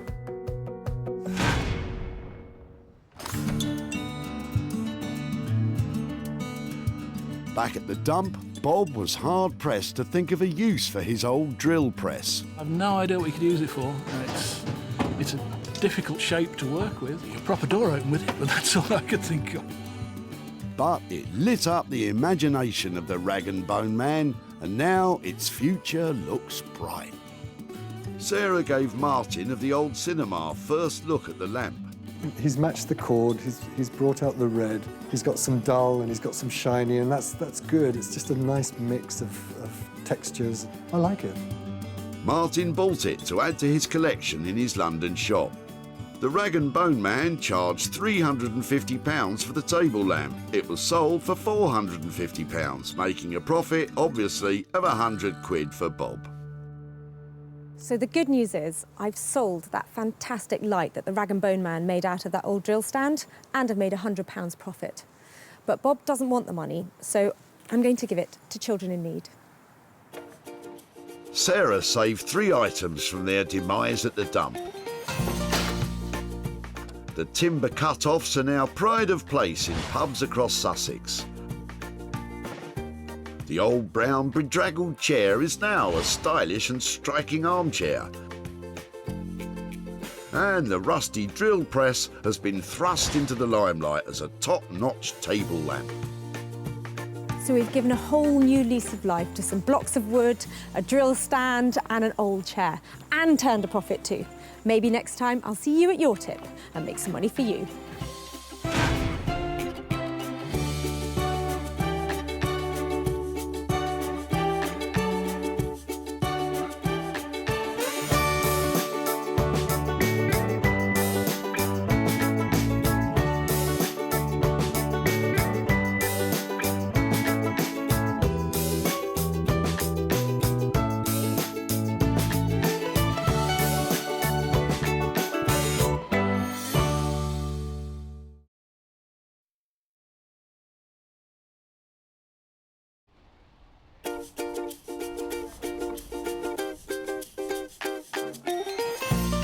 How do you make money for nothing? The answer could be hiding in the 20 million tonnes of household waste we throw out every year. Sorry to bother you, before you throw that away, is there any chance I can have a quick chat to you about it? Sure. That's why entrepreneur Sarah Moore wants to get her hands on things before they hit the skip. I am a passionate buyer, maker and user of old stuff, and I've turned that passion into a money-making business. I turn old stuff into new stuff and sell it for a profit. Sarah's ready to sift through as many boots and bin bags as she needs to. Look at that absolute box of joy. These are just fantastic. In her search for tip treasure. We've got to be able to make something out of that, haven't we? And with some of the country's elite designers and makers, I've got a little something for you. Yeah, I thought you might. Oh, this is a hard one. she can transform her finds into desirable, Oh my word. beautiful, valuable, Cha-ching. and hopefully saleable items. Well, I love this, so I would really like to have it. If Sarah is successful, then she can hand the profits back to the very people who had no idea there was cash to be made from their trash. That is incredible, isn't it?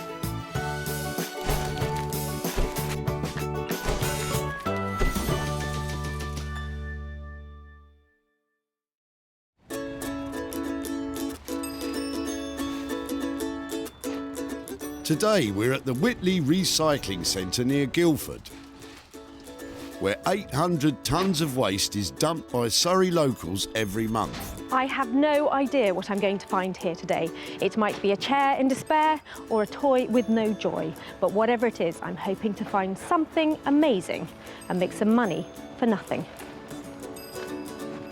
Award-winning interior designer Sarah is here looking for 3 items which can be saved rather than slung and turned into something new and desirable once again. You just never know what's going to come in. Could be a Rembrandt any minute now, a Lowry. It's more likely to be a Renault or a Land Rover, I think, Sarah. Still, all we need are items which, with a little TLC lavished upon them, could reflect a profit for their owners. And Sarah spotted something interesting weighing down the back of Shane's car. Hi, I'm really sorry to bother you. Hello. I'm just looking at people's rubbish today and what they're throwing away and just having a chat about it. Okay. Manhole. We've had a new patio laid, and the builders left some of the old patio covers. Wow. So it's left to me to throw them away. Well, we're looking at things that we can recycle and make into other things. And I know that they're not probably the daintiest thing I'm going to see all day. Yeah, they weigh a ton, and they're quite old. Is there a chance that I could take them rather than you putting them in the tip? I'd love you to. How many have you got? Have you got 2? Got 3. 3? I'm going to get somebody to help me. The provenance of these old manhole covers is important. Having come from Shane's patio, Sarah is planning to turn them into, well, something. Never think it, would you? But looking at them, the moment you see them in that lovely crisscross pattern, geometric stuff's really in at the moment. That's going to make a fantastic garden table or something. There's some scrap weight there, isn't there? Whatever she does make, it'll last a long time. There's a lot of steel there. They weigh a ton, so I look forward to seeing it. If Sarah hadn't seen the potential in these manhole covers, it could have been money down the drain. There's money to be made out of these drain covers, and I'm going to go for it in a big way. I didn't think Sarah would be quite so into heavy metal, but fortunately, she knows a man who is. Headphones. Rob Scher has years of experience bending, shaping, grinding and welding metal. Years of experience, know-how, tips of the trade, so to speak. Graduating from art school, his work is now regularly in demand by architects and artists. And Rob has turned his hand to making everything from church bells to climbing frames. He has no idea what Sarah's going to bring in today, but he definitely knows what he'd like. An old-fashioned copper hot water boiler, like a really big one, about 5 foot by 500. You know, nice and substantial, like a torpedo, a copper torpedo. That's what I want. Hopefully Rob will be able to redirect that passion for plumbing towards Sarah's dingy drainage.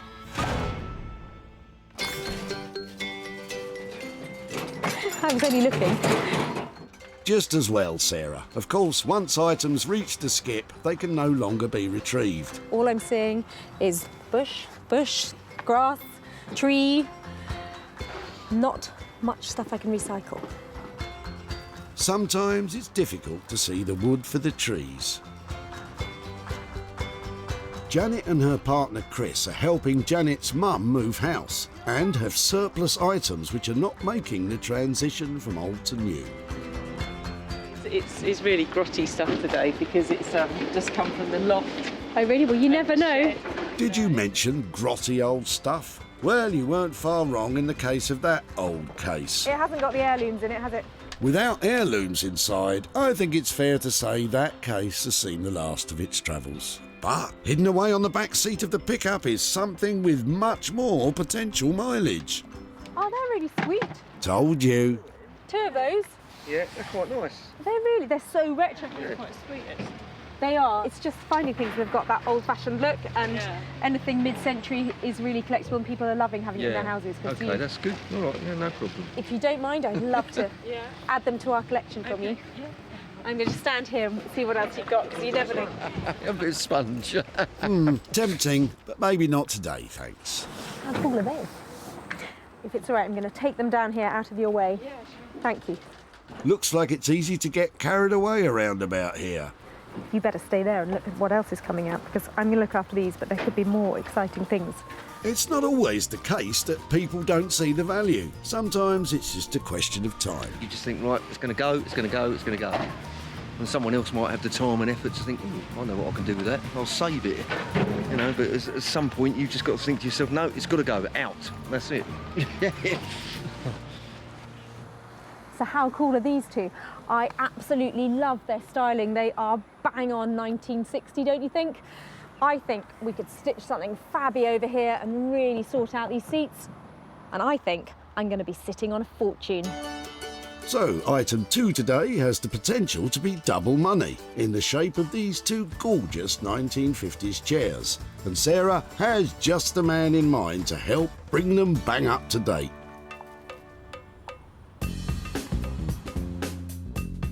Jay Blades is a builder turned philosophy graduate turned furniture restorer. Jay has his finger on the pulse of modern design interiors, reworking the very best of British craftsmanship and bringing it into the 21st century. I've always had a passion for the kind of heritage that the British designers have produced over the years. Traditionalists would love to keep it as it is, but to be reintroduced into the market, I like to just add a bit of colour and add something a bit quirky.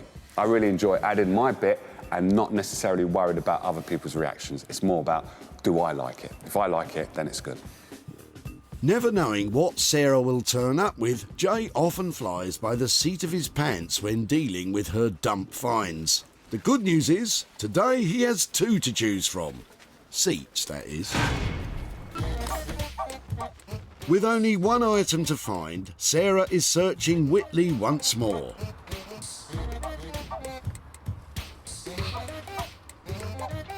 Rubbish it may be, but luckily Sarah has spotted Chris with something much more suitable.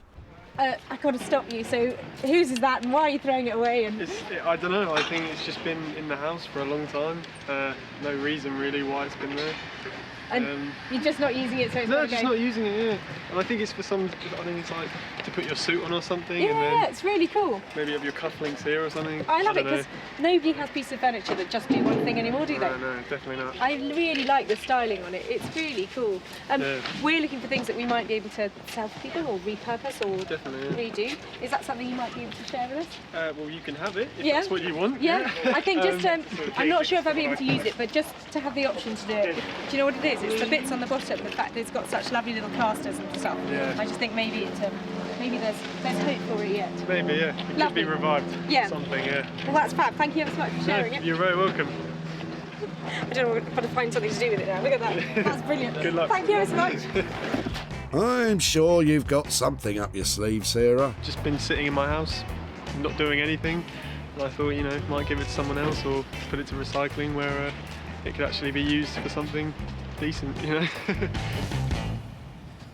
How cool is that? Nobody has a bespoke piece of furniture just for holding their suit these days, do they?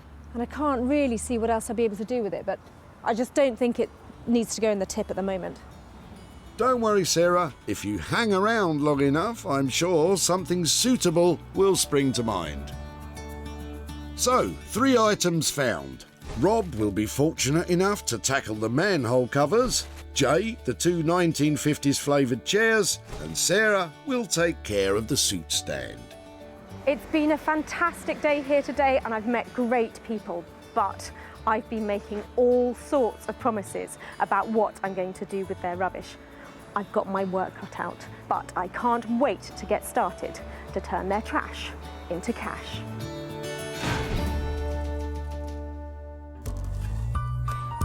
Walthamstow was home to the British Film Studio in the early 20th century, where Broadwest Film Company made many films in the silent era.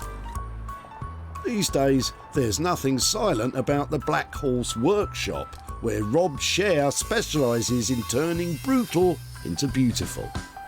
I never have any idea what Sarah's going to bring. It's always a bit of a challenge, always a bit of a head scratch.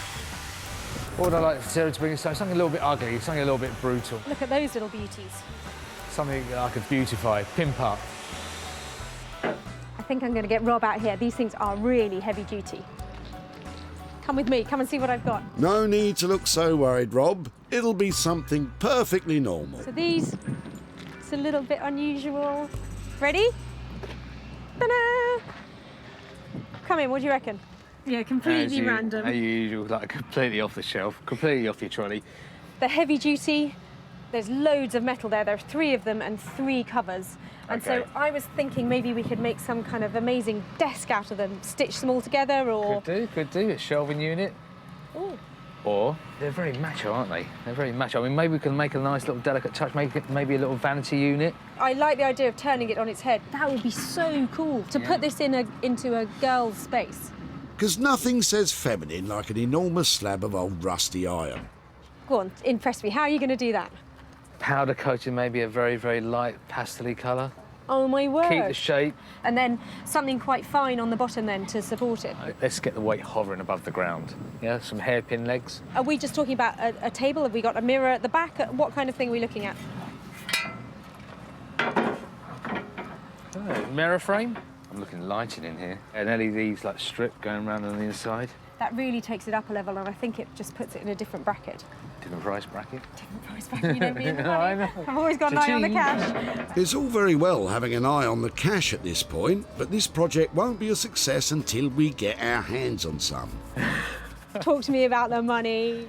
In terms of powder coating costs, what are we, 100 quid, 150? 100, 120 quid, to get them powder coated. OK, and what about legs? I think about 50 quid. And then the mirror? 50, 75 for 3 mirrors, yeah. Roughly materials-wise, we're in the kind of 400 quid ballpark then. I would say about that, yeah. On top of that £400 for materials, Rob's expertise and time will cost a further £600, transforming these 3 manky manhole covers into 3 makeover vanity tables. Well, The van is a lot lighter, but I've just committed to spending £1,000 on 3 very old manhole covers. I don't know if I'll make any money on this one, but it's going to be interesting. So really what I want to do is, transfer a very masculine piece of material, a very masculine object, a heavy bit of steel, cast. I want to try and make it kind of light, feminine. That's the challenge, really. So, Sarah's committed to £1,000 of costs to transform 3 masculine manhole covers into 3 feminine freestanding vanity units. What could possibly go wrong? Wolverhampton is a city in the heart of the Black Country, whose city motto, "Out of darkness cometh light," seems appropriate for Sarah's quest to make money from others' cast-offs. She's here today to seek the help of furniture rejuvenator Jay Blades. I tend to like to work with stuff that is real wood. Pre-1970s is my kind of flavour. It's going to be rather interesting because I don't know what Sarah's actually going to give me. Normally when she brings stuff down, it's weird and it's wonderful. Jay is a retro modern craftsman who specialises in reviving ageing furniture. Hello, hello. Hello, how are we doing? Yeah, really well. What have you got today? I think I bought you a couple of crackers here, but I'm not quite sure. Okay. They look interesting. They do look really, really interesting. Are they, I didn't know if they were sort of too new, too utility to be collectible or interesting, because I haven't found out anything about them. The utility, yes, and not too new. These are beautiful. In my eyes, these are modern day antiques. So these are things that you should not do too much to. You shouldn't like plaster it with gloss, or you shouldn't rub it down so you get rid of the wood. Personally, I think you should just lift it a little bit more than what it is now. Do you have any ideas of what sort of fabric we might be able to put onto the seat covers? The fabric that I think going into someone's house, I believe it has to be a velvet. Luckily, I've got something here. Perfect. Wow, I would never have picked a colour like that. So I would probably leave the top, clean that up so it brings it back to life, but add a really luxurious velvet that once you sit on there, it just feels to die for. The other thing I would add, just a little bit of a twist, would be to put wallpaper underneath the seat. That's quirky to have something like that underneath where, not many people see it. It's a little surprise, isn't it? Yeah, definitely a little surprise. And it's a little talking point as well. I think they're going to look fabulous, but you've got to tell me, what about the money? I knew that was going to come. Well, basically, the money, I could do the cleaning and the wallpaper and also putting the fabric on top for £50 for the two of them. How does that sound to you? That sounds like a good deal. Hopefully, not too much work for you, and I think we could make some profit on that. So I think that's just where I want to be. That's excellent, thank you. So that's a deal? That's a deal. All right, I'll best get to work then. Brilliant. OK. I'm really pleased with how that went. Those chairs are going to get the update they deserve, and I might make a little bit of money out of it. This is going to look so good that I would even have these in my house. Anything I tend to work on, I love so much that I would have it myself, but these should sell as well, with what I'm about to do to them as well. Jay's plan to simply update rather than renovate could provide Sarah with a bumper profit. So, £50 in total for the transformation of these 2 glamour chairs. Seems like a proper bargain to me.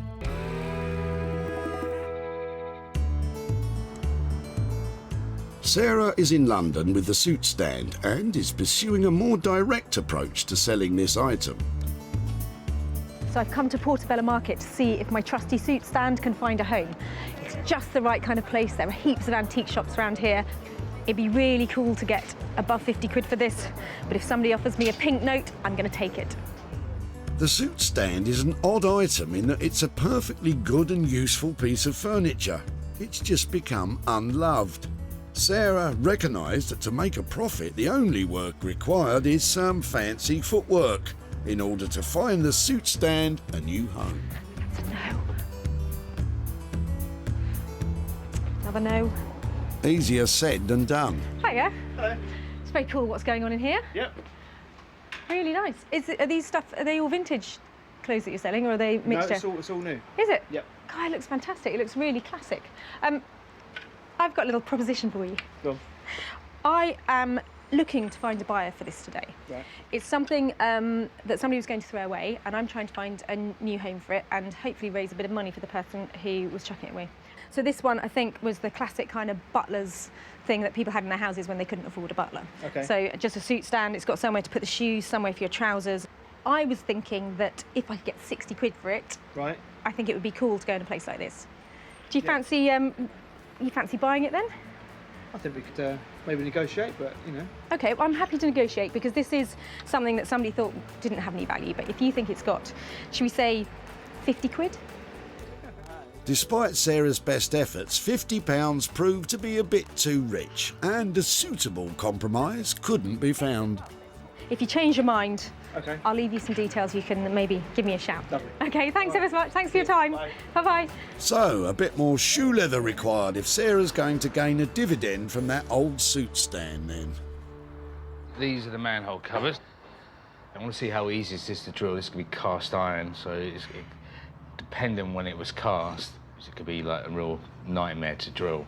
So the legs are going to sit something like that, I think. Yeah, what am I going to do? It's a bit of an ugly duckling, but they make it to a beautiful swan. I think that's why I quite like it.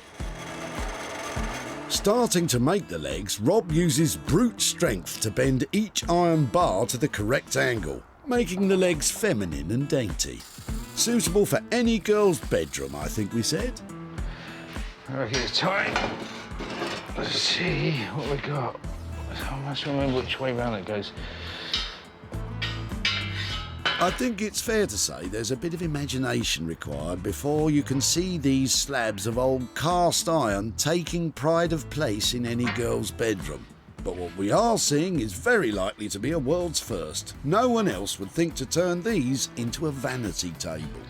See, originally I was going to have it coming out the back here, so it's going to be like a couple of arms, but I think it just makes the whole thing a little bit too wobbly. As it is, it's wobbly anyway, so we're going to have to sort that out.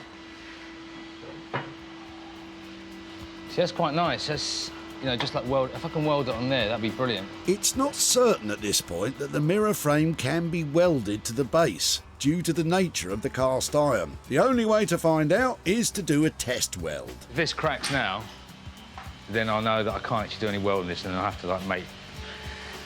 Okay, so I mean, I think what Rob's trying to say is that if the welding is unsuccessful, that means an alternative way of fastening together the tables would be required, and that has time and budget implications. like, I'm just gonna go for it, and then it breaks. I think it's not the best strategy, but kind of against the clock a little bit here. So, oh, horrible. The worst case scenario would be that the extreme heat from the arc welder that Rob's using will cause the frame to crack. Doesn't like welding. Normally, if you'd welded this to itself, you know, or a similar type of metal, it's just snapped along the line it was welded. That's not such good news. Looks like a plan B is required. Just let it cool down, and then I'll think about what I'm going to do. Since Sarah's dropped these off, the thoughts that I had was to probably just keep it nice and simple and just put a velvet, a lovely deep purple velvet on the seat. But sleeping on it, I want to introduce some colour, and this is the frame I would love to paint. I would love to give that a nice green against the purple. So if I can get that there, because that works well with that, I have to add that just a little bit of ooh to it. Ooh, that'll be a technical term then. I would say for me, this is not a big task, but normally when you think it's not a big task, then it shows itself to be a big task. So personally speaking, this is a job I'm just going to get stuck into. And if there's problems, then I'll overcome those problems in due time. You never know with old furniture. I don't know where it's been, what kind of life it's had, what someone's done to it. They might have had an easy life. Imagine that, one previous owner. That would be cool. If you don't have a jar to put all the screws and bits and bobs in there, the best bet is to to get masking tape, stick them all down. Right on the piece of tape, that's supposed to be a 1. And then on the bottom of the chair, you put a 1 as well. So you know which one, especially if you're working with 2 chairs that are identical. Matching the old fixings back to the chairs from which they came makes putting them back together again so much easier. I want this to go a kind of minty green, but I've got a darker green primer. And then get ready to rock and roll.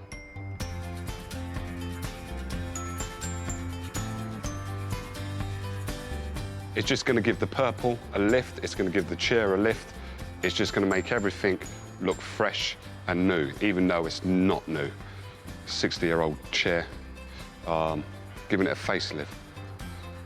Or, modern terms, a little bit of Botox.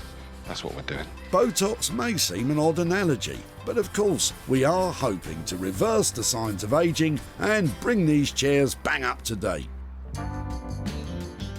Previously in Portobello Market, the suit stand remained stranded with Sarah, but never one to give up. A change of location may be what's required. So me and my special friend have come all the way from Notting Hill to Brick Lane to see if we can make a sale here. Brick Lane can be found in East London in the borough of Tower Hamlets and is famous for its curry houses. Let's hope that suit stand will be able to curry some favour eventually. I've been to lots of shops around here and I have met a man called Michael in this one who is interested in my Italian bespoke designer suit stand. He's not very keen on the camera, so I'm just going to pop in, see if I can persuade him to come out.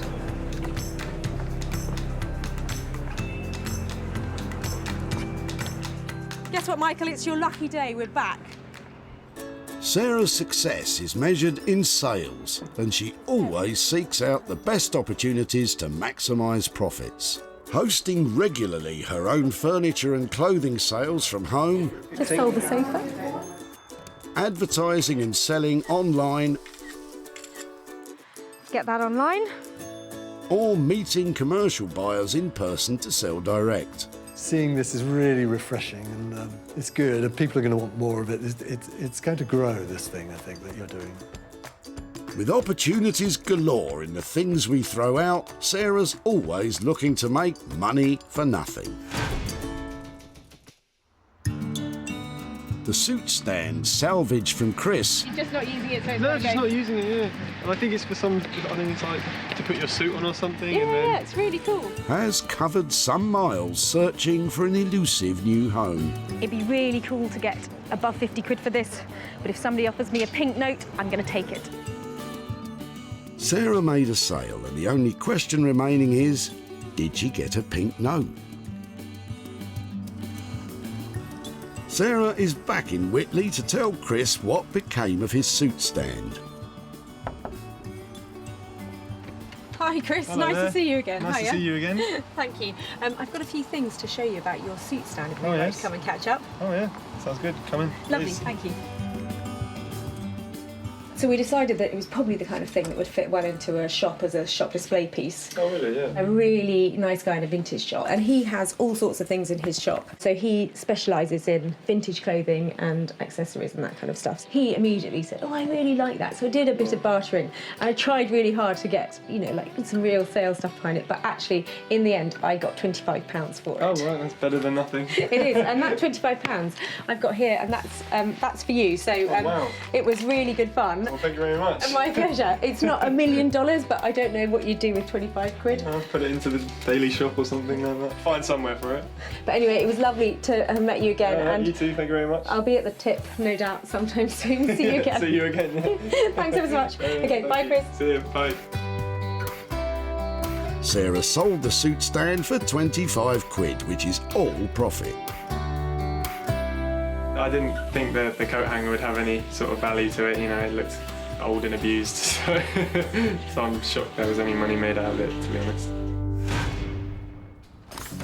Rob has managed to manhandle the manhole covers into what can at best be called butch beautiful vanity tables. But it's not been a project without problems. Everything that's been put together, apart from the actual frame, has been bolted or just placed. So we've drilled the backing for the mirror. The support here has been bolted on. Nothing has been welded except for the base. The inability of the cast iron to take a weld has caused no end of problems. This has meant that the project has taken much longer than anticipated. But we were going to utilise the recess here on the drain cover for lighting. Now, I had to work within the budget, and to be honest, went way over budget with the lighting. So the next stage, if there is any next stage, is to talk to Sarah and see what she thinks about it. This restriction on both time and costs has also meant that some of the final finish is a little more temporary than Rob would like. It's the manhole makeover moment, and I'm here to see if Rob has managed to turn those 3 dirty bits of drainage into 3 fabulous vanity units. When Sarah managed to save these manhole covers, they were destined to become molten metal. Now they are unrecognisable as dirty drainage and are just a tiny step away from being magnificent mirrored vanity units. Hiya. Sarah, how you doing? I'm really well, how are you? Not too bad. Come in. Quiet here, it's never quiet here.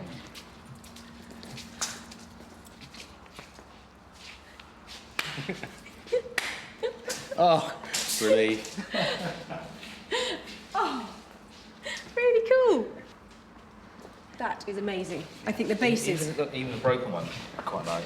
OK, you've done well there. I'm a bit worried about this, though. What's that? Well, the original plan was, because of the lighting, I wanted this suspended. OK. So there would have been a bar across there, so you would have seen daylight around here, you would have OK. the lighting, that was the idea. OK. Now we don't have that. OK, in terms of finish, I'm not sure that... You don't like that kind of crusty finish? What about a bit of white in there?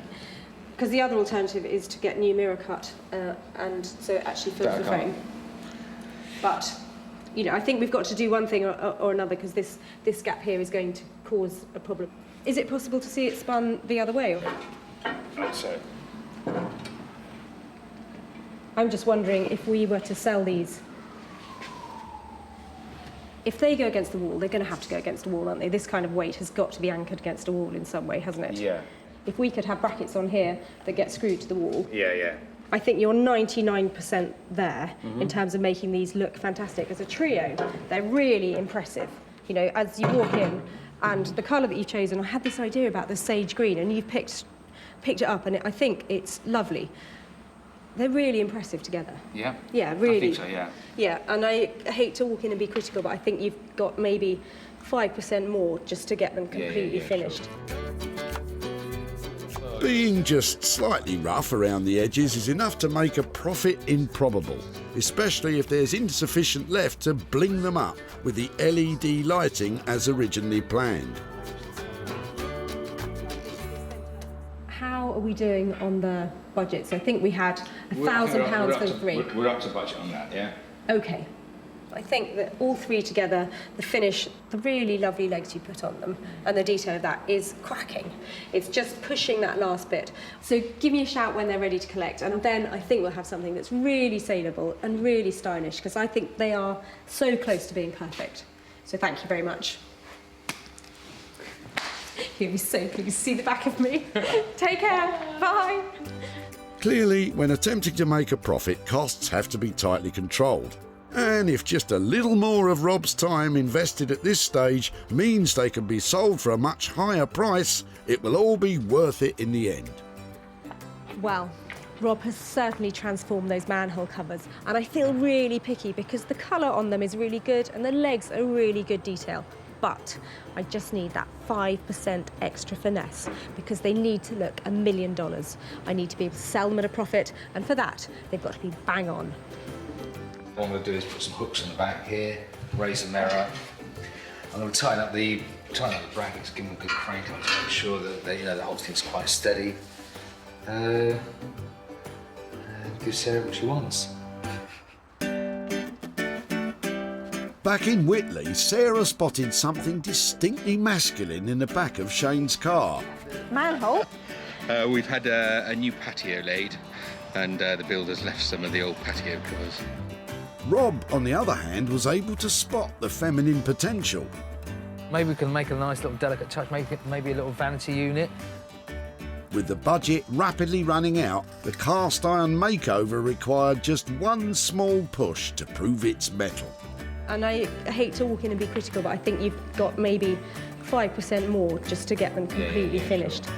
Rob has taken these 3 dank, dirty drainage covers and, with a few necessary strong-arm tactics, has transformed them into make-up, touch-up vanity units. Rob's final finishing touches have created just what Sarah was looking for. And with those details taken care of, making these into a premium product, these unique units have been snapped up as stock for a prestigious London outlet. And, most importantly, for a premium price. Sarah has returned to Whitley to surprise Shane with pictures of what his cast iron manhole covers have become, and to hand over some profit. Hi there, hello. Hello. Hi there. Shane, how are you doing? Hi, nice to see you. Nice to see you again. Hello. Oh, hello there. Hello. Hi, I'm Sarah. Hi there, how are you doing? Do you know what Daddy took to the tip? The drain covers. Yeah, and I have to say, I got a little bit enthusiastic about them. Well, we're intrigued. I do. Well, I took them to London, and there is this fantastic place in Walthamstow, which is an open studio, and there's a guy there called Rob, who's a technician who runs it, and he came up with the idea that they're very chunky, masculine things. We should turn them completely on their head and turn them into vanity tables. Okay. Oh, cool. So I've actually got some pictures to show you. They turned out, we made 3 of them. He really went to town on them. Cool. Do you like them? Oh, yeah. When they're all together, they look great. And somebody has bought them. Unfortunately, £1,000 to spend on them to convert them was quite a lot of money to spend. But we did manage to sell them at a profit. And I've got a wad of money here. I want to know just how much you think might be, how much profit. Nice. Well, there's £500 here, and I'm really pleased to say that's all yours. So I don't know who gets that. Maybe it was Daddy. Calm down.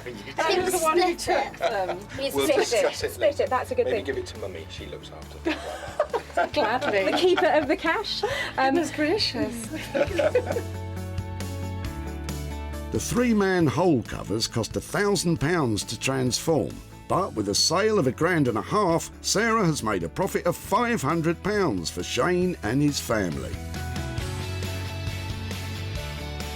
Do you have any idea what you might do with it? Well, your timing's very good. We're leaving early in the morning to go to France for our summer holiday, so I'm sure that these guys here will find something good to do with it. Really? Oh, you're going to have a really good time. Very nice wine. Lovely to Thank see you, Thank and you. have a really good time. very Bye, guys. much. Really nice to see you. Bye bye. Thank you. Back in Wolverhampton, those tired old 1950s chairs were left in the capable hands of Jay Blades, who has transformed them with a flash of inspiration, a lick of paint and some purple velvet covers. Simple job that to a certain extent turned out a bit fiddly, especially this bit here. The original trim that was on there was made of plastic, just totally broke up, so I couldn't put it back together again. I think there's a touch of femininity with masculinity in there as well. So I think these appeal to a lot of people, but Sarah might not like them, or she might like them. She'll tell me once she sees them. When Sarah collected these 2 chairs, they were looking a little bit dated and unloved. Now, Jay has transformed them into luxurious pieces of furniture, fit to grace any designer home. Oh my word. They are amazing. I'm absolutely gobsmacked. I think now they look like they've been brought into the 21st century. Beautiful. What you've done is amazing. Really. Oh, look at that. You are a genius. I'm trying to be. And both of them, rather than having a match up, they're just slightly different. Quirky. I love it. Yeah. Beautiful. The finish and the quality is amazing. You've got 3 different kind of finishes there. You've got the velvet, you've got a matte painted finish, then you've got the gloss here. Normally, those won't go well together, but when you look at that kind of contrast, they just look perfect together. Yeah. I think because you've got dark, light, it's semi-dark, but it's more warmer, this colour. So I think, yeah. Did you manage to do them 50? Or, I mean, we didn't discuss this top bit at all. No, the top bit, I was going to leave it as it was, but when I put the seat on, covered the seat, and then looked at it, and the colours weren't matching up, so it was just inevitable that I had to do the back. I loved them. So they came in, originally we stated, was it £50 for the two? Yeah. Now they're £70 for the two. I think that you have turned something really ordinary into a statement piece. They are stunning. I'm really pleased. The sales potential of these two old chairs is now obvious for all to see, and Sarah's leaving with high hopes of making some cash. These chairs have gone from classic car boot fodder into high-end luxury item, and that's all because of Jay's hard work. He put an extra 20 quid on the bill, but I think that's money well spent. I'm never too sure when I actually show people the furniture for the first time if they actually get it, but Sarah got it, which I'm really, really chuffed with.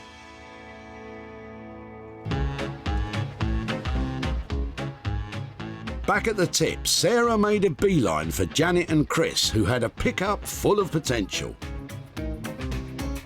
These are really sweet. They are. They're not bad, yeah. Recognising the 1950s flavour, Sarah knew exactly who would relish the opportunity to tackle these two. I have to add that just a little bit of woo to it. Jay accepted the challenge, and by changing the covers and adding a splash of colour, Jay has brought these two 1950s chairs straight into the 21st century. Sarah invited retro furniture dealer Martin to be the first to view the rejuvenated chairs. That's really nice. When someone just does that extra thing, that's sort of like a little secret, isn't it? Martin loved Jay's chairs and snapped them up for his shop, the Old Cinema. Sarah is back in Whitley to show Janet and Chris what became of the chairs and to hand over the profit.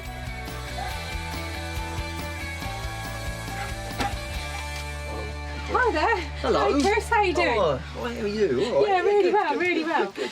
Are you coming out too, Janet? Yes, Hi there. hello. All right, Nice to see you again. I've got a few pictures to show you about the chairs. Yeah, do you want to come and have a look at them? Yeah, by all means. The chairs that you dropped off, this is how they ended up. Oh, fantastic. Yeah. They look No, brilliant, they don't look brilliant, don't they? They were really Oh, it's comfortable. amazing. They did Yeah. look, and this sort of turquoisey colour was amazing. Very high-end sort of feel to them. Yeah. To be honest, the legs and, you know, they just look totally different, but I'm sure they're not. But it's because of the seats and everything, it's just made the legs stand out. So we have managed to sell them at a profit. Yeah. It's not a massive profit, but it is £40 for you for those chairs. Fantastic. And I think you're keen on motorbikes and that kind of stuff. Yeah, I can always get something for the motorbike, or I suppose I could give in and take you down the mill for a mill, or the mill for a pub.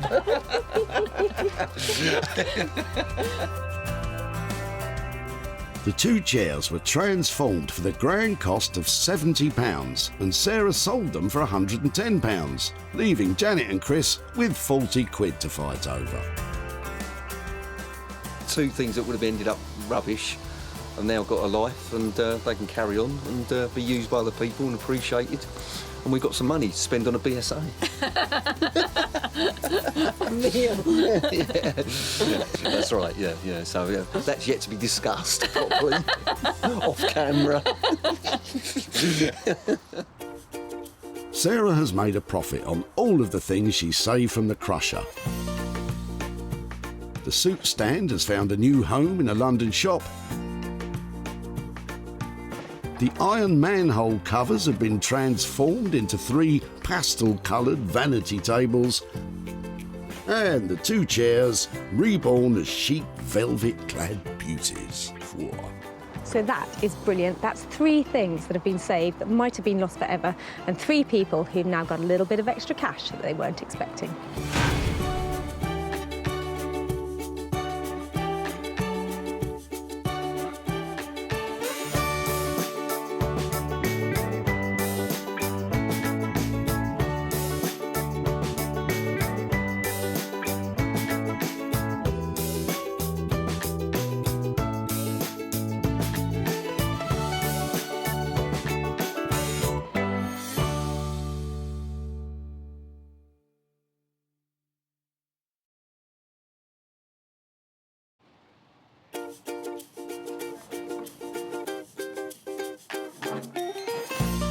How do you make money for nothing? The answer could be hiding in the 20 million tonnes of household waste we throw out every year. Just before you throw it away, would it be possible to have a quick look at it? That's why entrepreneur Sarah Moore wants to get her hands on things before they hit the skip. I am a passionate buyer, user and renovator of second-hand stuff, and I've turned that passion into a money-making business. I turn old into new and I sell it for a profit. Sarah's ready to sift through as many boots and bin bags as she needs to. That's vintage gold, isn't it? It's really exciting. In her search for tip treasure. I love it. And with some of the country's elite designers and makers, What are we going to do with that?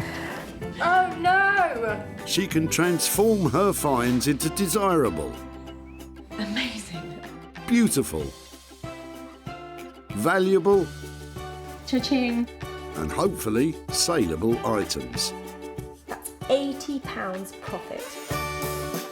If Sarah is successful, then she can hand the profits back to the very people who had no idea there was cash to be made from their trash. Oh, that's fantastic. That's unbelievable.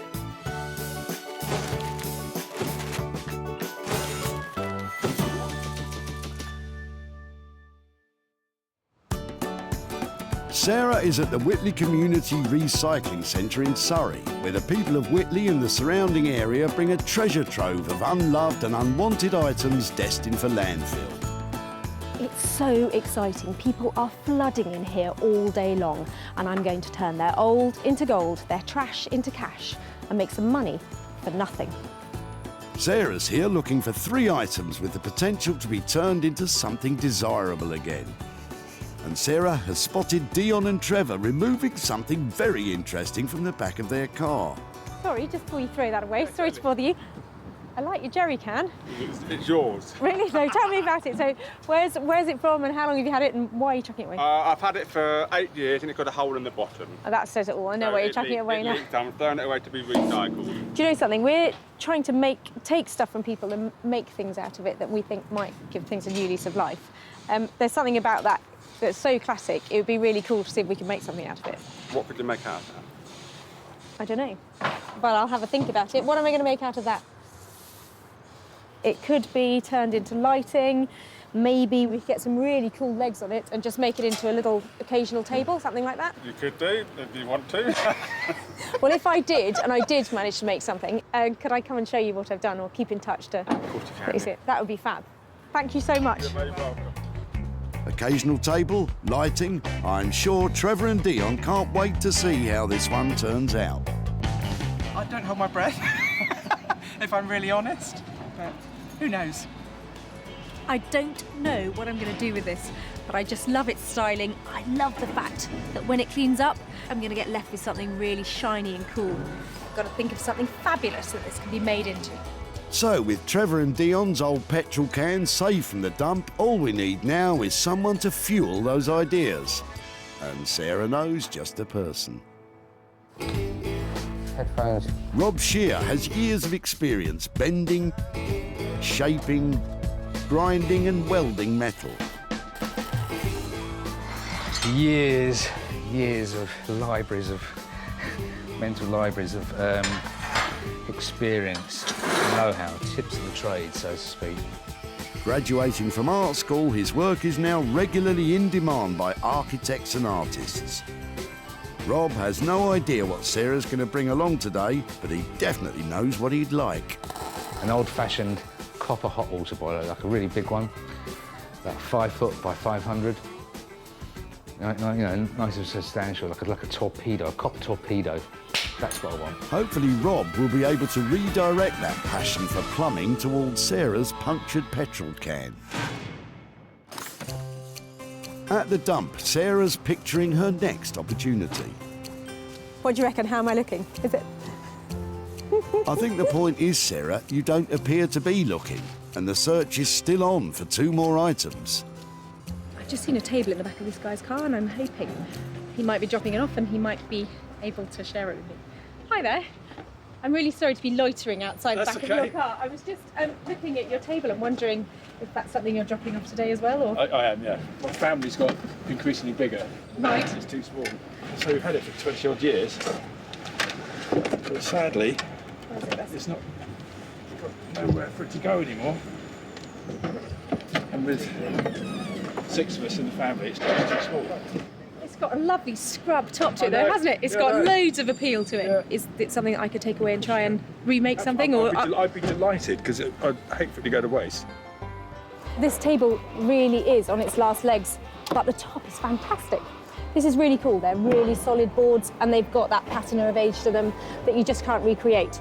That's a second item found that's now destined for a new beginning. Sarah won't be tackling this tatty table alone. She has someone in mind who specialises in working wonders with other people's waste. Rupert Blanchard is a sought-after furniture designer based in Margate.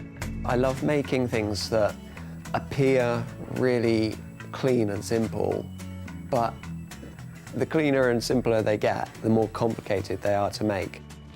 Basically, other people's waste, I find some kind of beauty in it and spend a lot of time and give rubbish a lot of attention to try and bring it back into use. Anything that you might find in a skip, basically, I'm happy to work with it. He may well love working with rubbish, but Rupert's yet to clap eyes on Sarah's latest find.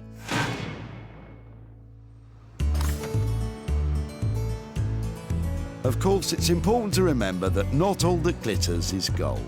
Don't you love the dump? Probably not as much as you, Sarah.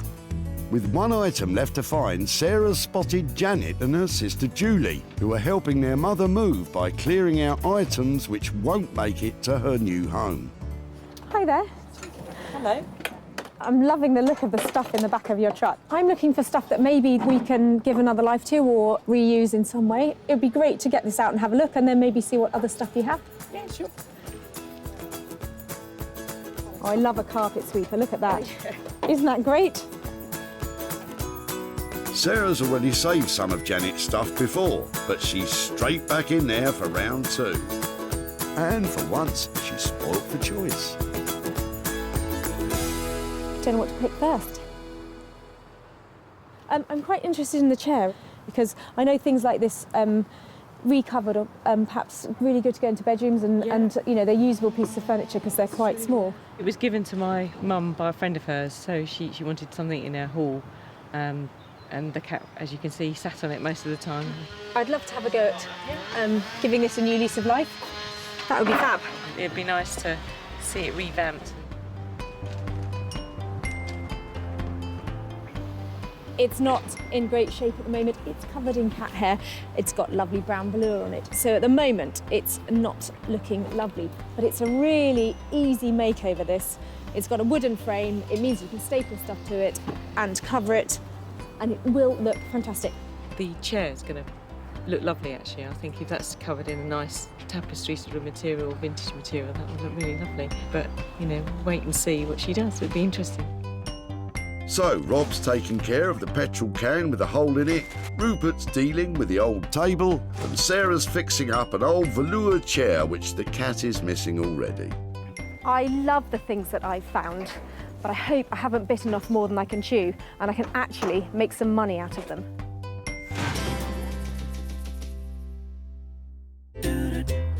Walthamstow is not only a suburb of East London, but also the name of the first album of East 17, one of the 90s most popular boy bands.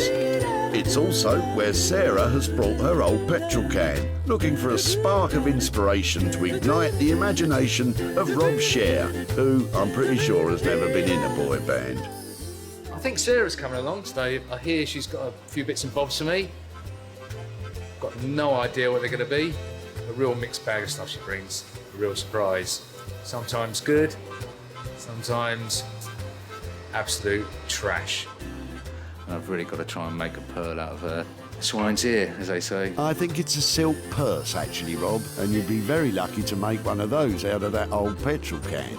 I've got a little something for you. Yeah, I thought you might. What have you got for me today? Well, do you know, I saw this and I thought of you, and then I thought, I'm not quite sure what I can do with it. So, First of all, I thought maybe it's a table, you know, like a sofa table or something like that.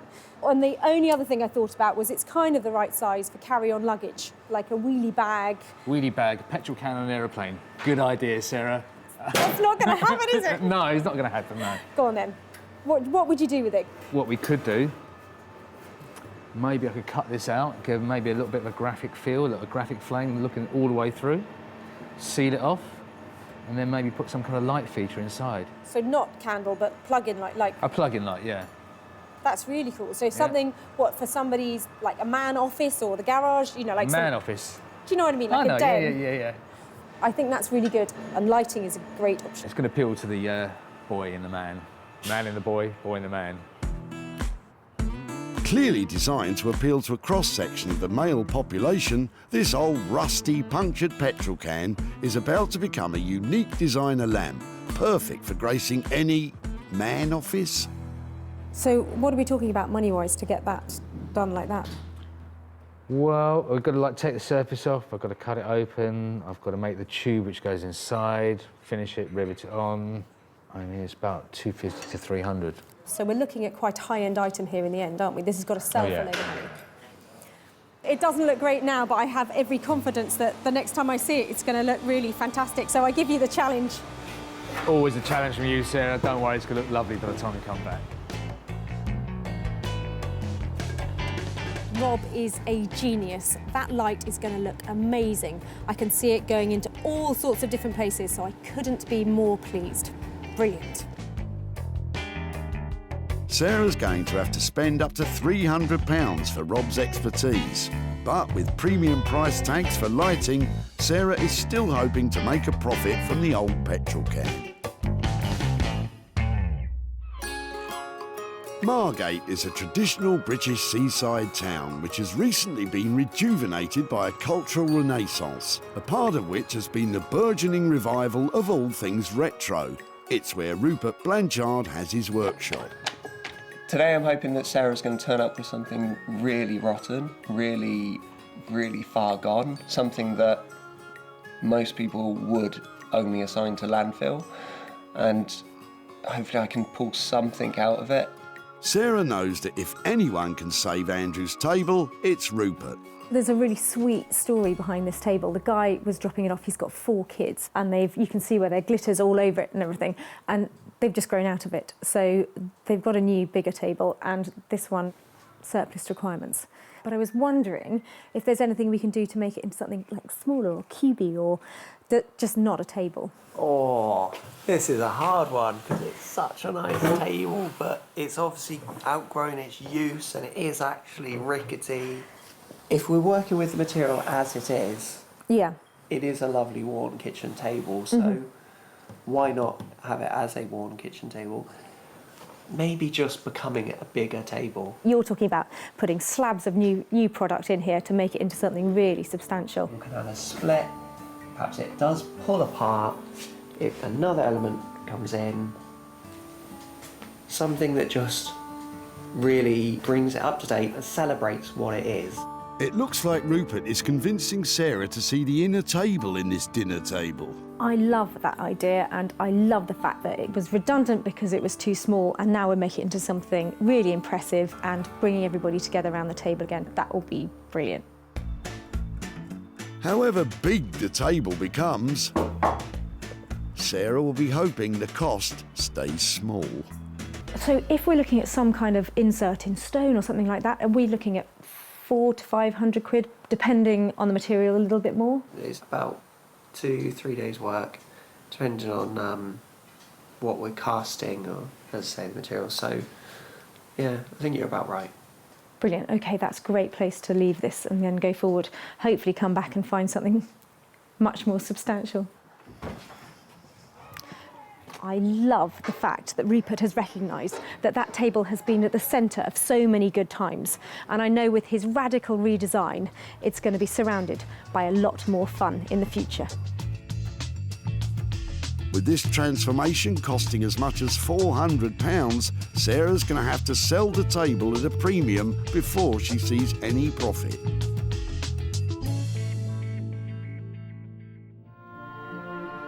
back at Reclamation HQ deep in the Sussex countryside.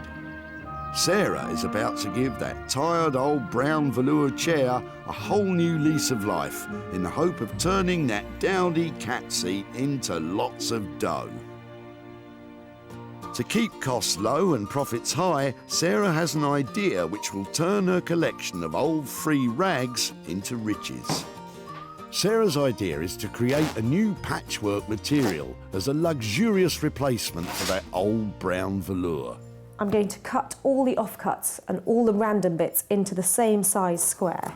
I'm going to sew them in strips first and then sew the strips together to make a whole panel of fabric. So I'm going to put the fabrics with their good sides facing each other and then sew along.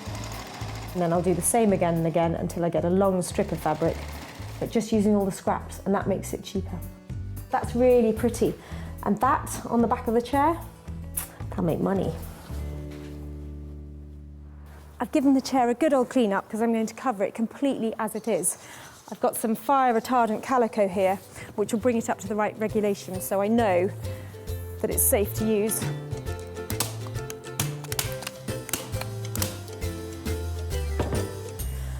I've just given the chair one quick layer in this fabric, and I think it looks much better already. Now I'm going to lay on our new panels of patchwork fabric. I want this to go all over the seat and the back. And then here, right around on this side, I'm probably going to use a piece of plain fabric. I think that's loads. The tip of the trade is to begin at the front edge of the chair with the fabric turned back on itself. That way you can achieve a nice neat finish with the staples hidden below the fabric. Okay, so that's a really good neat start there. Quite lucky there, I've got a line going all the way along the back. That makes it look like I almost planned it. Very well, it's fine. With the new patchwork cover securely stapled, that old brown velour chair is already totally unrecognisable. Looks better already, doesn't it? In Margate, Sarah's tatty old table find is revealing to Rupert the reason why it ended up in the tip. Okay, so this one, beautiful table, Sarah dropped off to me. Although I say beautiful table, it's had its day, it's sadly knackered. I'm just trying to work out how it's made, so I'm just going to try to separate it all. It shouldn't be too taxing, given that it's already ridden with woodworm and barely hanging together as it is. I can already see that this table's had a strong history. There's marks and glitter and PVA glue from the previous children playing around the table. And sadly, the family that this came from, they just outgrew it. You're often with old wood like this, when you start playing with it, you reawaken old smells or all sorts of things. Every meal and every glass of wine that's been spilt on it. A nice old kitchen pine table always makes me hungry.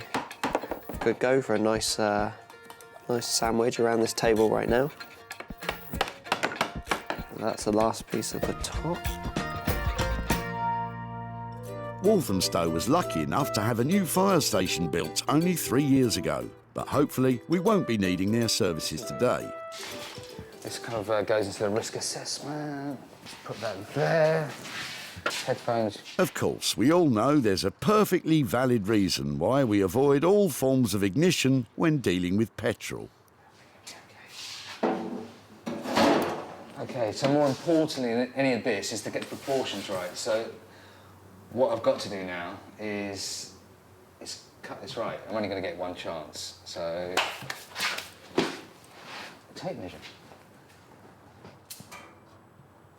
Oh, look at that! Look at that! Look at that! Look at that! It falls right across this line here. That's good. That's good. It's meant to be. It's meant to be. Now, at the moment, you may be thinking of a flame silhouette light for a man office. But Rob has had a spark of inspiration, potentially a dangerous thing when dealing with a petrol can.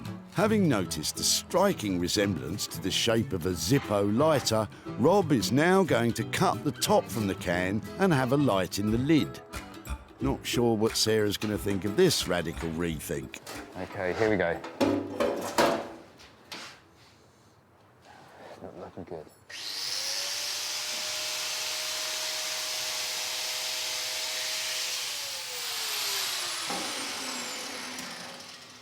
You know what? You're going back to the original plan? I was going to put a little bit more water in it. No, thought not. If Rob doesn't combust in the making of this new Zippo lamp, Sarah's going to be in for a big surprise when she sees the new design.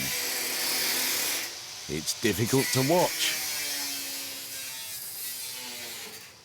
Oh, the design's coming out of me. I mean, maybe we could actually... Whoa! I'm sensing another change of plan. I don't dare say this because it... But maybe...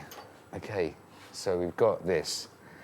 Instead of putting the light there, if we could get the light there, maybe a nice light there, like almost like kind of a nice flat LED type light, yeah? And then we have a little wooden bar there, so we have like a little, almost like a hip flask and maybe 2 glasses set in wood. Oh! Gotta think, Rob. Gotta think. Okay. Back in West Sussex, oblivious to all Rob's design detours, Sarah's pressing ahead with the transformation of Janet's old brown chair. It's not perfect, and not all the lines are completely even, but that's the beauty of patchwork. It won't be for everybody's taste, because some people like things really neat, but for me, I think that's pretty, and once I get the back panel on, I think we're nearly there.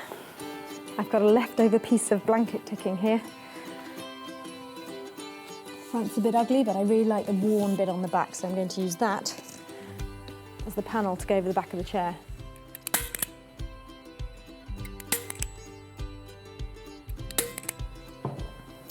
Because I want to get a really neat finish all along the sides, I'm actually going to hand sew it in place, tucking it under as I go, like that, so I don't have to buy any expensive braid or anything to finish it off.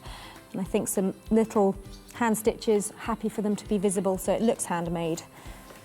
Just catching the chair and the fabric. And that means the whole of the chair is going to feel really tight and the fabric underneath won't be moving around.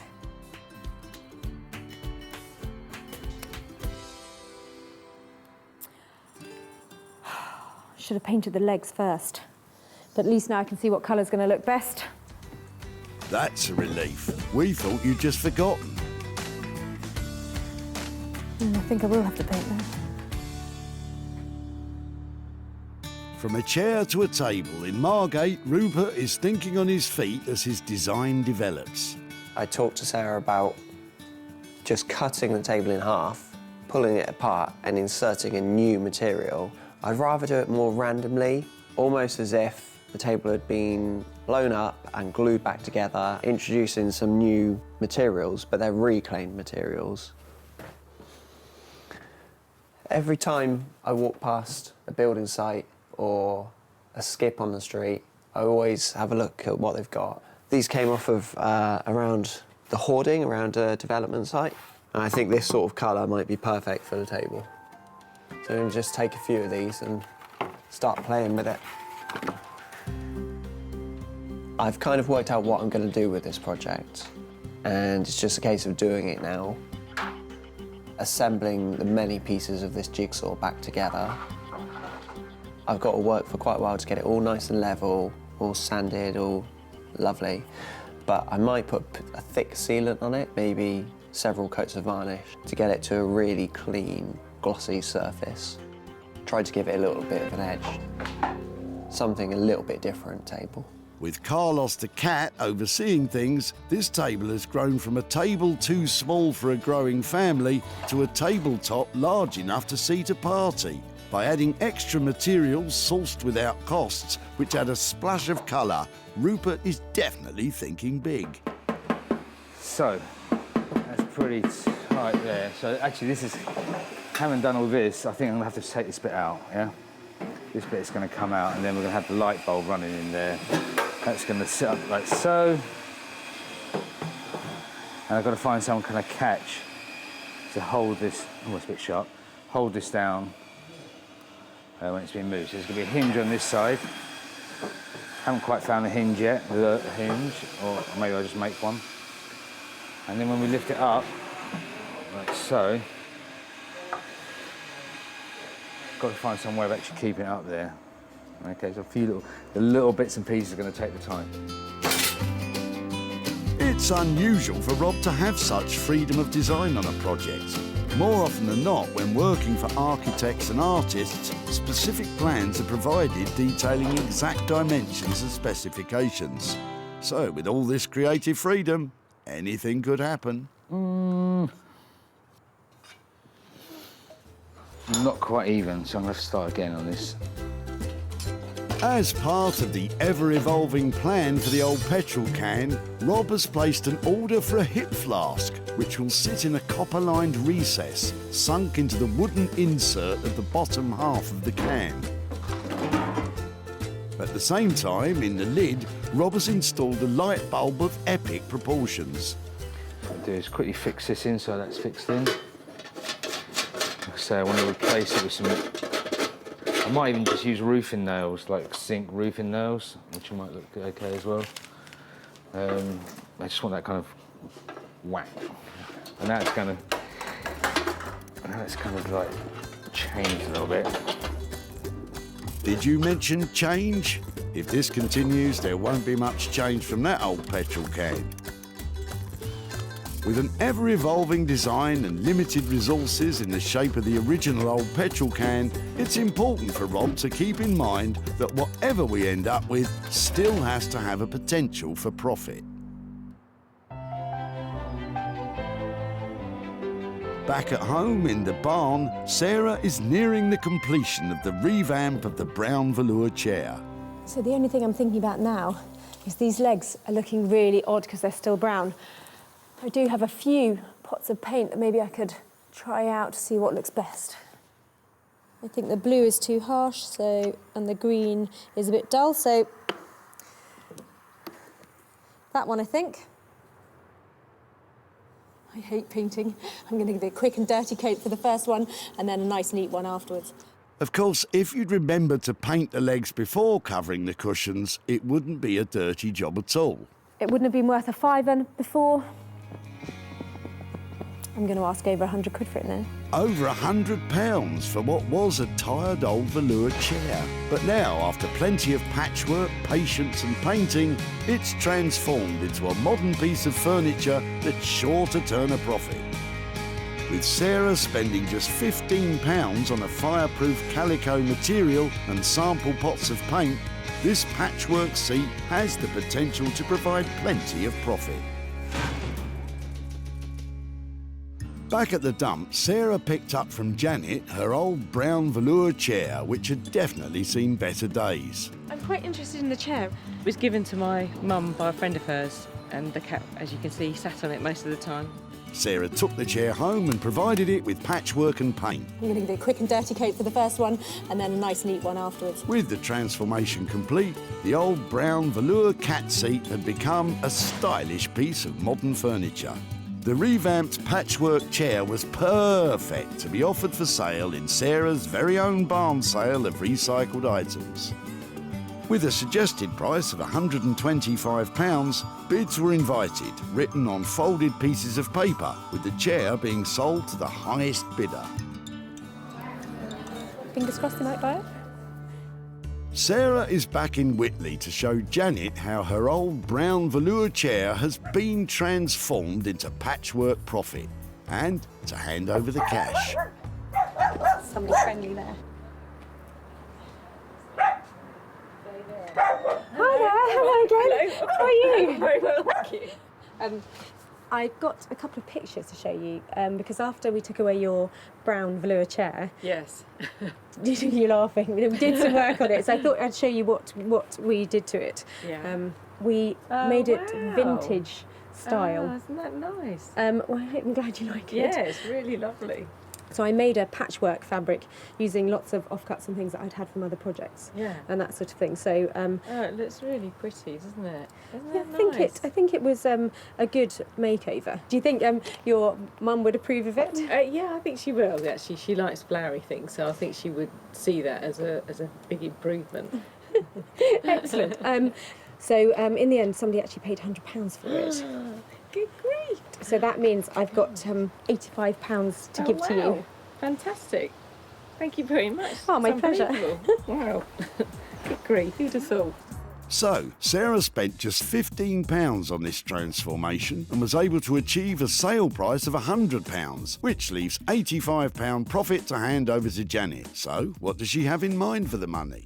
Behind Cork Castle, there's a cattery, and she always used to love to go there.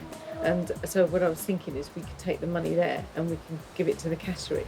And so, you know, I can say, you know, that's what we've done with the chair. Is that going to be a problem? Does she know you've got rid of the chair? Yeah, no. Really? Oh, no. It might get me off the hook a bit. So. She's going to know now. I tell you, you're going to be in lots of trouble. Well, maybe, yes, maybe buy her an ice cream to sweeten her up first. Use the £5 for the ice cream and give the £80 of cat. It was really lovely to see you again. You too. Thank you very much. My absolute pleasure. Yeah. Bye-bye. Thank you. Bye-bye. See that cat over there?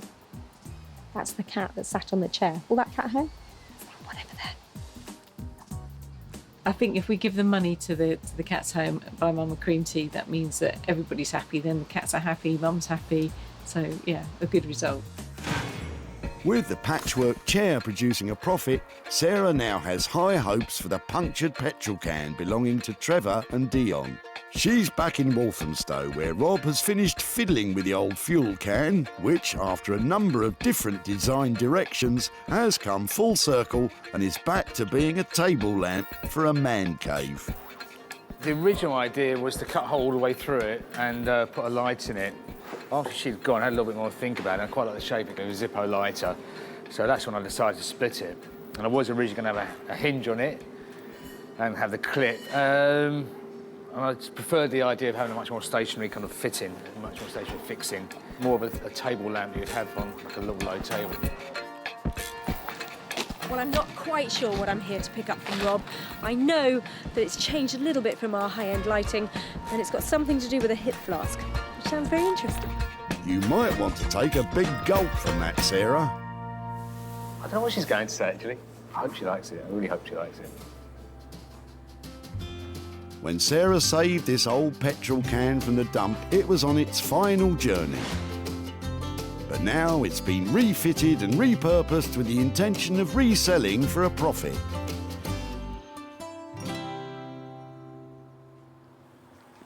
Hello. Hi, Sarah. How are you? Dark in here today. Yeah, we didn't have any money for the meter, but... Oh no, is that my budget blown? What is that? That's really cool. Oh my word. What have you, so talk me through, what have you done to it? Let's have a look. Ah! Is that where you wanted the... I asked to hip flask. And so turn the lights on. Let me have a proper look at the finish, if that's all right. Yeah, of course. It's really cool, isn't it? So was it a tricky process? It looks like it might have been through a few stages of development. It went through a constant stage of development. It was, it was designed on the fly, really. So. Rob was left with a budget of up to £300, but including the price of the hip flask, the final cost has risen to £330. I have just some reservations about the finish for that kind of money, just to tidy it up. I mean, if I know that I think there's a few little things you could do. One of them was actually putting a car trim. You know, like the trims you get on the windscreen. Yeah. I quite like that with a reference to the car. Okay, so Just like a rubber trim around the edge. I think that we'll definitely just have to make sure that that is tidied up, if that's all right. I think that. Give me a shout, and I'll get it picked up when that's finished up. But for taking on the challenge. Well done, Rob.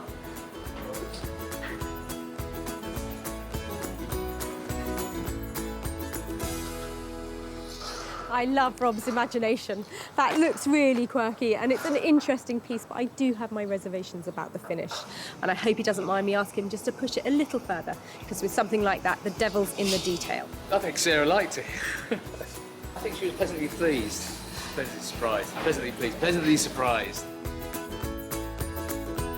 Rob finished his petrol can creation for £330, so all that remains now is for Rob to smooth out those rough edges and for Sarah to find it a new home.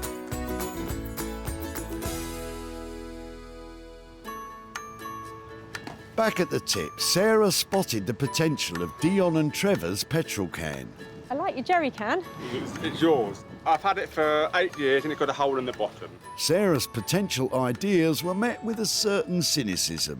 I don't hold my breath, if I'm really honest. With the help of Rob, that old punctured petrol can has now, after a few changes of plan, become a Zippo-style table lamp.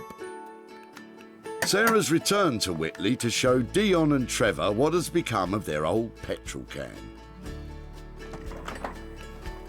Hi there. Hello, Tara. How are you doing? Very well, thank you. Hello, hello. How are you? All right, thank you. Nice to see you again. I've got a few bits here to show you about your jerry can. All right. No.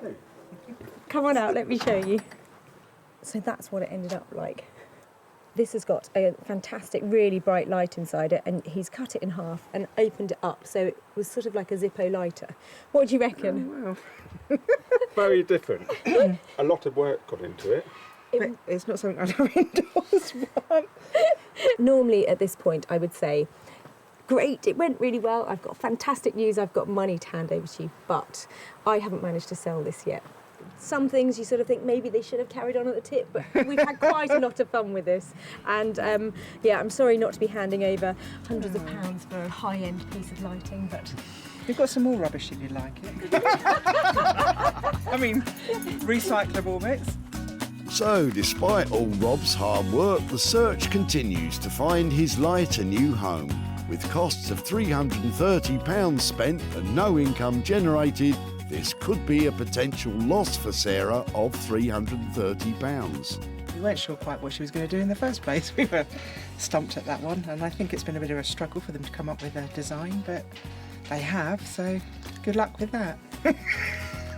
Well, I think Trevor and Dion were really good sports because there was no money for nothing to hand over, but we've had a good laugh and quite a lot of fun with that jerry can. Back in Margate, Rupert has managed to complete the jigsaw puzzle that was this new table, but he's not sure what Sarah will think of his radically different approach to what was discussed. It was a bit of a battle with this table, and I've made it into something new, and hopefully she's going to like it and find a suitable home for it. Last time I was here, I dropped Rupert off a real challenge, a table on its last legs. I mean, like hardly attached to its last legs, in a really bad state. So I can't wait to see what he's managed to do with it. Hiya. Hey. How are you? Hey, Sarah. How you doing? Yeah, really well, really well. How about you? I'm okay. I'm just about ready for you. Really? Has it been tense? It's always tense, but it's done somehow. That is amazing. Is it? Can I touch it? You can. It's not actually wet. It's high gloss. It looks like sort of nail varnish or like something's poured on it. It's really thick. I wanted it to look like a toffee apple. That's what it is. It really does, doesn't it? It's beautiful. So it's huge. It is rather big. I know originally I said maybe I'd just cut it in half and cast a new bit in the middle. But when I looked into that, the table was so rotten and it would have cost so much over the budget to cast a nice piece. So I decided I'll work with exactly what I've been given, make something new. It is something old. Absolutely amazing. The red sections are actually reclaimed wood. So the budget hasn't changed at all. I've perhaps spent another £3 on it. Really? That's it. So it's ready to go and have a new life and hopefully lives for some more years. I think you've just absolutely nailed it. It's beautiful. Thank you so much. It looks fantastic, glossy, beautiful, and I'm going to go all out to try and get that back into the heart of somebody's home. I'm really pleased that she liked it. I just hope she can find a suitable new home for it now. The final cost of Rupert's work on the table has come to £400. Sarah's going to need to convince any potential buyer that this is the perfect family table if she's to make any profit at all. When Sarah first met Andrew, he was throwing out a rickety kitchen table his family had outgrown. We've had it for 20 odd years, but sadly, we've got nowhere for it to go anymore. He was pleased when Sarah took an interest. Is it something I could take away and try and remake something? I'd be delighted, because I'd hate for it to go to waste. And now, with some reclaimed wood and a tin of varnish, Rupert has served up a large and strikingly beautiful family dining table. Sarah invited Martin, one of the country's leading retro furniture dealers, to take a look at Rupert's transformation. Whoever's done this is a very creative guy, and it's good. And he loved it so much, he snapped it up for his shop, the Old Cinema. Sarah has returned to Whitley to show Andrew and his family what has become of their kitchen table and to hand over any profit. Hi there. Hi, Andrew, Sarah. Hi, Sarah. Hi there. Oh, hello, girls. Hi there. This is the big family you were talking about. Yes. Some of them. Most of them. They're four, aren't there? Yeah, there's my son's hiding away somewhere. I don't know if you remember what your dad dropped off at the tip. Do you know what we're here to? The table. Yeah. And did you all grow up with that table? Do you remember it being in your house? Yeah, it's a little kitchen table. Do you know what we did with it? We made it into a table. I've got some pictures. This is how your table ended up. Oh, wow. It's had a That's whole amazing. new lease of life. Your table went to the most amazing designer called Rupert Blanchard. So he spliced every single bit of your table together with some new material to make it into a table for 10. Wow, that's incredible. Somebody has already bought it. Oh, have they? Yeah. Somebody who wanted a big table paid 750 quid for it. Wow. So we spent £400 with Rupert, which means that I have got 350 quid to give to you guys. Really? For your table. No way. Yeah, really. So that money is yours to do whatever you like with it. That'll be a really good night in the pub. Well, I'm amazed. Thank you very much indeed. So, transforming Andrew's table from a table into a table has cost £400. But Sarah was able to sell the finished item for £750, which leaves Andrew with a profit of 350 quid. If he can keep it from the bar, does he have anything else he would like to spend his money on? A new bed, probably, for me and my wife, because we've been sleeping on the same one for 25 years and it's pretty worn out. And having just come back from holiday, my wife has got used to sleeping in a proper bed, so it'll go towards that. So a drink at the pub and a new bed. What better way to spend money for nothing? So, Sarah managed to make a profit on only 2 of the 3 salvaged items. The dining table restructured by Rupert and the brown velour seat seen to by Sarah. Rob's petrol can lighting has still to find a new home. Well, that's 3 things saved and only 2 things sold. Sometimes it's not as easy as you think to make money for nothing.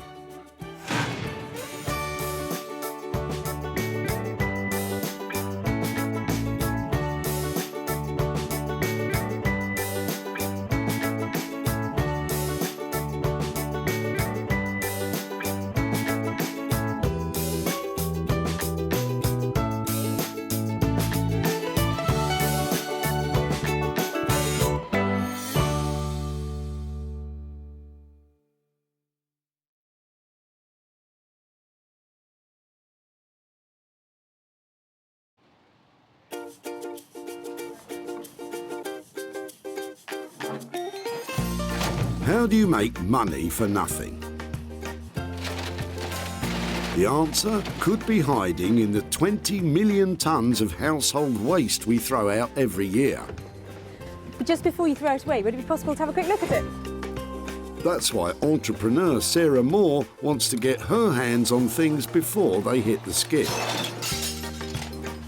I am a passionate buyer, user and renovator of second-hand stuff, and I've turned that passion into a money-making business. I turn old into new and I sell it for a profit. Sarah's ready to sift through as many boots and bin bags as she needs to. That's vintage gold, isn't it? It's really exciting. In her search for tip treasure. I love it. And with some of the country's elite designers and makers, What are we going to do with that? Oh no! she can transform her finds into desirable, Amazing. beautiful, valuable, Cha-ching. and hopefully saleable items. £80 profit. If Sarah is successful, then she can hand the profits back to the very people who had no idea there was cash to be made from their trash. Oh, that's fantastic. That's unbelievable.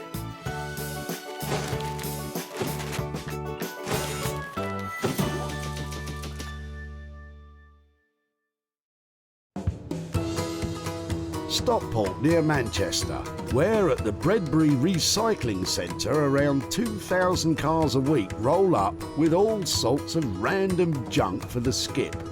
I've got no idea what I'm going to find here today. It might be a chair in despair or a toy with no joy, but whatever it is, I hope I find something amazing and make some money for nothing. Sarah's got special permission to root through the rubbish for stuff to re-beautify and sell on. It's addictive, eyeing up people's rubbish, think, oh, what can I do with that? Sarah is scouring the site for the first of her 3 items, and today it's rich pickings. How about you? Got anything exciting in there? Anything in your rubbish? I love it.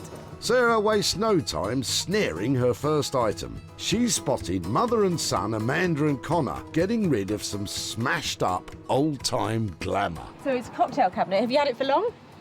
Well, it used to be my uncle's. Okay. He's had it for about 30 years. Okay. It used to be his mum's, funnily enough.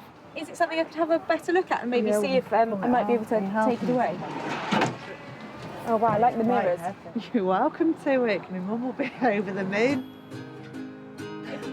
Is it heavy? Do you think you could help me carry it? Yeah, sure. Top tip, when it comes to junk jumping, Brilliant. Thank you so much. enlist a strapping young lad to help with the heavy lifting.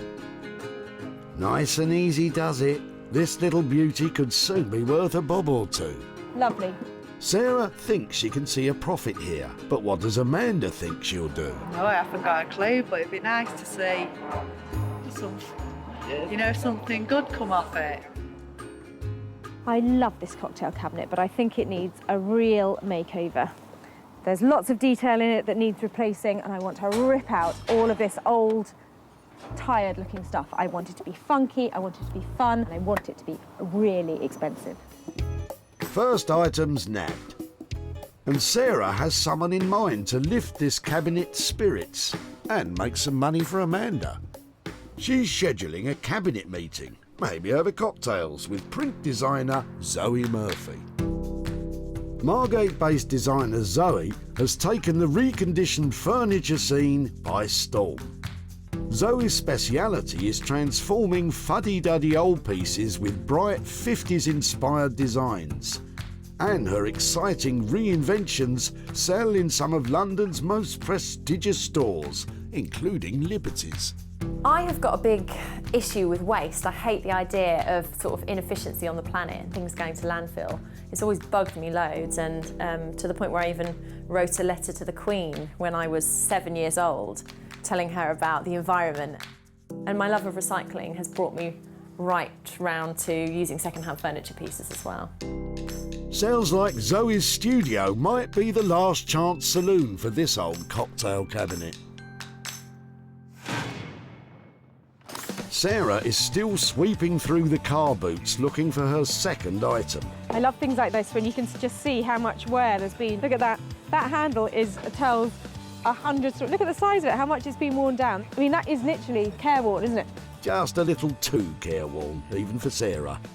Get a load of this, though. It's Gary with a trunk full of trunk. Sarah needs to get her hands on it before it's in the skip and out of bounds. Been doing a little tree surgery in the garden, have you? Pretty much. We've been there a while, but it's time to get rid. It looks like it might have been a birch Actually, Sarah, I think you'll find it's a white poplar. See those diamond patterns on the bark? Dead giveaway. Any chance that I could take a few pieces? Yeah? Help yourself. Really? Oh, yeah, but I think that might be heavy. Is it really heavy? My original plan was to do something with it, and then it dropped to maybe put it on the wood burner, and now it's just... Get rid. Get rid, it's in the way. Well, maybe I should make a whole range of seating or stools or breadboards or something like that. I'm going to wheel a few away, okay? Yeah. Thank you ever so much. Sarah's on a roll now and full of ideas. What do you reckon, 6, 7 big serving bowls? Something like that? And what does Gary think Sarah might do with them? A bowl or some seating, maybe. It'd be interesting to see. So, Sarah, you could have just landed a pile of rotten wood. Good luck with that.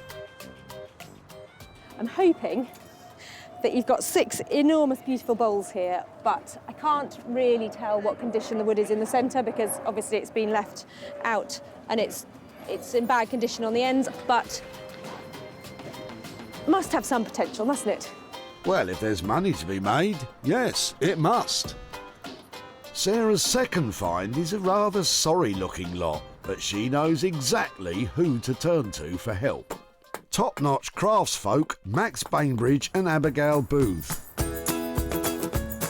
Hidden away in an East London garden shed, creative couple Abigail and Max run a successful business, making handmade homeware from reclaimed natural materials.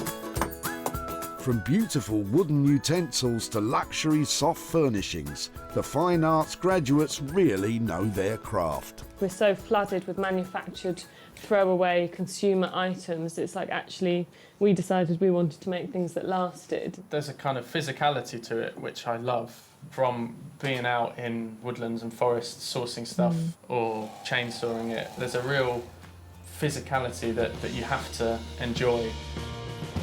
We love it. Yeah. But can they make anything out of Gary's sodden poplar stumps? Maybe they should carve a magic wand first. So that's 2 items in the bag. Now Sarah needs to find a 3rd item to work on herself. After all, she shouldn't be hiding her own talents under a bushel. You've got to love what comes in here. Somebody's just throwing away like a mini plastic car. It's just great. You think that's mini? Take a look at Paul's little beauties. Where are these from? These yours or are yeah, these? they're all dismantled and broken toys. Pop it down the floor, they look heavy. Yeah. I do know some of them were kind of collector's items, but they're pretty well shot, to be honest. My father died a couple of years ago, so we had to clear out from his house. So did you actually play with these? Are these... a long time ago. Is this something that maybe I could take away and just see if I can do something with? Yeah, fine. That's fab. I shall cherish those and look after them for you. All right, no Thanks worries. ever so much. All right, no problem at all. I absolutely love this stuff. I love it. The condition is really bad, but these are just iconic 1970s fabulous things. Die-cast model cars became a huge craze in the 1950s and are massively collectible now. Rare cars in pristine condition can make hundreds of pounds. Though making a profit on this play-worn pile will mean that Sarah will have to step things up a gear. It's like Diamante and the lights. Absolutely love it. I've still got some of it at home, which is kind of sentimental, really. Batman, Thunderbirds, Joe 90 stuff. What does Paul think Sarah might do with this bounty of bashed-up toys? No idea whatsoever. No idea whatsoever. You and me both, Paul. Sarah's a champion boot raider. She's got hold of 3 potential treasures for free. The glass cabinet will be reimagined by Zoe, the wood blocks carved up by Max and Abigail, and those old toy cars will be transformed into something special by Sarah. I've loved the things I've saved today. The question is, can I actually make any money out of them? Sarah's next stop is the glorious seaside town of Margate, which has been enjoying something of an artistic revival lately. Happily riding the crest of Margate's creative wave is print designer Zoe, who's helping turn the town all trendy. Little does she know what Sarah's got in store for her today. I do trust Sarah's judgment. I like how in the past she's really let me do whatever I want though, so yeah, I do trust her just. That smidgen of trust might be thrown out the window when Zoe claps eyes on that clapped out cabinet. I've brought you another little beauty. Careful, you two. Brilliant, thank you. Oh, wow. First impressions? Yeah, I like it very, very feminine. Nice, solid print on the glass. Zoe's making all the right noises, but Sarah knows this is a challenge. I think it'd be difficult to see it selling and being a very commercial object unless it has a real makeover. The one thing I do have a lot of lying around that I do like to show off sometimes if I can is my high-heeled shoes, and I can really see a cabinet like this being great if repurposed as a kind of shoe cabinet. Because this is a narrow piece as well, it'll put it in a bedroom maybe, or a hallway if you wanted it there. I can imagine probably some big bold prints coming in across here. It will instantly make it more fun. So if it's potentially going to be really glamorous shoes, maybe we've got a lot of glitter going on, maybe we've got some sparkle, perhaps some gold detail and bright attractive colours that are all about, you know, a glamorous occasion or a big fun night out. A glittering, sparkly high heels cabinet. I'm totally sold. But how much will the work cost? It will probably cost me a couple of days' work and all of the materials, about £500 to do it for you. That just sounds fantastic, and you're right, it's those people who love their shoes that will love this, and that will make it sell. A glamorous showcase cabinet for shoes. What a novel idea. But can Sarah find a well-heeled buyer for such a niche piece?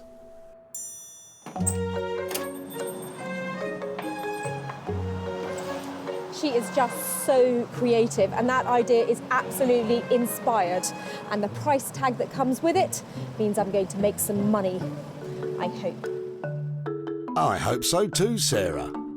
Zoe's charging £500 for her work, meaning Sarah must sell high in order to stomp up a profit.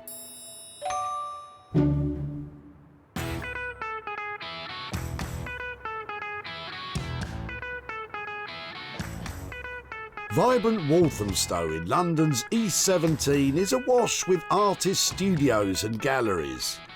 Honest. Hidden away in a quirky little garden shed, creative couple and business partners Max and Abigail specialise in making luxury handmade homeware. I can cut it on a chainsaw. Very unexpected. Yeah, great. Okay, let's see what we can do. Yeah. The woodblock should be in good hands, though they haven't got a clue what Sarah's rolling up with. Well, knowing Sarah, it could be anything. You could end up with some pallets. What Sarah thinks is a feasible idea could be somewhat of a challenge. Yeah. Well, I don't know what can actually be made of these, but they've got plenty to work with, and they're really heavy. Hiya. Hello. How are you? Yeah, Hello. how are you? Yeah, really well. I've got a lot of something for you. Wow. Do you want to come and see what Can we have a look? Yeah, come on down. Wow. Yeah. They're great. They're fantastic. Yeah. Yeah? Absolutely. Brilliant. Things I do in the name of recycling.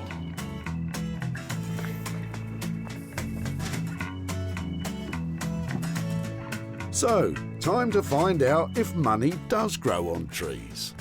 I've had a few ideas, like things that I think would be great for me to be able to sell. And one of them was sort of this lovely suite of bowls, but I'm all ears to hear what sort of stuff you can make out of this.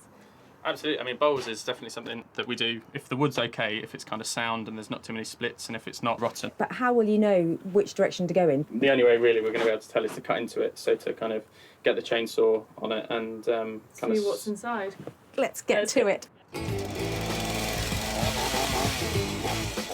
If it turns out to be rotten inside, they won't be able to make anything. Well done. So it's not rotten, but it does feel, God, that's really wet, isn't it? It is wet, yeah. Wet wood is not ideal, but at least this bit isn't rotten. So, given this state, it's difficult to imagine what you can actually make out of it. Have you got any examples or anything that... Yeah, let's. Should we take it in the workshop? And I've got some stuff inside that you can have a look at. So these are a couple of maple bowls that are from recycled stuff from a timber yard. But all of these are from red oak and English oak from Epping Forest. These are absolutely beautiful. The shape on that is really lovely. I agree, but you're not out of the woods yet, Sarah. Looking at how wet these are, the risk when turning bowls really is that the moisture may mean that they crack. And we can certainly try. We've got enough. We've got we've got enough, Sarah. Cracked bowls ain't gonna sell, so we need a plan B. If we didn't get bowls out of it, what utensils do you make? Because I know you make amazing spoons things. A lot of spoons, coffee scoops. So this is a wild cherry coffee scoop that we're working on. You can see that these have got kind of patterning. So again, it all depends on what it's like when you start to work. So there's definitely potential here, maybe for bowls, or at the very least some utensils. But how much will their craftsmanship cost? I think if you leave us with 250 quid and let us crack on, we can see what we can get. On that basis, I will happily hand over 250 quid. That's great. Really, really lovely. Good. Excellent. Well, let me leave these with you. Brilliant. And you can get back to your chainsaw. Thank you very much. That's fantastic. Okay, bye. Bye. So Max and Abigail seem really optimistic that they can make something out of that wood. I'm just hoping I just haven't commissioned a £250 teaspoon when they find out it really is just rotten to the core. Glass half empty, Sarah. It might not be rotten. Stay positive like these guys. It's going to be a challenge, but I think that's that's part of the fun. Max and Abigail are charging £250 for their time and expertise. Given the condition of the wood, carving out a profit on this lot will not be easy.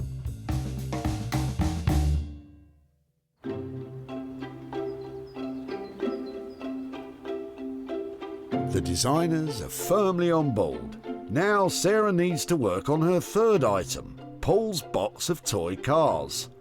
In rural Sussex, two of her children, Libby and Edward, have come to lend a hand and play, while Bramble the dog snoozes. Then it's off to the barn for Sarah to shine a light on her ideas.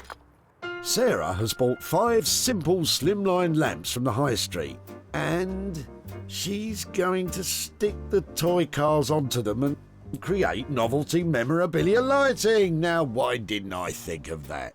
So I've got a plan. I want to keep it really simple and just stack a few of these up on the bases of these lights, then get stuck in.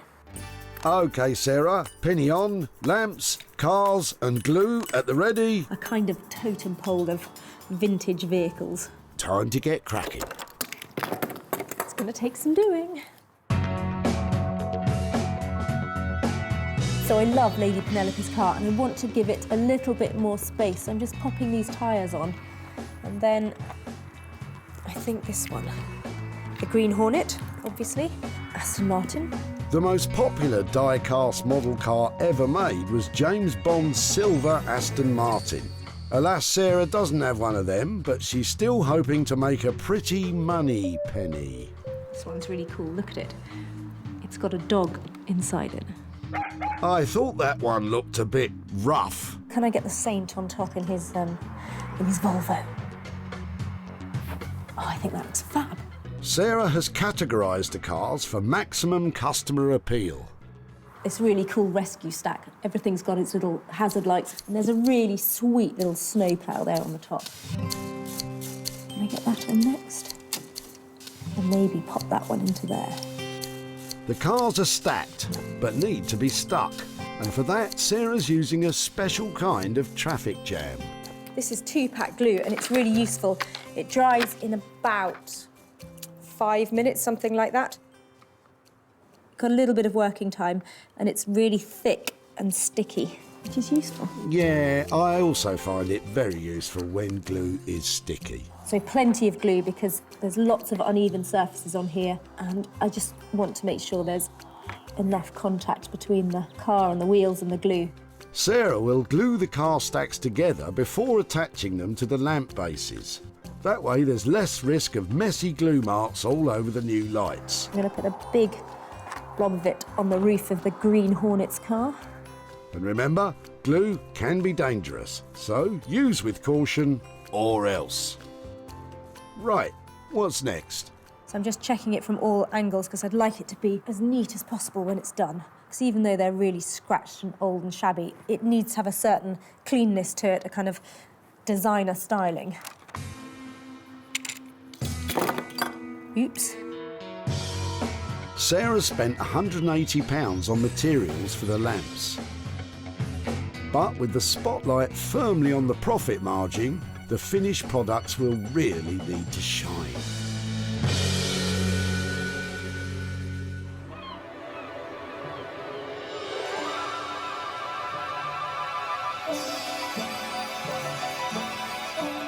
In Margate, the buds of creativity are starting to blossom in Zoe's studio. So I have this really interesting looking piece from Sarah. It's been broken on the side here, and also the lock has been kind of locked open.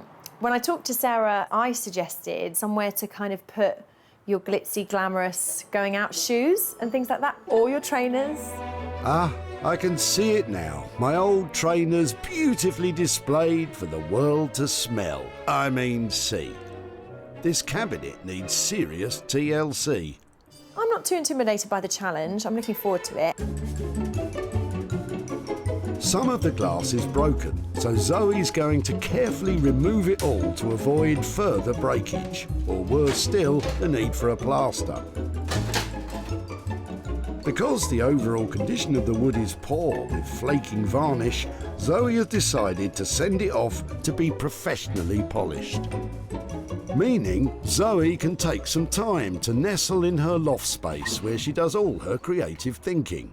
It's always very important for me to sit down somewhere peaceful, surrounded by all my inspiration and a lot of reference books and colours and materials and art-making supplies, and then have a really good think about what I'm trying to evoke with the piece of furniture. And it's here that Zoe's artistic muse really takes flight, away from that glitzy idea and landing firmly in, wait for it, Mexico. I've decided to do a floral sort of stitched looking design inspired by Mexico.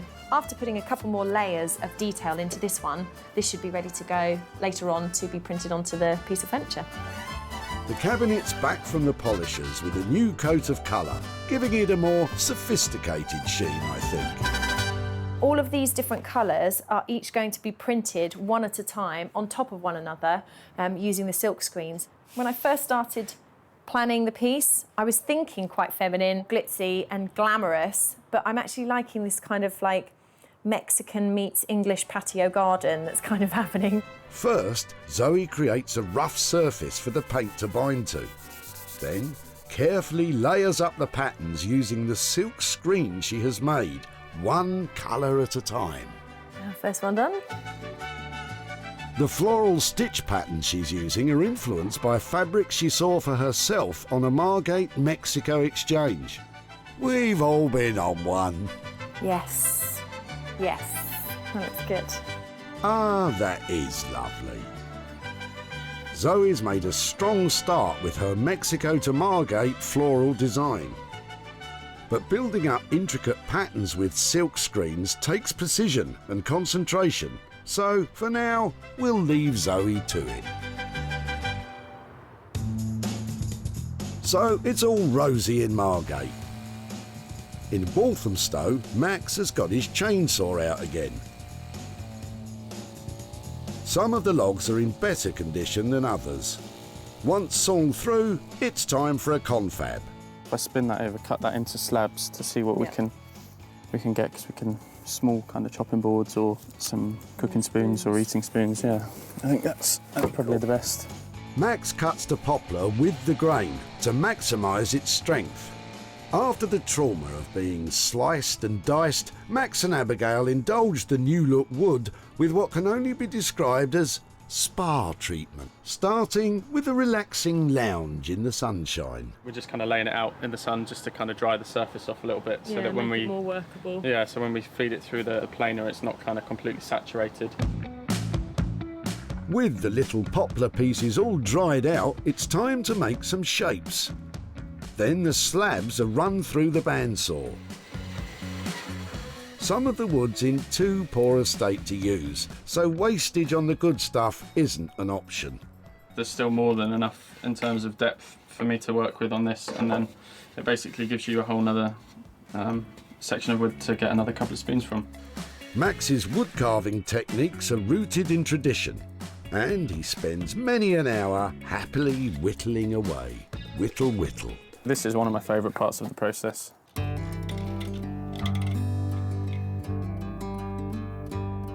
I mean, the colours are amazing. You wouldn't guess as you get in that you get the kind of greys and the greens running all the way through. Like Michelangelo's David emerging from the marble, kitchen utensils are starting to take shape. But it hasn't been easy. Even though Sarah brought us a lot of wood, it's actually been quite difficult to kind of process that down and get solid stuff out of it. But I think we've done quite well.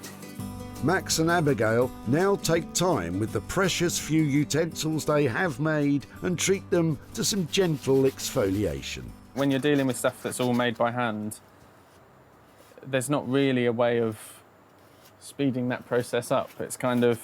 There aren't shortcuts, basically, are there? No. That's what you learn quite quickly. It's great that stuff that they would otherwise just either have to take to the tip or would be burned, we can actually kind of take it off their hands and turn it into something that, you know, that then has another life other than just sort of landfill. Cool. Finally, a loving wax and buff. So it's a beeswax salve that we make ourselves, which is just pure beeswax and mineral oil. But it kind of brings out the grain of the wood much more once you've sanded. So you can see that the colour's completely changed. The poplar pieces have had quite the makeover under Max and Abigail's care. They've lost weight, basked in the sun and enjoyed a thorough pampering. But I don't see any bowls.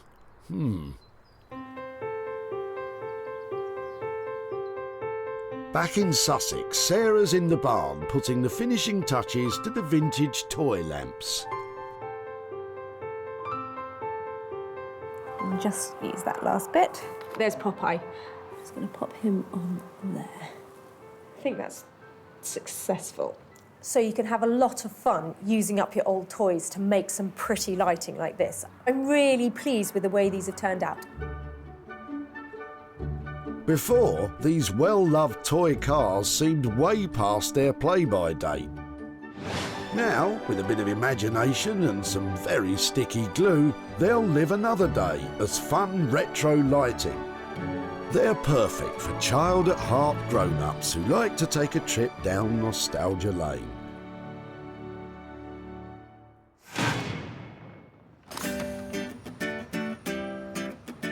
At the dump, Paul's collection of cars had long run out of gas. I do know some of them were kind of collector's items, but they're pretty well shot, to be honest. Sarah created 5 bespoke lights with nostalgic charm. And they've all been sold to Rowdy Roddy Vintage Store Boutique and online shop in Glasgow. Now Sarah's back in Stockport to show Paul her car creations and hand over a profit. I hope. Hiya. How are you? All right? Nice to see you again, Paul. How are you doing? Yeah, not too bad, thanks. Yeah, so it's been a while since we've seen you in the tip. How are things? All right, yeah, good. Yeah, not too bad, thank you. When I had a good look at the toys you dropped off, I just loved the fact that they were worn and they had, you know, like signs of age to them. Yeah. So I thought they had to be made into something that was decorative and where people could see them just the way they were. Yeah. Okay, so what I did with them is made them into lights. Okay. I've got a few pictures here. Oh, wow. Bought some retro looking lights, so they sort of had the right kind of feel. Yeah. And got some really strong glue and stacked them all up together. Yeah, that's cool. I recognise, gosh, yeah, I recognise the old police band there. we have actually sold them. Oh, right, okay. A collection of 5 Right. has been sold all together to a shop. Right. And I've made some profit for you. Oh, right, brilliant. So I've got £145 here. Oh, wow, to brilliant. give to you for your old dinky toys and your old toys. Wow, brilliant. Thank you very much. That's super. Brilliant. Super. Excellent. Well, they were a lot of fun to work with. So Yeah, thank you brilliant. very much for letting me have Oh, them. right, yeah, no, it's fine. Thank you. Pleasure. Brilliant. Well, lovely. Thank you ever Thank so you much very for that. much. Okay, Cheers. take care. Thank you. Bye-bye. Bye. Sarah spent £180 on lamps and glue for the 5 car lights, and they've been sold for £325, meaning a pretty profit for Paul of £145. Didn't expect anything at all. You know, it's a bit of all junk to me. It was nice surprise, definitely. I think we'll go out for something to eat. Maybe, you know, take the family out for some tea and treat the little one or something. So yeah.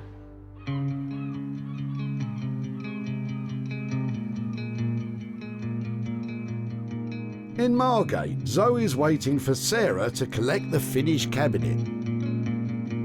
This piece that she's picking up today, I would be very happy not to let go. I can see my shoes being inside the cabinet instead of someone else's. So, yeah, I'd like to hang on to it, but I don't think she's going to let me. Before, this was a smashed-up cocktail cabinet whose partying days were well and truly over. Now, the wood's been lovingly restored, the glass replaced, and that broken lock's been fixed and is sitting pretty. Zoe's imaginative designs have been lovingly and skillfully applied, giving the piece a refreshing burst of colour, inside and out. It's the perfect place to house shoes or precious knickknacks. It could even be the belle of the ball as a cocktail cabinet again. But what will Sarah think? Hello. Hello. Hiya. How are you doing? I'm really well. Oh my word, how have you managed that? Oh, it looks beautiful, doesn't it? It looks really classy. I really, really like this one. I love it. It looks just crispy and stunning. It's really... Is it what you were imagining? No, I have to say, it is so much fresher and so much more stylish. It looks expensive and luscious. Oh, I'm so glad you like it. I think it's safe to say she does, Zoe. I don't see this as just something for shoes. I think what you've done with it is just make it into something that has got huge appeal. You know, this could be whatever people want it to be. I really love doing it and I really want to keep it. Well, too bad. You can't. Zoe's ideas changed from a glittery shoe unit to a more, let's say, refined piece. I think our initial budget, all in, we were hoping for 500 quid. Is that still the case? Yes, we have just about made that. Fantastic. Well, that, you know, it's great news all round. It looks absolutely beautiful. At the tip, Amanda and Connor's bashed-up cocktail cabinet looked like it was suffering the mother of all hangovers. Well, it used to be my uncle's. Okay. I had it for about 30 years. They were happy for Sarah to take it. You're welcome to it. My mum will be over the moon. Sarah carted it off to Zoe, who added glamour and Mexican flair, and it was snapped up by Janet from Margate's Lombard Gallery. She doesn't need to second-guess the appeal of Zoe's work because she sold it before. This lovely floral design on the top, it's so big and bold and vibrant. I love it. Now Sarah's back in Stockport to show Amanda and Connor what's been done. Hiya. Hi, Amanda, it's Sarah. Hi there, how are you doing? Okay. I've got a few pictures to show you of your cabinet and what we did with it after you dropped it off. Yeah. We chose a designer called Zoe Murphy who lives down in Margate. So your cabinet went on a little holiday down to Margate and I've got some pictures here to show you. That is what happened to your cabinet. Oh, wow. Does it look like the same thing? She stripped everything back and then lacquered it all over to give it a really luxurious finish. Yeah. And then put these lovely flowers onto the top of it. What do you think? Brilliant. She had a budget of £500. We've actually sold your cabinet, and it sold for £600 in the end. Wow. So it was something that, you know, it was going to the tip, and it sold for £600. And the good news about that is that I've got £100 here to give to you for the cabinet. So thank you so much. I like that reaction. Yeah. Any ideas what you might spend that on? I haven't got a clue at the moment. Probably pay for some of these things the kids are doing. Oh really? Are they on summer holidays? Are they? Camps and scouts. No, it never really goes down to me. It's always spending it on the kids. I've got 2 children. I know exactly where you're coming from. Inclusive of work and materials, as well as a specialist polisher, glazer and locksmith, Zoe charged a grand total of £500. The cabinet sold for £600, making a sweet profit of £100 for Amanda. Lovely.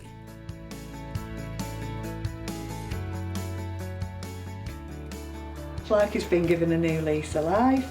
Well, I'm not that artistic really, but it gives you a good idea of things that you can try and do, you know, with old bits of furniture. We've got a profitable pair, but Sarah wants a full house.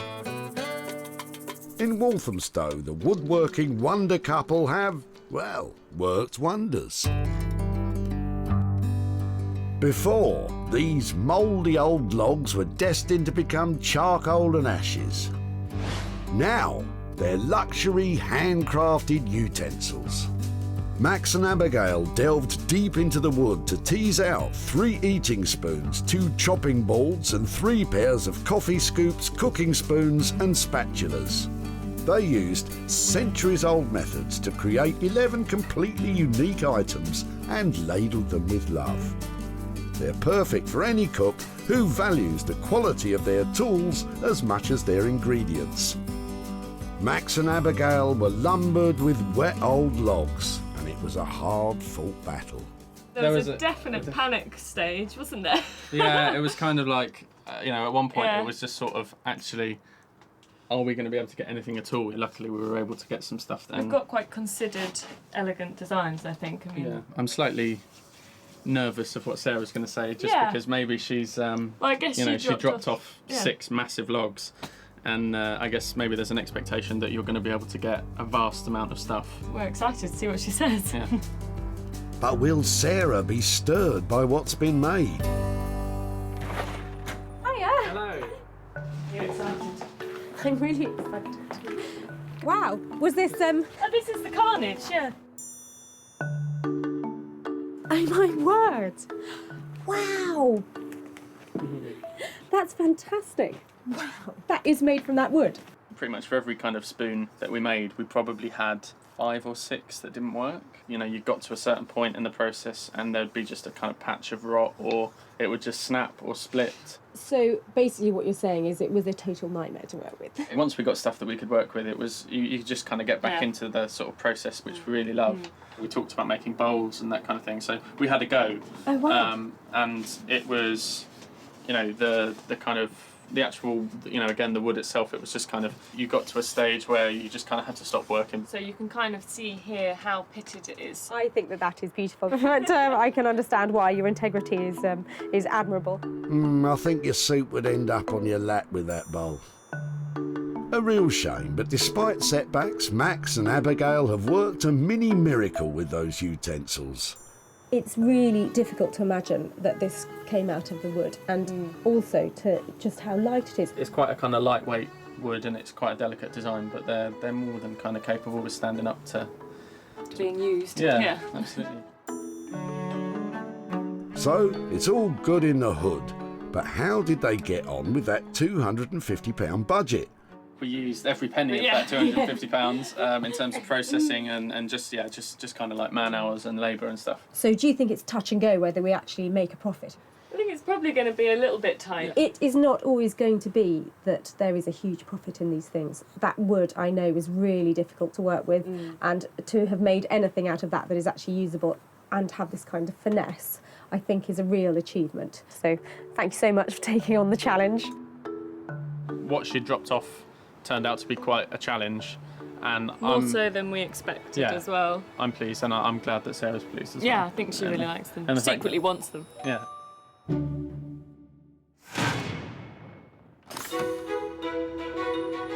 At the dump, Gary's wood blocks were about to be chucked. My original plan was to do something with it, and then it dropped to maybe put it on the wood burner, and now it's just Get rid. Get rid. It's in the way. Max and Abigail created luxury kitchenware. And it's all been bought by Ali and Nikki from online homeware store Such and Such, who specialise in selling handmade products. Oh, we'd love to take all of them if we may. Yeah. Beautiful. Absolutely. Yeah. Well, we can box them up and we'll be ready to go.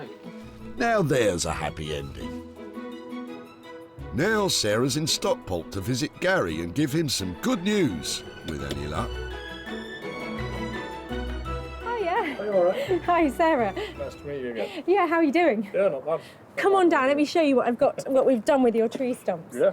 There are a pair of amazing makers called Max and Abigail, and they are like modern day foragers and woodworkers. So they were a great fit for your logs. So I've got a couple of pictures to show you. Any ideas what we made out of them? Not a clue. They made beautiful handmade spoons, chopping boards, tasting spoons. What do you think? Yeah, it's really good. It's, I didn't expect them to be anything like that. It's really impressive what they've done. I mean, I just thought they'd go for landfill or something like that. So to see them like that is really, really good. We gave them a budget of £250 to do that. Yeah. And after that, they have been sold. And we sold your pieces for £300. So I've got 50 quid here for you. Yeah. Well, thanks. How does that feel? Yeah, it's good. Good. Well, money for nothing. Yep. Bang on, that's exactly what it is. Max and Abigail charged £250 in total, and the 11 utensils were sold for £300, meaning Gary is now 50 quid richer. With the money, I'll probably get something for the garden. Just there's always something I can add to it. We spend a lot of time out here, so that's probably what we'll do. Sarah saved 3 items singing their swan song at the dump. The played-out toy cars became quirky novelty lighting. The sodden wooden blocks became luxury kitchen tools for discerning cooks. And the lacklustre cocktail cabinet got more than just its glamour back. It became a hot little Mexican number. Fantastico! Well, that really was an eclectic mix of stuff that we saved. But in the end, all 3 bits looked amazing and turned a profit. And it just goes to show, with a little bit of imagination, you really can make money from all sorts of rubbish.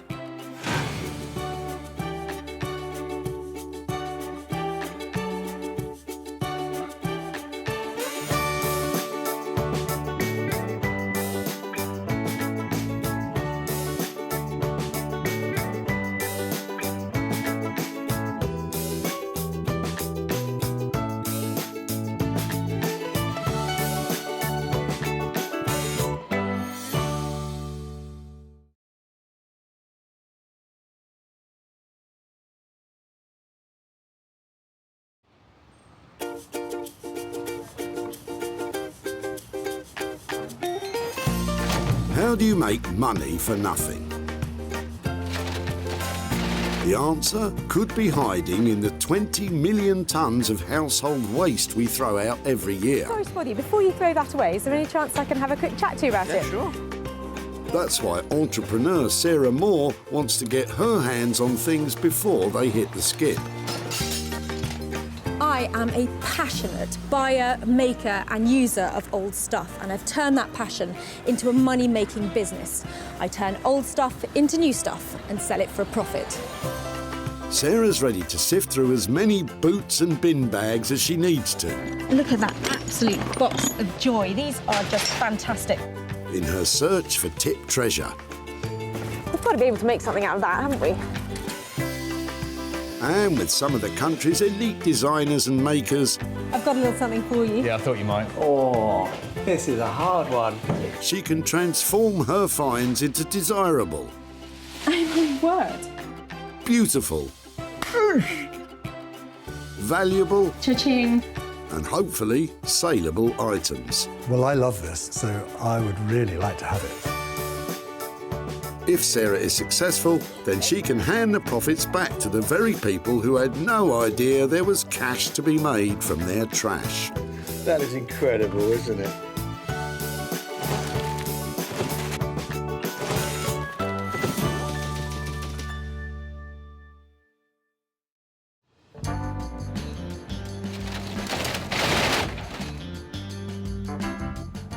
Sarah's at the Bredbury Recycling Centre in Stockport, just outside Manchester, where they can have over 200 cars a day through the gates.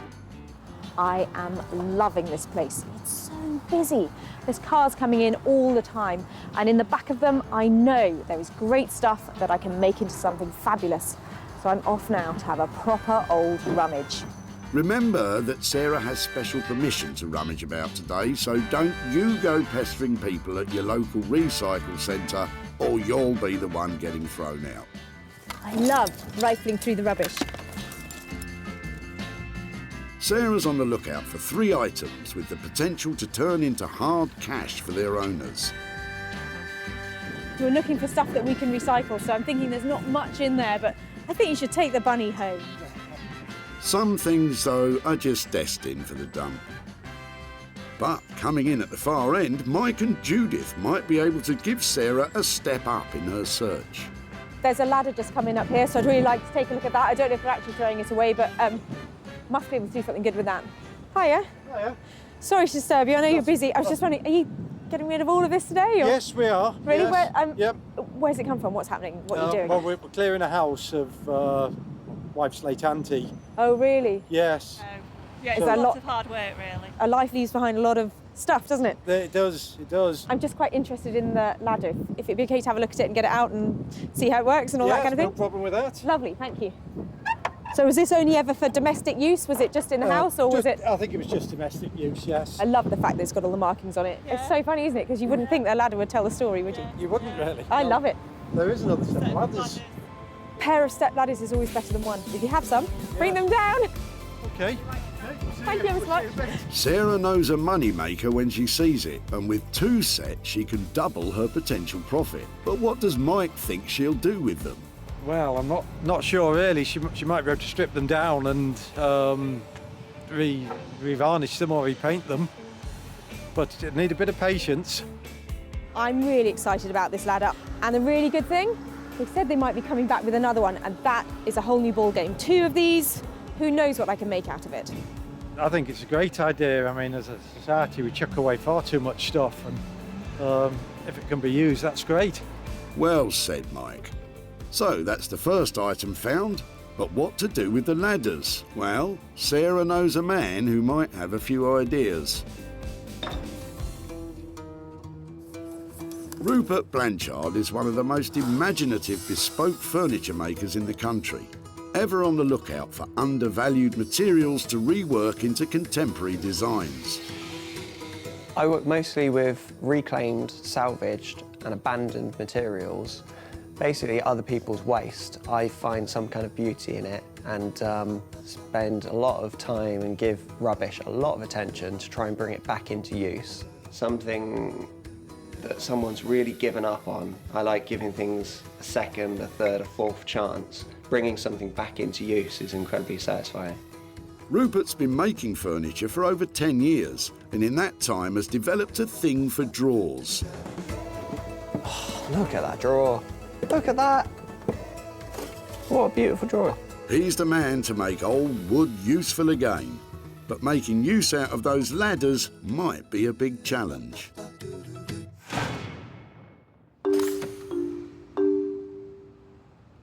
Back at the dump, the cars just keep flooding in. There's too much going on. I can't keep on track of it all. With 1 item under her belt, Sarah's got a spring in her step and has now set her sights on Andrew's boot. I'm sorry to bother you when you're busy, but I was just wondering, we are looking for things that we might be able to make into other stuff. Yeah. Is there any chance I could, have a look and see if it's something? Are they very... Yeah. Oh, they're heavy, aren't they? Yeah. Wow, so what, they're the suspension, or? Yeah, that's what keeps the car on the road, basically. They're really cool. Any chance I could take them away and see if I could make something? Yeah. Andrew's springs may have come off his flash jag, but it doesn't mean they're worth much now. It'll take a bit of creativity for them to turn a profit. We've got to be able to make something out of that, haven't we?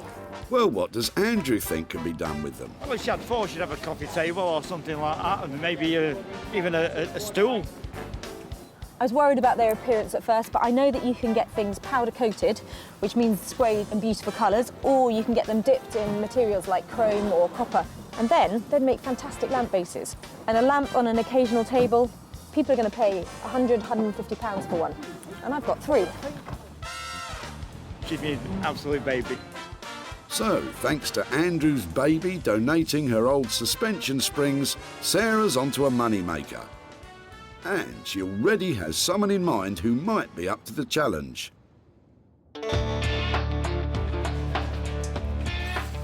Beck Simon is one of the country's best artist blacksmiths, creating high-end interior furniture and bespoke metalwork commissions. She's a woman that can bang, grind and weld metal into money.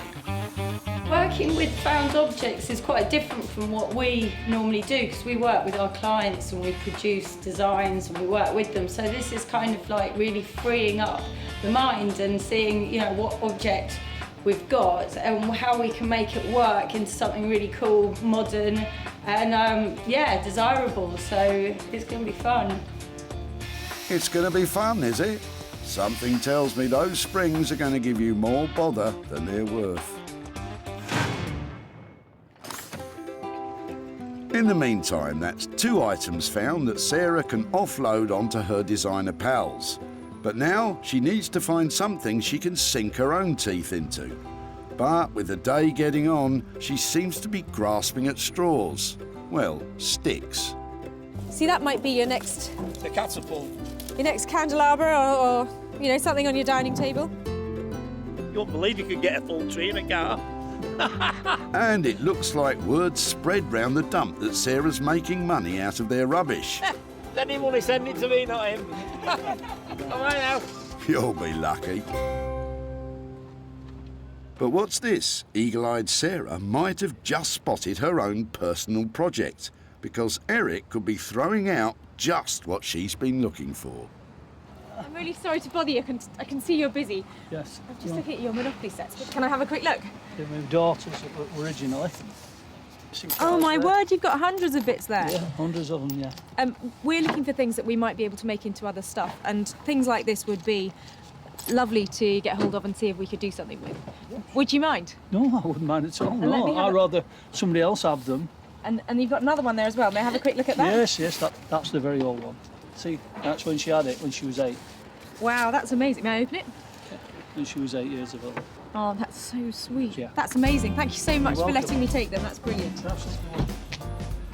Sarah can see potential profit in her own personal project. But what does Eric think she can do with it? Your guess is as good as mine. But I'm glad if you can recycle them. I prefer to recycle anything. There's 2 sets of the, I want to call them charms, because I think they look like little jewels to me. So altogether, I think as a collection, they make some fantastic jewellery. Lots of potential here, and something that I'd really like to play with myself and see what I can make. So lovely. I'm really pleased with that little lot there. All the toys from Disneyland from 1986 and things like that. I've come to a point where I have to let things go. I really like the board, because what we're doing here is pretty much a game of chance, so that pretty much sums up the day, doesn't it? I'm hoping there's no luxury tax. I definitely don't want to go to jail. Right, stop playing about now. Down to business. How much do you think you can make from it? I'm aiming for 100 quid from my Monopoly box. I think I can do it. 100 quid profit to return to Eric. It's like landing on chance and getting a bank dividend in your favour. And with that, the list is complete. 3 potential money makers. But wait a minute. Oh, hello. It's Judith and Mike keeping up their promise of a second set of ladders. Great. You know, a pair makes it really exciting. It more than doubles the potential of what we might be able to do with it. So now the list is complete. Rupert will reimagine Mike and Judith's ladders, Bex will bend Andrew's springs into shape, and Sarah will take a chance on Eric's Monopoly sets. We have had a fantastic day here. I've got some amazing pieces and just the right people lined up to make them into something fantastic and to make some money along the way.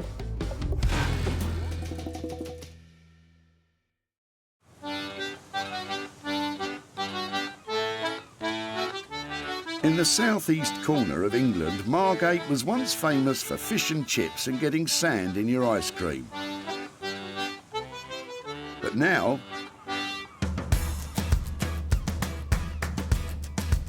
Margate's had a reclamation, regeneration. With its old town now home to a bustling vintage clothing and retro furniture scene. And right in the heart of it all is our Rupert. And Carlos the cat. Sarah's about to surprise him with some old ladders. I hope it's something that I'm familiar with and I can identify its history. Rupert, I brought a ladder. do you like a ladder? We brought Wow Years ladders. How could these end up going to landfill? Beautiful ladders. I thought that they were just lovely. I loved the fact that the stuff they were covered in was the story of the house that they come out of. They were part of that home. This is the bedroom, that's the dining room, that's the hallway. Is there anything in particular you want me to play with, or am I allowed to just go wild with these two? So I'm seeing maybe a couple of pieces. Do you think that's the direction to go? Well, I think they started out life as two separate pieces, and although I'd love to join them together some way, my initial feeling is to make two pieces, but two identical pieces, to make a matching pair. Perhaps one of the ideas is to make a metamorphic chair, which is a kind of chair that they used to use in little studies and libraries and places where they didn't have room for both a ladder and a chair. But somehow I'd like to bring another element into it. So chairs that flip around, they turn into ladders, they flip around again, they turn into a coffee table. Maybe there's some way that the two matching elements can lock together and become something new. Rupert's transformer chair is more commonly known as library steps. First built in the early 19th century as a space saver, they could be used as little stairs to reach topmost bookshelves in libraries, whilst doubling as domestic furniture. But the question is, how much is it going to cost to construct? There's got to be somewhere around a couple of £100 per item to design and produce the final piece. But we kind of have to see if you're what we can do once we've deconstructed it. We learn more, and you have a better idea about what the final outcome will be. At that price, I've got real potential of making some money for those people and surprising them with some worthy, proper chunk of cash, and that would be just the best outcome. We'll give it a good go. Right. Wow. I love Rupert's ideas for the ladders. A pair of things, always more saleable than one, and metamorphic furniture, these things are going to be fab. So chair, ladder, and possibly table, can't go wrong. I want to do what's right for this piece of rubbish. You and me both. So, it's £200 each for two items. Or is it £400 for one big item that fits together? Either way, at that price, Sarah's confident of a tidy return. Sarah's next stop is away from the hustle and bustle of seaside salvage and into the heart of the English countryside. Tucked away in amongst the quaint villages is the place where metal goes to die.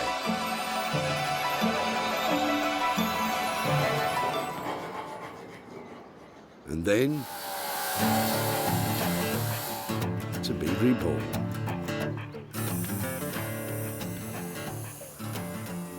Sarah's ready to surprise Bex with the suspension springs from Andrew's Jag to see if she can, something to do with lighting. I'm really looking forward to seeing what Sarah's going to bring today. Probably something really strange. So yeah, I'm looking forward to having a look. I don't know what it's going to be and that, but I guess that's part of the challenge. So yeah, looking forward to seeing what it is. So I'm just eating an apple. There we go. Ta-da! Oh wow, springs. Well, at least you know what they are. We use these, we actually There was one there. We use them for making tools with, so love them. I was worried you couldn't Yeah, heat them up and... we can sit them in the fire. It's harder to work than normal mild steel because it's high carbon, but no, we'll be able to do things. What do you have in mind? If they melted and were all really like fluid columns, we might be able to make some lamp bases out of them. Oh, okay. Unravelling it and stretching it out into a longer line. What about something like that? What? So we can make a floor lamp out of it? Yeah, completely. Like the mid-century ones that you get, it's like a marble base and then it comes up. That would sound great. And maybe if I could scavenge a lampshade, almost like an Anglepoise lampshade, to go on the end. Yeah. That might work. Perfect. Sounds good. In order for me to make a profit, is there any way you can get it done for, say, 250? It's quite a gamble with this because the steel is slightly tricky to work. So what I can say is we could do £250 worth of work and see, try to do at least one and see where we get with that. And obviously, if it's quite smooth running, no burns, then we can attempt to do another one. Great. I'll leave you to get on with it. If you can make one, I'd be really pleased. More than one, that would be excellent. Okay, perfect. Leave it with me. See you later. Bye. Finish my apple now. Sarah's putting Bex under an awful lot of pressure. Wish me luck. If Bex can get it done for 250 or under, Sarah's on track to make a chunk of money. But there's also the light fittings to budget in, and they could start eating into the profit. So, with 2 items safely in the capable hands of Rupert and Bex, it's time for Sarah to get to work.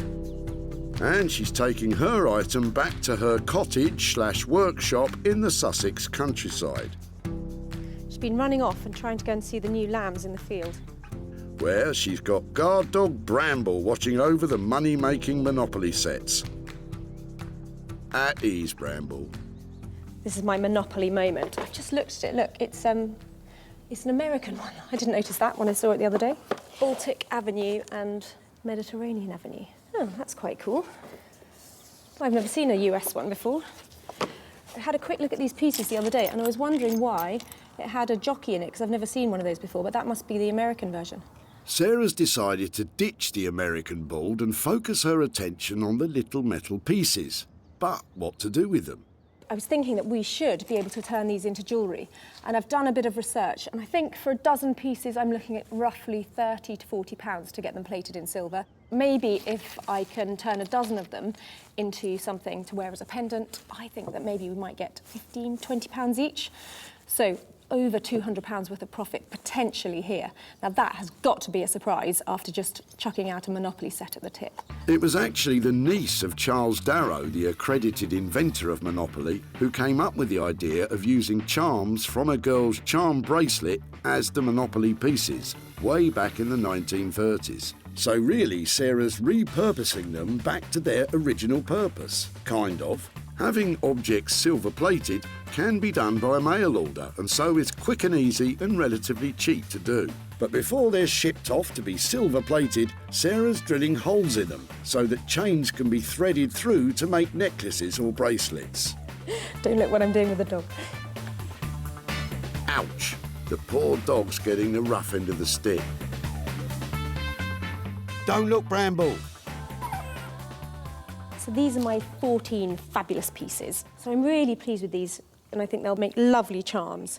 And I'm going to get them all silver-plated, including the jockey, to make a little memento for Eric, just in case we don't make any money out of this at all. With just £30 to £40 of silver plating to budget in, if Sarah sells them all, she could be laughing all the way to the bank. Back in Margate, Rupert has started drawing up blueprints for his transforming multi-purpose metamorphic library steps. And if you think that sounds difficult, remember he's only got those ladders to work with. Rupert starts this mathematical mind melter by taking the ladders apart. It's falling apart very easily. He unscrews the hinges to see the raw materials he has to work with. So now it's not a ladder anymore. It's going on to its new life as a multifunctional piece of furniture. With the very detailed blueprints drawn up, he prepares to start cutting. But one miscalculation and the whole thing could be ruined. It's taken quite a while to work out the exact perfect angle I need to cut. So I've only got one chance of getting this right. Once it's cut, and I can't just glue it back together.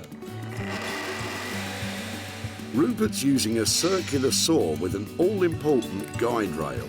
This ensures accuracy to within a millimetre, setting the precise depth and angle at which the wood is cut. Timber! A little while ago that was a ladder, and now it's a pile of bits. I think I'm going the right way. I'm not entirely sure yet. There's a lot of complicated angles and cuts to make. Yeah, there's still a lot of problem solving to do. Well, you'd better get a move on. There's 2 of them to do, remember? Somehow, this needs to now flip together. This is a tricky bit. Somehow, this has got to work through 2 angles, which hinges generally don't do. It all hinges on this. Will Rupert's calculations match up and make fold-away furniture? Yeah, I can kind of see where he's going with this, but it's a long way from something I'd pay a few £100 for. It all will be revealed. Well, I, for one, cannot wait. Back in Surrey, Bex is making a start on uncoiling that coiled spring, soon-to-be floor lamp. Twist it. That's it. Bex's partner in grime is husband Dave, who'll be helping out. To make it malleable, they have to heat it in a furnace to 2,000 degrees Fahrenheit. Then they have to gradually beat out the bends on the end of an anvil.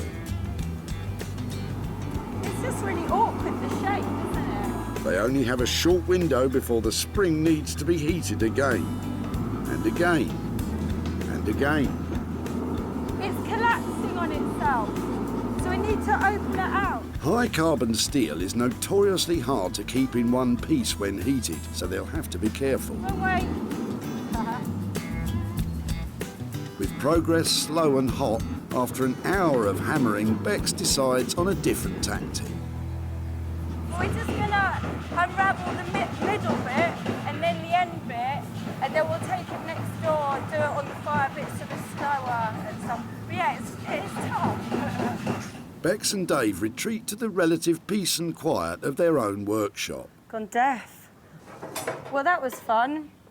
Once the spring is straightened, they're hoping to recreate the elegant curve of a classic mid-century lamp. But even after all that hammering, there's still a lot to do. We need to have this finished today, don't we? And Bex and Dave are feeling the pressure. We have to make sure we don't get it too hot so it just breaks. And just as they're making some progress, the spring has snapped. First disaster. With time running out and now 2 pieces of metal, it's back to the drawing board. Or chalk table. Or whatever. So keep the spring in the middle. I mean, we're going to have to now get that together. And then, yeah, it's got that spring detail. By keeping the coils at the end of the springs as a feature, it may save some time. But how to repair that break? I know. Oh, that was quick. So we'll turn that into a little feature. So we'll have about 3 rivets there. So I guess it's, you know, it gives it an industrial look and it covers up our mistake. So nobody will know. Brilliant. But before Bex can rivet the pieces together, there's still an awful lot of unravelling to do. Once the coil is flat enough, Bex can turn to the power hammer to take on some of the bashing. a blacksmith's best friend for over 100 years. Without it, they would probably keel over from exhaustion and have biceps like bulldozers. It's not bad shape from up here. But then, some of the work still needs good old-fashioned brute force. Dave, I think I need your body weight. Get in there, Dave, you brute. After a whole morning of unravelling, Bex and Dave are spent. With still a lot to do, they decide to tackle the rest in the morning after a well-deserved rest. We've got to cut ourselves off, you know, now, because we're sort of running into our critical time, you know, so, yeah. We need fresh eyes now, because it's got to look nice.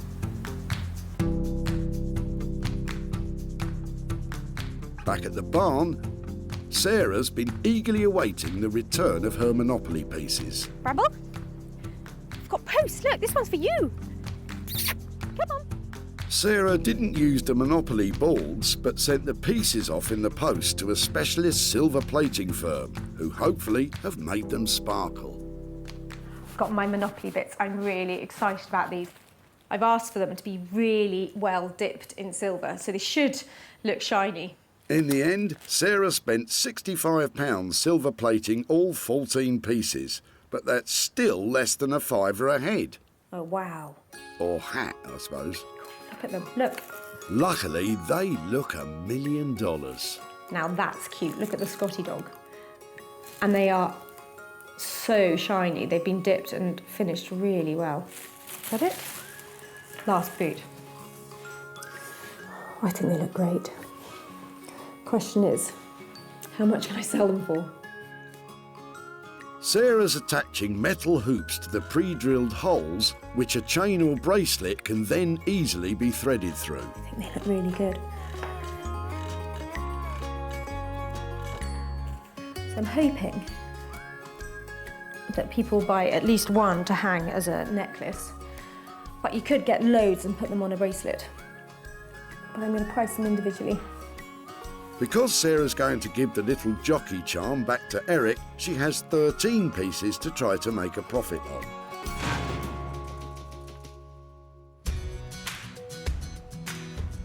Back at the dump, Eric was ready to say goodbye to his daughter's childhood board games. Can I have a quick look? I've come to a point where I like to let things go. But Sarah saw a potential in its little counters. Oh my word, you've got hundreds of bits there. And formed a plan to make some money from them. Your guess is as good as mine. But I'm glad if you can recycle them. I prefer to recycle anything. With a metal makeover, the pieces are ready to be sold. But with 13 of them to shift, Sarah's taken them online. Monopoly is available in 111 countries, so she's bound to find some fans of board game jewellery there. That's them listed, so it's game on. Sarah's back in Stockport to hand over the profits to Eric. That is, if she managed to shift enough of them to cover the silver plating costs. Hi there, Eric. Hi, it's Sarah from the Tip. Hello, Sarah. How are you? How are you? Yeah, very well, very well. All right. Thank you so much for meeting up again today. And Yeah. you remember we took your Monopoly set from the Tip. Did you think about what we might do with it? I thought you were going to make a charm out of it. So that's exactly what happened. And I've got some pictures here to show you. There they are in the end. Wow.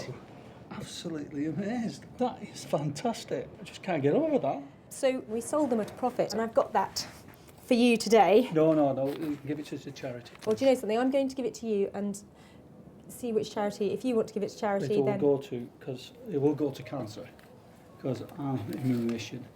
Oh, and, really? We pay every month. We give every month to cancer. Oh, well, that's fantastic. I'm really pleased that your Monopoly pieces have helped towards that cause. And as a little memento, I don't know if you remember this fellow, but I bought him for you. He wasn't easy to make into a charm, so I thought something for you to remember your Monopoly set by. He's silver-plated, the little horseman from the American. treasure it. I can't get over that. With all 13 sold at 10 quid each, once you take off £65 worth of silver plating, Eric's walking away £65 richer.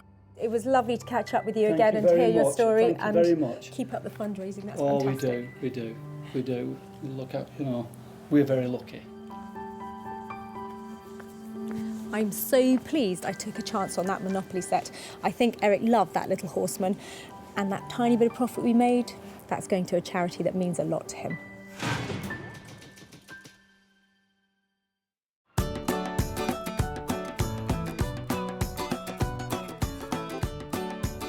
So, Sarah's back in Margate to see how Rupert's got on with his metamorphic furniture.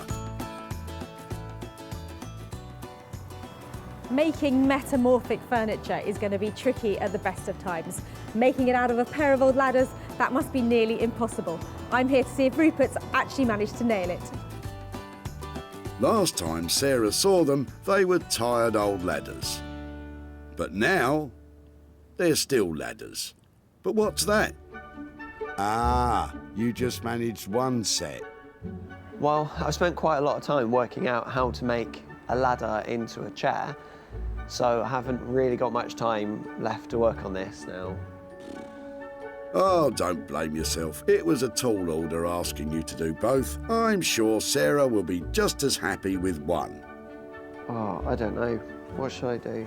Sorry, Rupert. I think your time's up on this. Hey, Sarah. Hello. How you doing? Really well, lovely to see you. I've got something for you. I've only got half of what I wanted to get ready for you, but this is it. Oh, wow. Oh, yeah, I can still see a ladder and a chair. This one was weird, but it's taken so much experimentation to get it right. I have run out of time this time, I'm afraid. But you know the way I work, I like to use exactly what you gave me, and with this one I added a couple more screws, and literally I've got one piece of ladder left. That's what you get when you have Rupert Blanchard. You get nothing left. I added the arms from the metal rail. If you remember, on the top of the ladder there was a metal rail. Does it actually work? Does it metamorphosize? It does, yeah. Shall I flip it over for you? Definitely.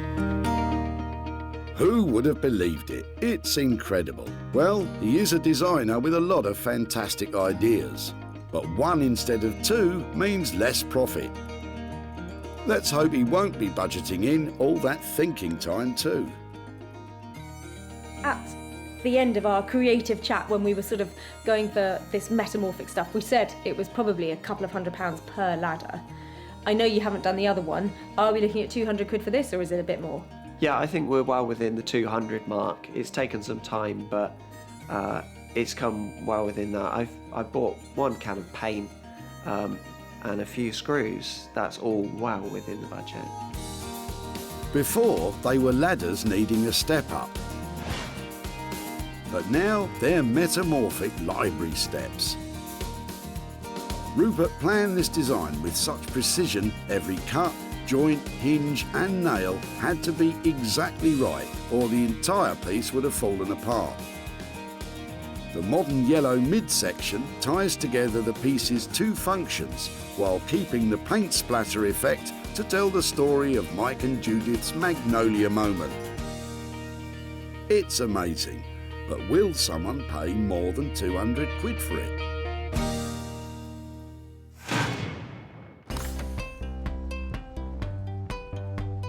Back at the dump, There's a ladder just coming up here, so I'd really like to take a look at that. Sarah pounced on Mike and Judith's paint-splattered ladders. Some terracotta in it, yeah. Yeah, look. Terracotta. And when a second set turned up, she knew they had the potential to turn them into something special. She might be able to strip them down and revarnish them, but it need a bit of patience.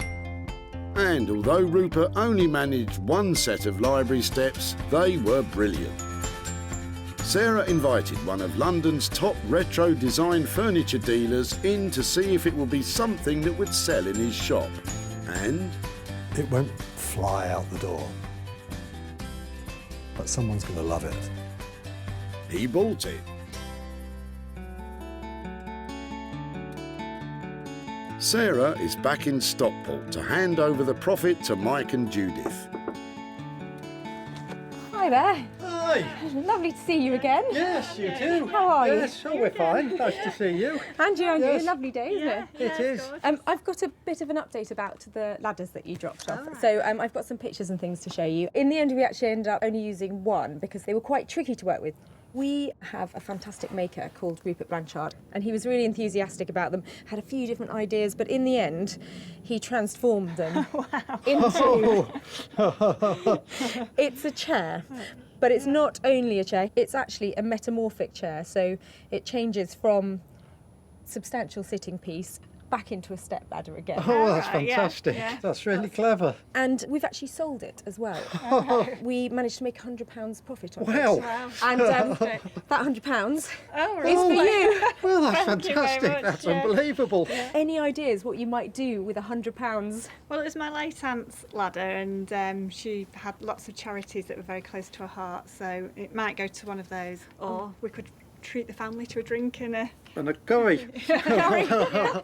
Well, thank you ever so much for letting me come back and show you what happened, and I hope you enjoy spending your money. That was lovely. We'll do it right. Okay. Take care. Okay. Bye-bye.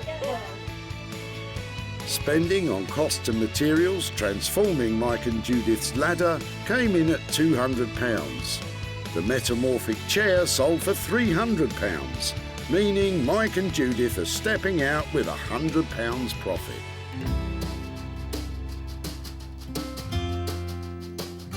While Mike and Judith decide what to spend their money on, back in Sussex, Bex and Dave are clearing up for Sarah's arrival. A tidy workshop is a happy workshop. Before, the rusty springs may not have been fit for a car. But now they can drive a hard bargain.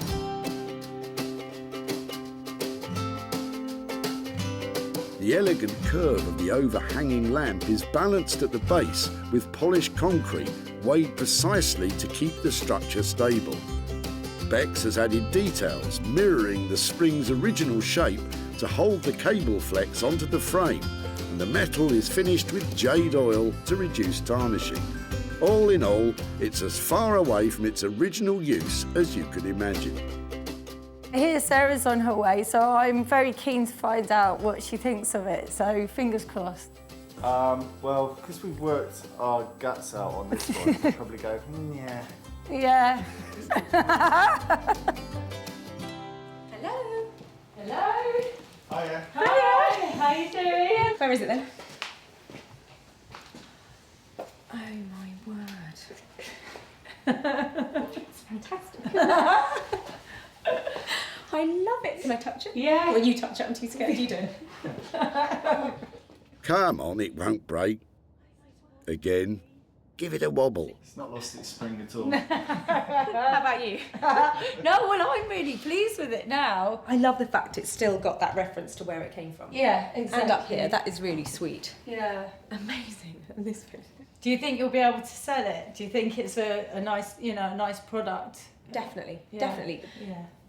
How did we do on budget? Because I think I only left you with 200 quid, but that was before we talked about you finishing it like this. We had to spend £50 extra on the concrete, and then what was the light fittings altogether? Was that about 40? Because it was like an extra £90 on top of that. If that's, 300 quid's worth of cost, I think you've done a great job. Because that scale of lighting and that kind of finish has got to be worth a lot more than that, hasn't it? I get the impression that Bex and Dave will be glad to see the back of this one. Now, all Sarah has to do is find someone to pay more than $290 for it, and she's in the money. That was good. Yeah. Went well.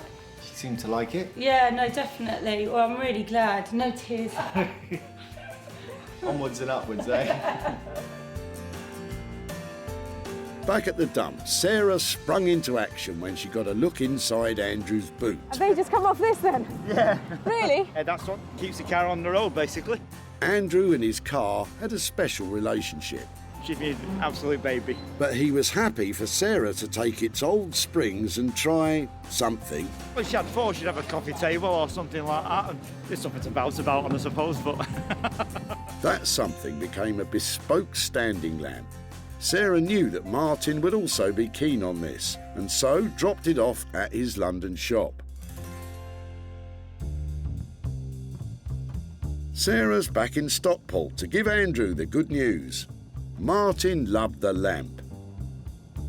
But how much did he love it? Hiya. Hi. Hiya. Andrew, it's Sarah. Hi there. Hi, Sarah. How are you doing? Not too bad. Come outside and talk to me about your fantastic Jaguar. I could talk about that all day long, unfortunately. Is it your pride and joy? It is. It's absolutely fantastic. So when you came to the tip with your springs and we took them from you, did you then think about anything we might make with them? Not really. I'd assume you could make a small table or something like that. I have a great designer that I've worked with before called Beck Simon. We had a quick chat about the design and what we might be able to make out of them, and we actually came up with the idea of making a large lamp, a really high-end interior design piece. I think it's amazing. I must admit, I'm gobsmacked. I really am. It's brilliant. We gave them £290 to convert that from your spring, and we've actually sold it. Right. So we sold it for £450. Wow. Which means I have £160 to give to you. Thank you. Wow. That's not bad for now, is it? So have you got any ideas about what you might spend 160 quid on? I'm going to take the family out for a meal. Lovely. That's so nice. £290 was spent on work and materials, transforming the springs to a standing lamp. It sold for £450, meaning Andrew is cruising off with the £160 profit. Every item saved from the tip has turned a profit. From the paint-spattered ladders, now a terrific transforming chair, to the old car suspension springs reworked as a stunning contemporary lamp. And silver plating the Monopoly pieces was a chance worth taking. It is such a good feeling. There's all that rummaging and then the designing and the selling, but the icing on the cake is the look on people's faces when you hand them over money for nothing.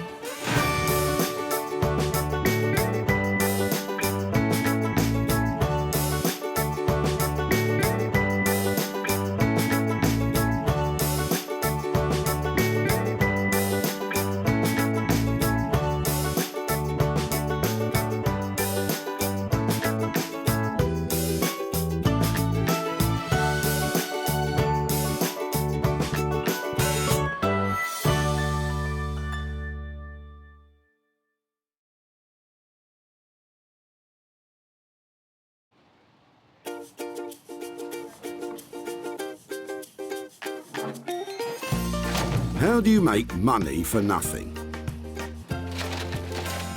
The answer could be hiding in the 20 million tonnes of household waste we throw out every year. But just before you throw it away, would it be possible to have a quick look at it? That's why entrepreneur Sarah Moore wants to get her hands on things before they hit the skip. I am a passionate buyer, user and renovator of second-hand stuff, and I've turned that passion into a money-making business. I turn old into new and I sell it for a profit.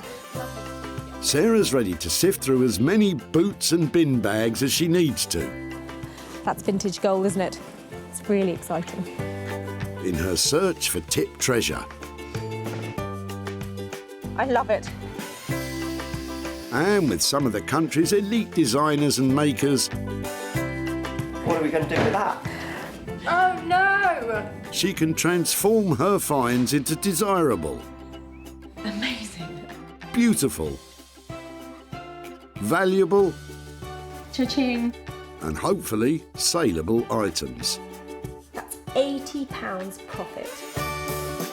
If Sarah is successful, then she can hand the profits back to the very people who had no idea there was cash to be made from their trash. Oh, that's fantastic. That's unbelievable.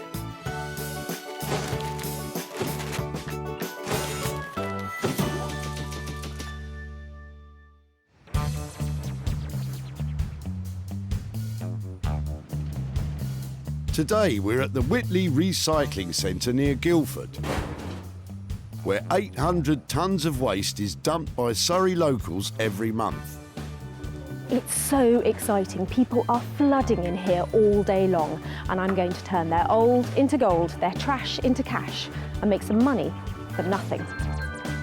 Remember that Sarah has special permission to rummage about today, so don't go pestering people at your local recycle centre or you'll be the one getting thrown out. What are you clearing out? What's going on today? Sarah's combing through cars looking for 3 unwanted items to turn into cash for whoever's dumping them. I'm loving the look. Well, thank you. Thank you. It's my smart look. Flattery will get you everywhere, Sarah. At the far side of the centre, Philip may be about to dump just what Sarah's been looking for. That's vintage gold, isn't it? Any chance I could have a word with you about your sewing machine? Of course. Are you throwing everything? Everything must go. Wow, so how long have you had this? I don't know. I think it's been probably around for about 40, 50 years. Right, yeah, it That I looks recall. about that age, doesn't it? Sorry. That's right. Heavy's great. It hasn't got the sewing machine in it as well. Probably. It has. It has. Do you actually want it? I really want it, yes. There's such a lot of things to dispose of today. The sewing machine is more than enough for now, Philip. But what do you think Sarah will do with it? Hopefully, if she's a good girl, she'll learn to sew on it. Careful, Phil, that attitude's about as out of date as the sewing machine. It is absolutely beyond use, but it's these legs and this lovely flywheel and all the bits down here that I think are where the money is. But everybody has made tables out of these things, so I've got to find something to make out of it that is really original and inspired. And at the moment, I'm lacking the inspiration. I'm hoping, with a little thought, this could be something fantastic and actually quite valuable. So that's the first item all sewn up. Sarah may not be sure how to transform it into a moneymaker, but she knows a man who could. Rupert Blanchard is one of the country's leading reclamation and bespoke furniture makers. He's used to turning Sarah's foraged furniture into something saleable. I'm really looking forward to Sarah coming and see what she's managed to discover. I hope it's something that I'm familiar with and I can identify its history, but I want to add something to it, so I want to completely destroy it and turn it into something brand new, but retain somewhat of its past story, its past history, its past relationship with someone, and really build a new relationship with it now, make something brand new, and start making new stories. Rupert does love working with unloved items, but Sarah could be stitching him up with this one. So, Sarah's saved her first item from the skip, but she has 2 more to find. And another piece of classic manufacturing has just pulled up. I absolutely love it. How long have you had it? I've had it about 5 years. Well, it's lovely to see it being used. The car's not up for grabs, Sarah. Get a move on and find your next item. Ah, wait, Emma might have just the thing. Go on, have a sneaky peek while she's away. Wow, I wonder if I'm going to be able to have that. Look at that. I think it's made of metal, and that makes it really easy to use, so I'll just see if I can get hold of that. Hold on. Hi there. I'm looking for things that I might be able to recycle or make into something else. Okay. And I was wondering if it might be, you might share this or let me have it. You can have it. No, you're welcome to Really? take it. Oh, it's quite heavy, isn't it? It's not that bad. I know, actually, in the scale of baths. No, I thought it was going to be heavier. Well spotted, Sarah. Spending most days at the dump, you're due a bath. That's brilliant. I love the shape of it. Exciting. Well, thank you ever so much for letting us take it away. No worries, That's have great. fun. Thank you. Sarah clearly sees potential with Emma's bath, but what on earth could she make from it? I'm thinking she's going to make some kind of weird 60s seats or something. I love this bath. It's made of tin. I'm going to be able to cut it up and make something fabulous out of it. And I reckon if I made 2 armchairs, I could make 500 quid out of this. Emma's guess wasn't too far off. So, with Sarah's second item in line for a radical redesign, she'll have to call in the services of a designer who loves heavy metal. Beck Simon is one of the country's best artist blacksmiths, creating high-end interior furniture and bespoke metalwork commissions. Beck's is normally specially commissioned for unique pieces of artwork and has no idea what's coming her way. Working with found objects is quite different from what we normally do because we work with our clients and we produce designs and we work with them. So this is kind of like really freeing up the mind and seeing, you know, what object we've got and how we can make it work into something really cool, modern, and yeah, desirable. So it's going to be fun. It would seem bath chairs are the obvious choice. So how will Bex make them stand out?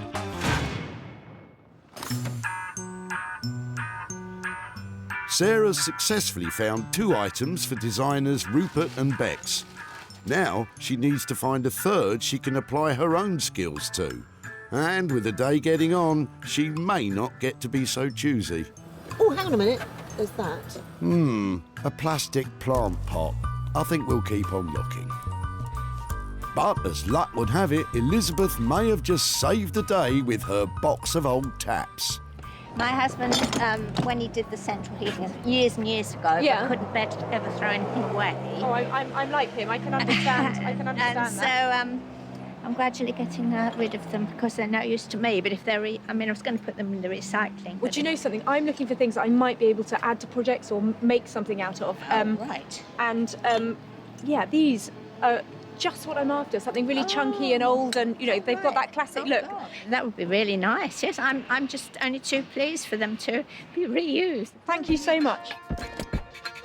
When we moved into our house many years ago, and my husband had old pipes, couldn't throw them away, of course, and redid it, and they've just been in the garage ever since. Look at that absolute box of joy. These are just fantastic. They're not perfect. They're in a bit of a state, but I have to be able to make something brilliant out of these, don't you think? Okay, bye-bye. It was great meeting that lady, and it was really sweet that she let me have those taps and things, and I just hope I can do them justice and make something lovely out of them. Sarah's 3-item search is complete.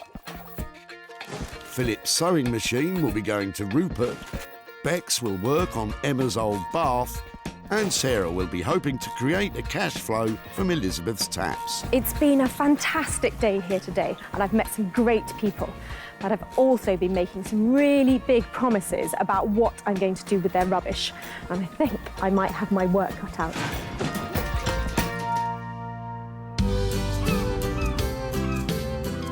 Sarah's first stop is the seaside resort of Margate. For over 200 years, the town has been a popular holiday destination for Londoners. But with the recent opening of the Turner Contemporary, a cultural renaissance has been happening here, and designer Rupert Blanchard is at the heart of it. He's looking forward to another special delivery from Sarah. I did hear from Sarah that she's going to bring me something that she thinks is going to really challenge me this time. I'm not so sure. She's not seen some of the rubbish I've actually worked with, so I'm happy for her to bring it on. Rupert, I have got something I need a hand to bring in. Okay. It's heavy. Is it an elephant? No, it's definitely not. Well, it might be the elephant in the room, but come and have a look at it. Okay. Oops. Watch your toes. That's fab. There you go. Let me pop that up there. I think it still opens up. Still working. Just about. Is it beyond repair? Is it beyond use? Nothing's beyond use, nothing's beyond repair, is it? It's all, we can do something with it. I was wondering if maybe we could use it as some kind of flip-up thing where somebody's got a screen, either their laptop in there or it's the TV screen or something like that. So it's a possible home office-y thing. Perfect. I think you're saving it just about the right point before it does crumble. The sewing machine itself and the mechanism still works, so maybe you'll turn a handle and your screen comes up. Maybe you do something and it actually appears. There's definitely a lot to play with. What do you think? That is a challenge. I think this one might take a couple more cups of tea. Or perhaps something stronger. Well, you can't hurry creativity, can you? But I've got every faith in Rupert's designs, and I'm really looking forward to seeing what he comes up with. I really want to do something new with this. Something quite exciting, and maybe I need to think about its original use and how to push it further into the modern world. So, because Rupert has absolutely no idea what he's going to do, we can't estimate a cost for this job. Let's check up on him later, when he's had a chance to think.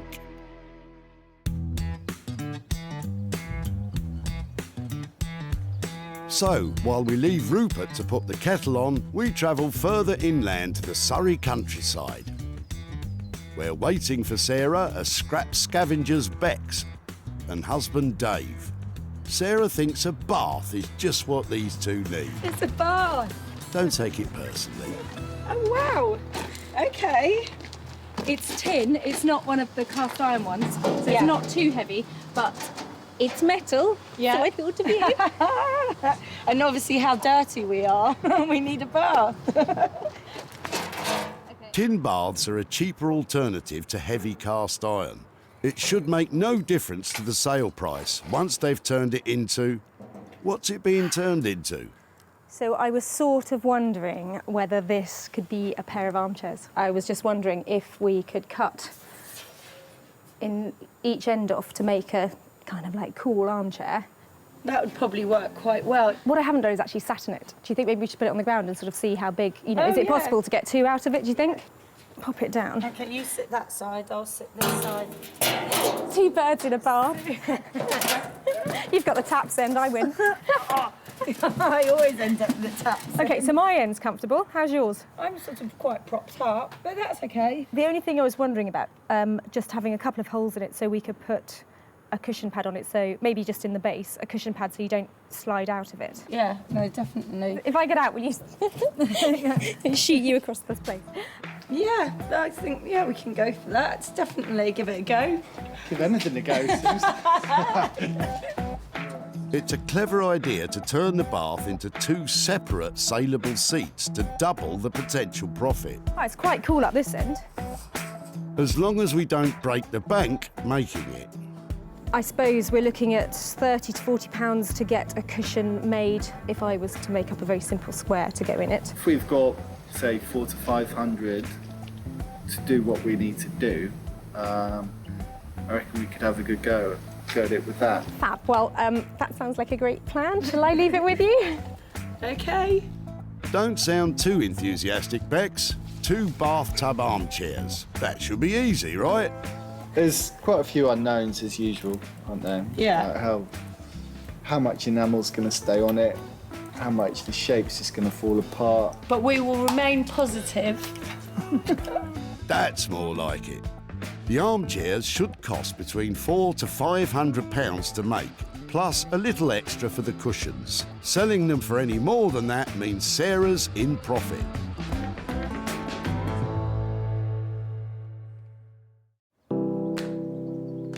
So, with Bex about to crack on with the bath, and Rupert, well, hopefully he has some idea now of what he's going to make. It's back to the barn and time for Sarah to make some money from a pile of plumbing. So I picked up this whole box of taps at a tip and thought, brilliant! That would be so easy to use. There's so many of them. They're really old-fashioned and charming looking. But now I've got more back home, I just don't know what to do with them. Why don't you get them all out and maybe something will come to you? That one's quite cool, but...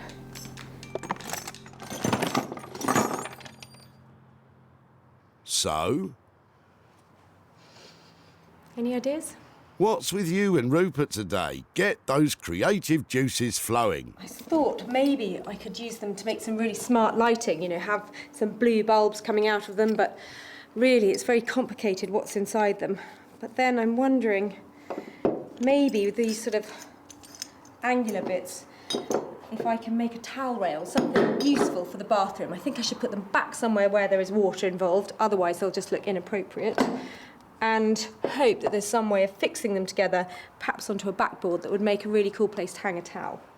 Towel rail, that'll do. They're quite good. There's one there. Okay, so I've got two of those. Except I didn't see a rail in that box. And I have got this piece of copper pipe left over. It's not brilliant, but I'm thinking maybe... Yeah, it does fit. This one's starting to come together. If it could sort of come out of the wall on those bits. And because it's all made from plumbing, it'll be a heated towel rail. Am I right? Yeah, it's never going to be one of those heated... I mean, it could be if I got it plumbed in, but I think it should be decorative only because I've got no budget to spend on this and I just want it to look pretty cool and a pretty quick fix. Cheapskate. So, while Sarah puts together her pipes, back in Margate, Rupert's had a bit of time to think about what he'll do with the old sewing machine. And we're no further forward. This one is my biggest challenge to date. There's a lot of very easy things you could do with it, but I want to come up with something new. This is approximately 100 years old now. It's broken, the wood's delaminated, metal has rusted, corroded and snapped. Depending on what you want to do with this, you could spend hundreds, you could spend nothing. My preference is always spending nothing. With no idea how this is going to turn out, Rupert plunges right in. I'm going to start by taking it apart, lay out very neatly what I've got to work with, and hopefully that will help me in the design process. First, Rupert carefully removes the original sewing machine, pulls out the drawers. These are quite genius things, how they're put together. There's so many different components. And finally, Rupert unscrews the wooden top from the cast iron base. Rupert subscribes to the art of knolling, which essentially means taking things to pieces, laying them out neatly, and then having a think. So I've taken Sarah's discovery apart now into many, many components. There's a lot of beautiful little elements and lovely little design details going on. But what I do with them, I still don't know. A few more cups of tea. More tea? I'll just go and get an ice cream while you think, shall I? The Singer Company, who manufactured the first practical sewing machine for general use, was established back in 1851. By 1900, Singer was producing 40 different sewing machine models. And by... Oh, I've had enough of this. I can't stand it. Rupert, tell me you've got something for us. Hooray! Something new. And it's a big bit of wood. Rupert, what's the plan? I've gone through so many options trying to come up with the right one. So I think I'm trying to do some kind of table, but with something a bit extra, an extra little twist, an extra little kick to it. I'm not going to say quite what it is because I want to surprise Sarah. People are either going to love or hate this one. Ooh, a surprise. I like a surprise. Some kind of a table with something else. Excellent. For the tabletop, Rupert's using some reclaimed wood he had lying about. And while we were away, he's also applied a spray varnish finish to the metal base to stop rusting. Rupert really wanted to make this piece unique and even reached out to social media for inspiration. I put it on Twitter after a while of coming up with lots of different things to think what other people thought. And one of the things that was read, I did think of this before. I wanted to do like a rotisserie chicken, turn it into a barbecue, but you have a chicken on it and push the pedal to slowly turn. If that's the kind of ideas you're considering, I can't wait to see what your secret surprise is.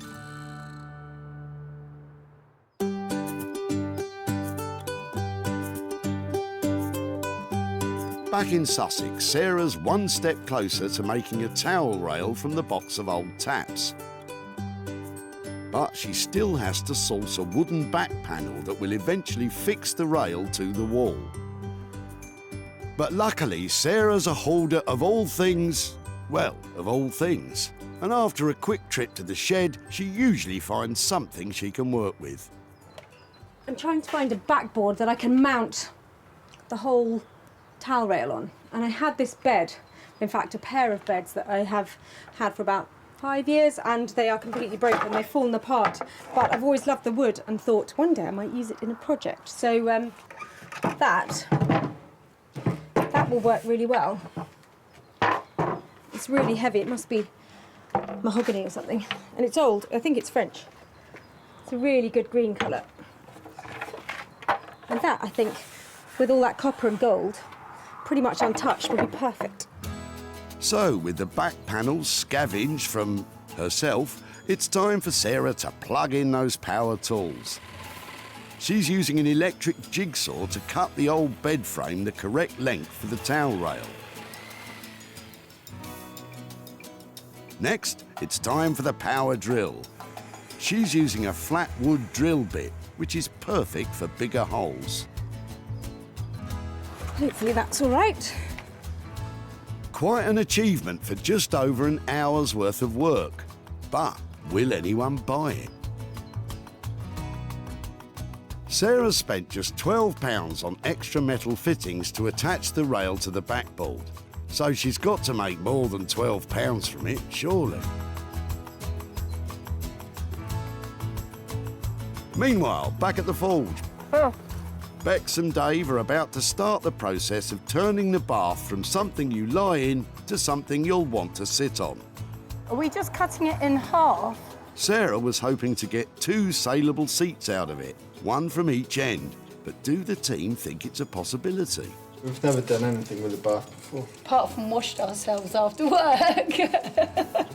And then it's pretty grubby. It can't be worse than that. Or maybe it can. Beck starts by drawing up plans for the frame. But what can they do to make it not so bathy? There's got to be something about the design that moves it on from being half a bath in a frame to a considered chair. What about if we made a big frame and turned it into a swing? A bucket swing. No. Maybe keep on thinking. Dave gets to work cutting the first seat from the plug hole end. Dave's very careful not to chip away at the enamel, which could spoil the finish. Once it's removed, he'll have a better idea of what needs to be done next. But first off, how are you going to plug off the plug hole? Why don't we get a plug? Genius. Put a plug in there. Yeah, a bit quirky. Yeah. And get some taps. That'd be uncomfortable. That would be like how I have a bath. Somebody else gets the comfy end. Too much information. You said it. But you know the old saying, the couple that bathes together stays together. Okay. In the interests of keeping costs low, Bex and Dave are using scrap iron they had lying about, which they are bending into curves to form the base the bath will rest upon. With this, again, because we're working to a budget, we can't really order in, the steel that we need. So we're just looking to see what we can use. So it's really testing your design ability. You're not sort of sat down, drawing it out, having a big sort of conversation with a client. You're literally, right, here it is, let's get on with it. I can see this starting to come together. Sawing the bath in half has left a sharp edge on the seat, but Bex is hoping to keep it as is. We'll test it out at the end with bare legs. Your legs? Yeah, have to shave them first. Still too much information. Bex is welding extra support beams to the base, as the curved steel will be too soft to support some people's bottoms. While Dave is giving the bath a paint job. But it's taken a lot to get to this stage with time running out. So, instead of 2 bath seats, it looks like Sarah will just be getting 1. We were going to build the front and the back one, but again, it's taken us longer, as per usual. So we'll probably have to give her a call and let her know what's going on. To be honest, as long as it doesn't cost a fortune to construct, I'm sure Sarah will be happy.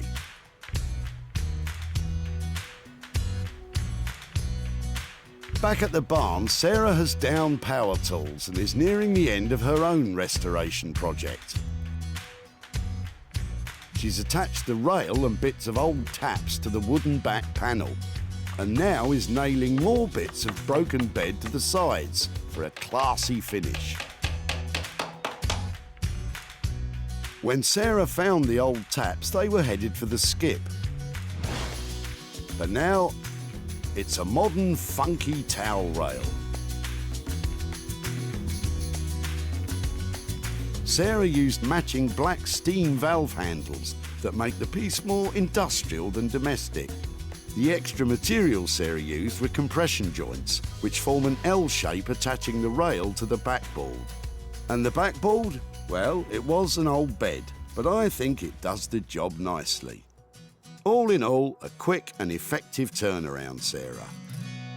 Just for a change, I have to say, that was refreshingly fun to make. It's really quite simple if you're using any of these compression joints that you can get at plumbers merchants, because they literally tighten up together and give you a really secure join. Probably not waterproof if you don't really know what you're doing, but certainly good enough for making this kind of thing. So probably all in all, it was only about an hour and a half to make, and I only spent £12 on materials. So hopefully, enough here to make some profit.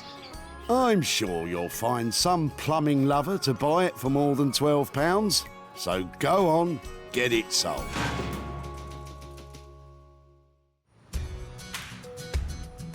Back at the dump, Sarah loved the look of Elizabeth's old box and asked if she could tinker with her taps. That would be really nice, yes. I'm just only too pleased for them to be reused. Sarah was smitten, Look at that absolute box of joy. These are just fantastic. and Elizabeth was happy to say goodbye to the old relics.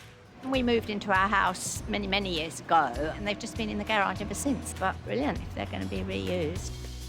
Sarah's sold the towel rail to a trendy London shop, and now she's back in Guildford to show Elizabeth what she's done to her husband's taps, and to hand over any profit.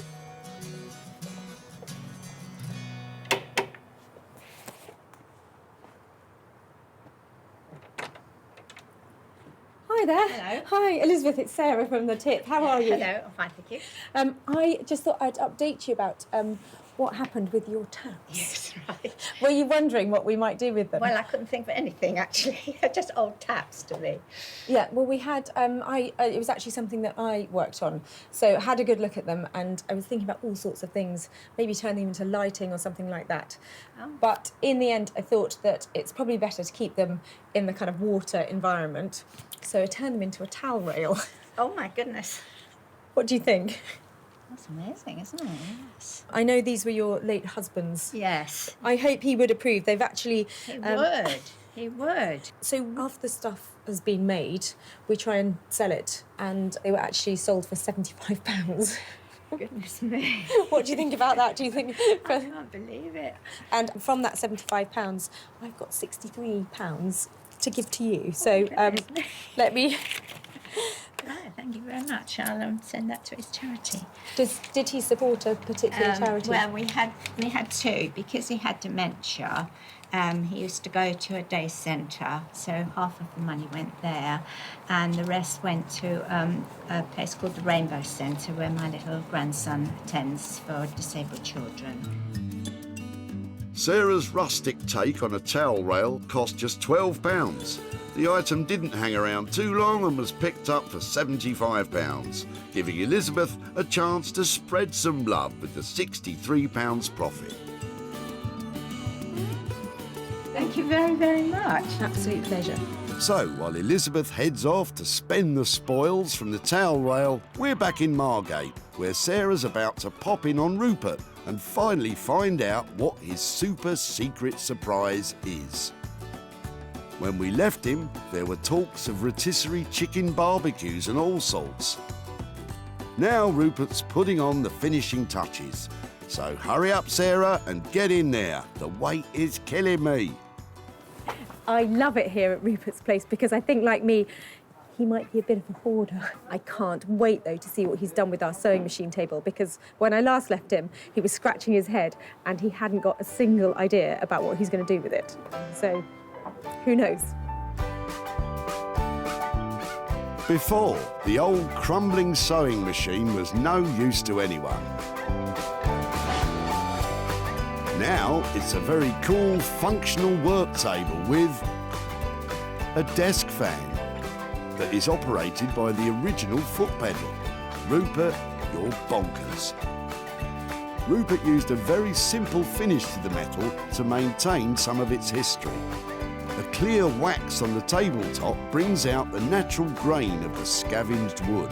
But the secret surprise of the day is that fan. Rupert has rigged the original Victorian engineering to turn the blades with a push of your foot. It's a one of a kind. Hiya. Welcome back. How are you? I'm very good. How are you? Yeah, really. Hey, is that my sewing machine surprise? So do you want to see it? Yeah, go on then. Come on. A sewing machine surprise because it doesn't actually have a sewing machine anymore.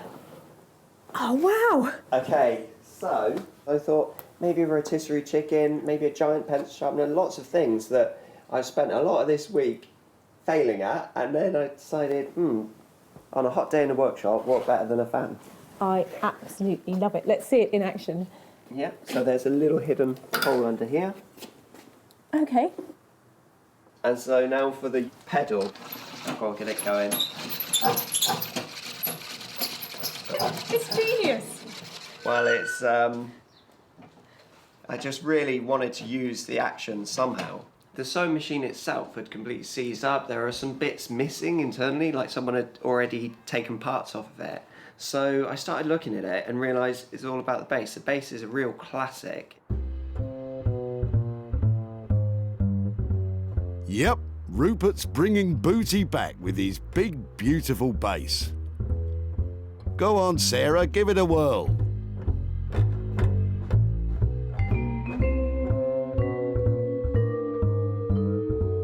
I don't know who's going to buy it, but it sure looks like a lot of fun. And all for only £200. Sarah might be laughing all the way to the bank. Back at the dump, Sarah was poring over Philip's ancient sewing machine. I think it's been probably around for about 40, 50 years. Sarah wanted to do something extraordinary with it. The challenge will be to make something that's really amazing and quite different. Even if Philip didn't. Hopefully, if she's a good girl, she'll learn to sew on it. And after I don't know how many cups of tea, Rupert lived up to the challenge and he certainly made something different. Sarah invited one of London's top retro furniture dealers in to see if it would be something that would sell in his shop, the old cinema. It's good, it's interesting, it's really fun, isn't it? I love this. Does it work? Yes, it does. He was blown away by its originality, but questioned who would buy such a thing. It can't go into someone's home. I couldn't sell it. But I love it. He took it anyway. Sarah's returned to Guildford to tell Philip that his sewing machine became a foot-powered fan and to hand over the profit. Hello again. We must stop meeting like this. Well, it's much nicer here than the tip, isn't it? It is, it is. Now, I remember when I met you at the tip, you were clearing out lots and lots of stuff. You had a van full of it, didn't you? Unfortunately, yes, this is true. I thought there were all sorts of interesting things in there. And the piece that actually was really heavy, but I'm glad that we took, was your sewing machine and the table that went with it. Do you know, I was so glad you took it as well. It was such a relief to have somebody help me off the van with that. And it's got nothing to do with age. I deny it entirely. But we did take it to an amazing young designer called Rupert Blanchard, and he created the world's first table with a fan on it using the mechanism from your sewing machine. Oh, that is brilliant. Actually, I was completely not expecting that. That is so funny. I mean, it was going to be thrown onto a dump and you saved it. Well done, you. I'm delighted to say that somebody bought the rather useless, useful piece of equipment that Rupert managed to create. And a lovely round number. I've got £100 here to give to you for the fan table. So it's money for nothing for you to do with whatever you'd like to do with that.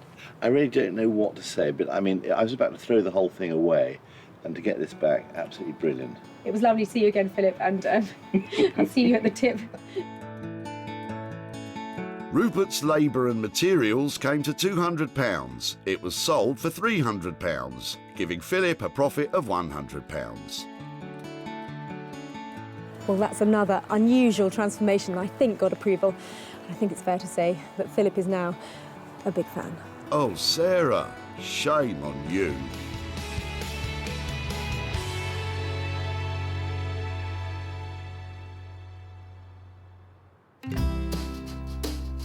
Sarah's had success with Rupert's fan table, but it's time for our bathing blacksmiths to reveal what they've been up to. Bex and Dave are putting the finishing touches to their bright blue bath chair. Just leave that dangling down the back. Ah, little plug holes, isn't that nice? Look at that! Not bad. Quite pleased with that. Well done, you two. I have seen baths made into furniture before. I have a feeling what I'm about to look at has never been done before. When Sarah brought it to them, it wasn't fit for any bathroom. But now, it's a bathing beauty. Bex and Dave have really outdone themselves with this piece of funky furniture. I didn't know they had it in them. The base of the chair has been welded, riveted and soldered to support the bath securely when sat on. They applied an undercoat primer to the enamel to ensure a smooth finish, and the bright blue paint harks back to its watery past. And to finish it all off, the plug hole features are just lovely.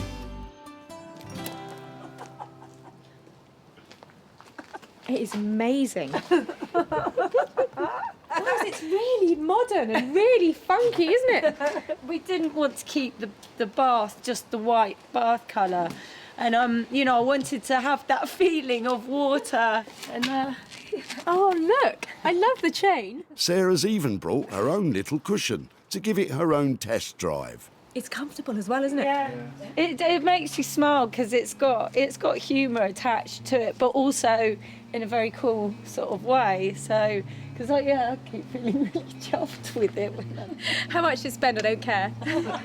Wow, that's the first time I've heard Sarah say that. And just as well, because Bex and Dave have gone slightly over budget with this one, racking up £400 worth of labour costs, plus about 80 quid's worth of paint.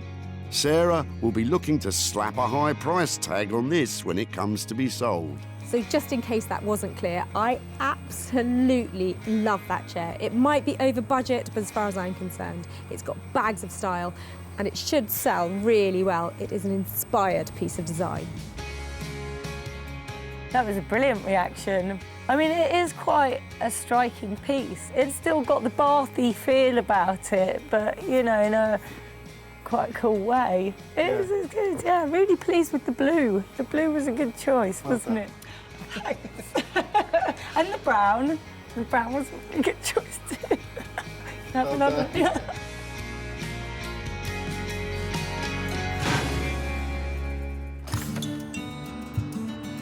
Back at the dump, I wonder if I'm going to be able to have that. Look at that. Emma wanted shot of her old bath, trading it in for a new model. It's actually cheaper to buy. And a whole new one. Sarah had grand plans for it, I reckon if I made 2 armchairs. and Emma agreed. I'm thinking she's going to make some kind of weird 60s seats or something. And that's kind of exactly what they became, kind of. Now Sarah's back in Surrey to show Emma what Bex and Dave have achieved.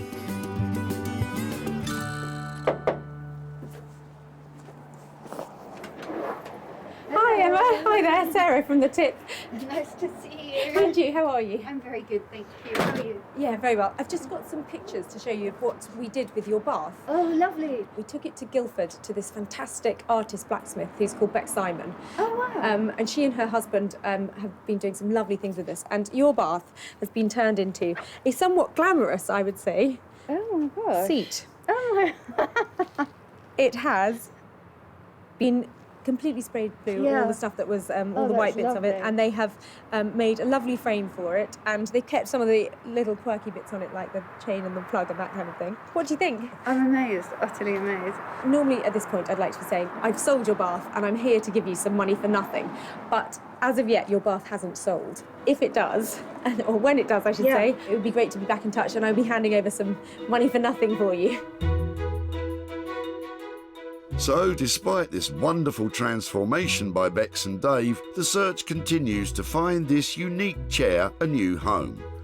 But with costs of $480 spent and no income generated, this could be a potential loss for Sarah of £480. If they do make any money out of it, which would be absolutely lovely, I would like to give any profit to the RSPCA in Wormley for Donkeys and Horses Sanctuary. I think they're overrun with little ponies and donkeys that need some extra care, and a bit of cash would be lovely.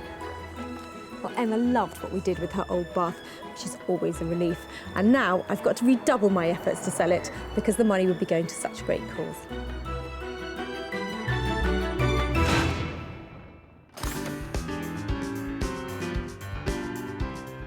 So, Sarah's managed to save 3 unwanted items from the jaws of destruction. 3 fabulous transformations that have come so far since we left the tip. The bath is now a stylish seat, the old sewing machine, a hip desk with extras, and the taps, they haven't left the bathroom, but they have got a whole new purpose. It just goes to show. Once again, with a little ingenuity, you can make some money for nothing.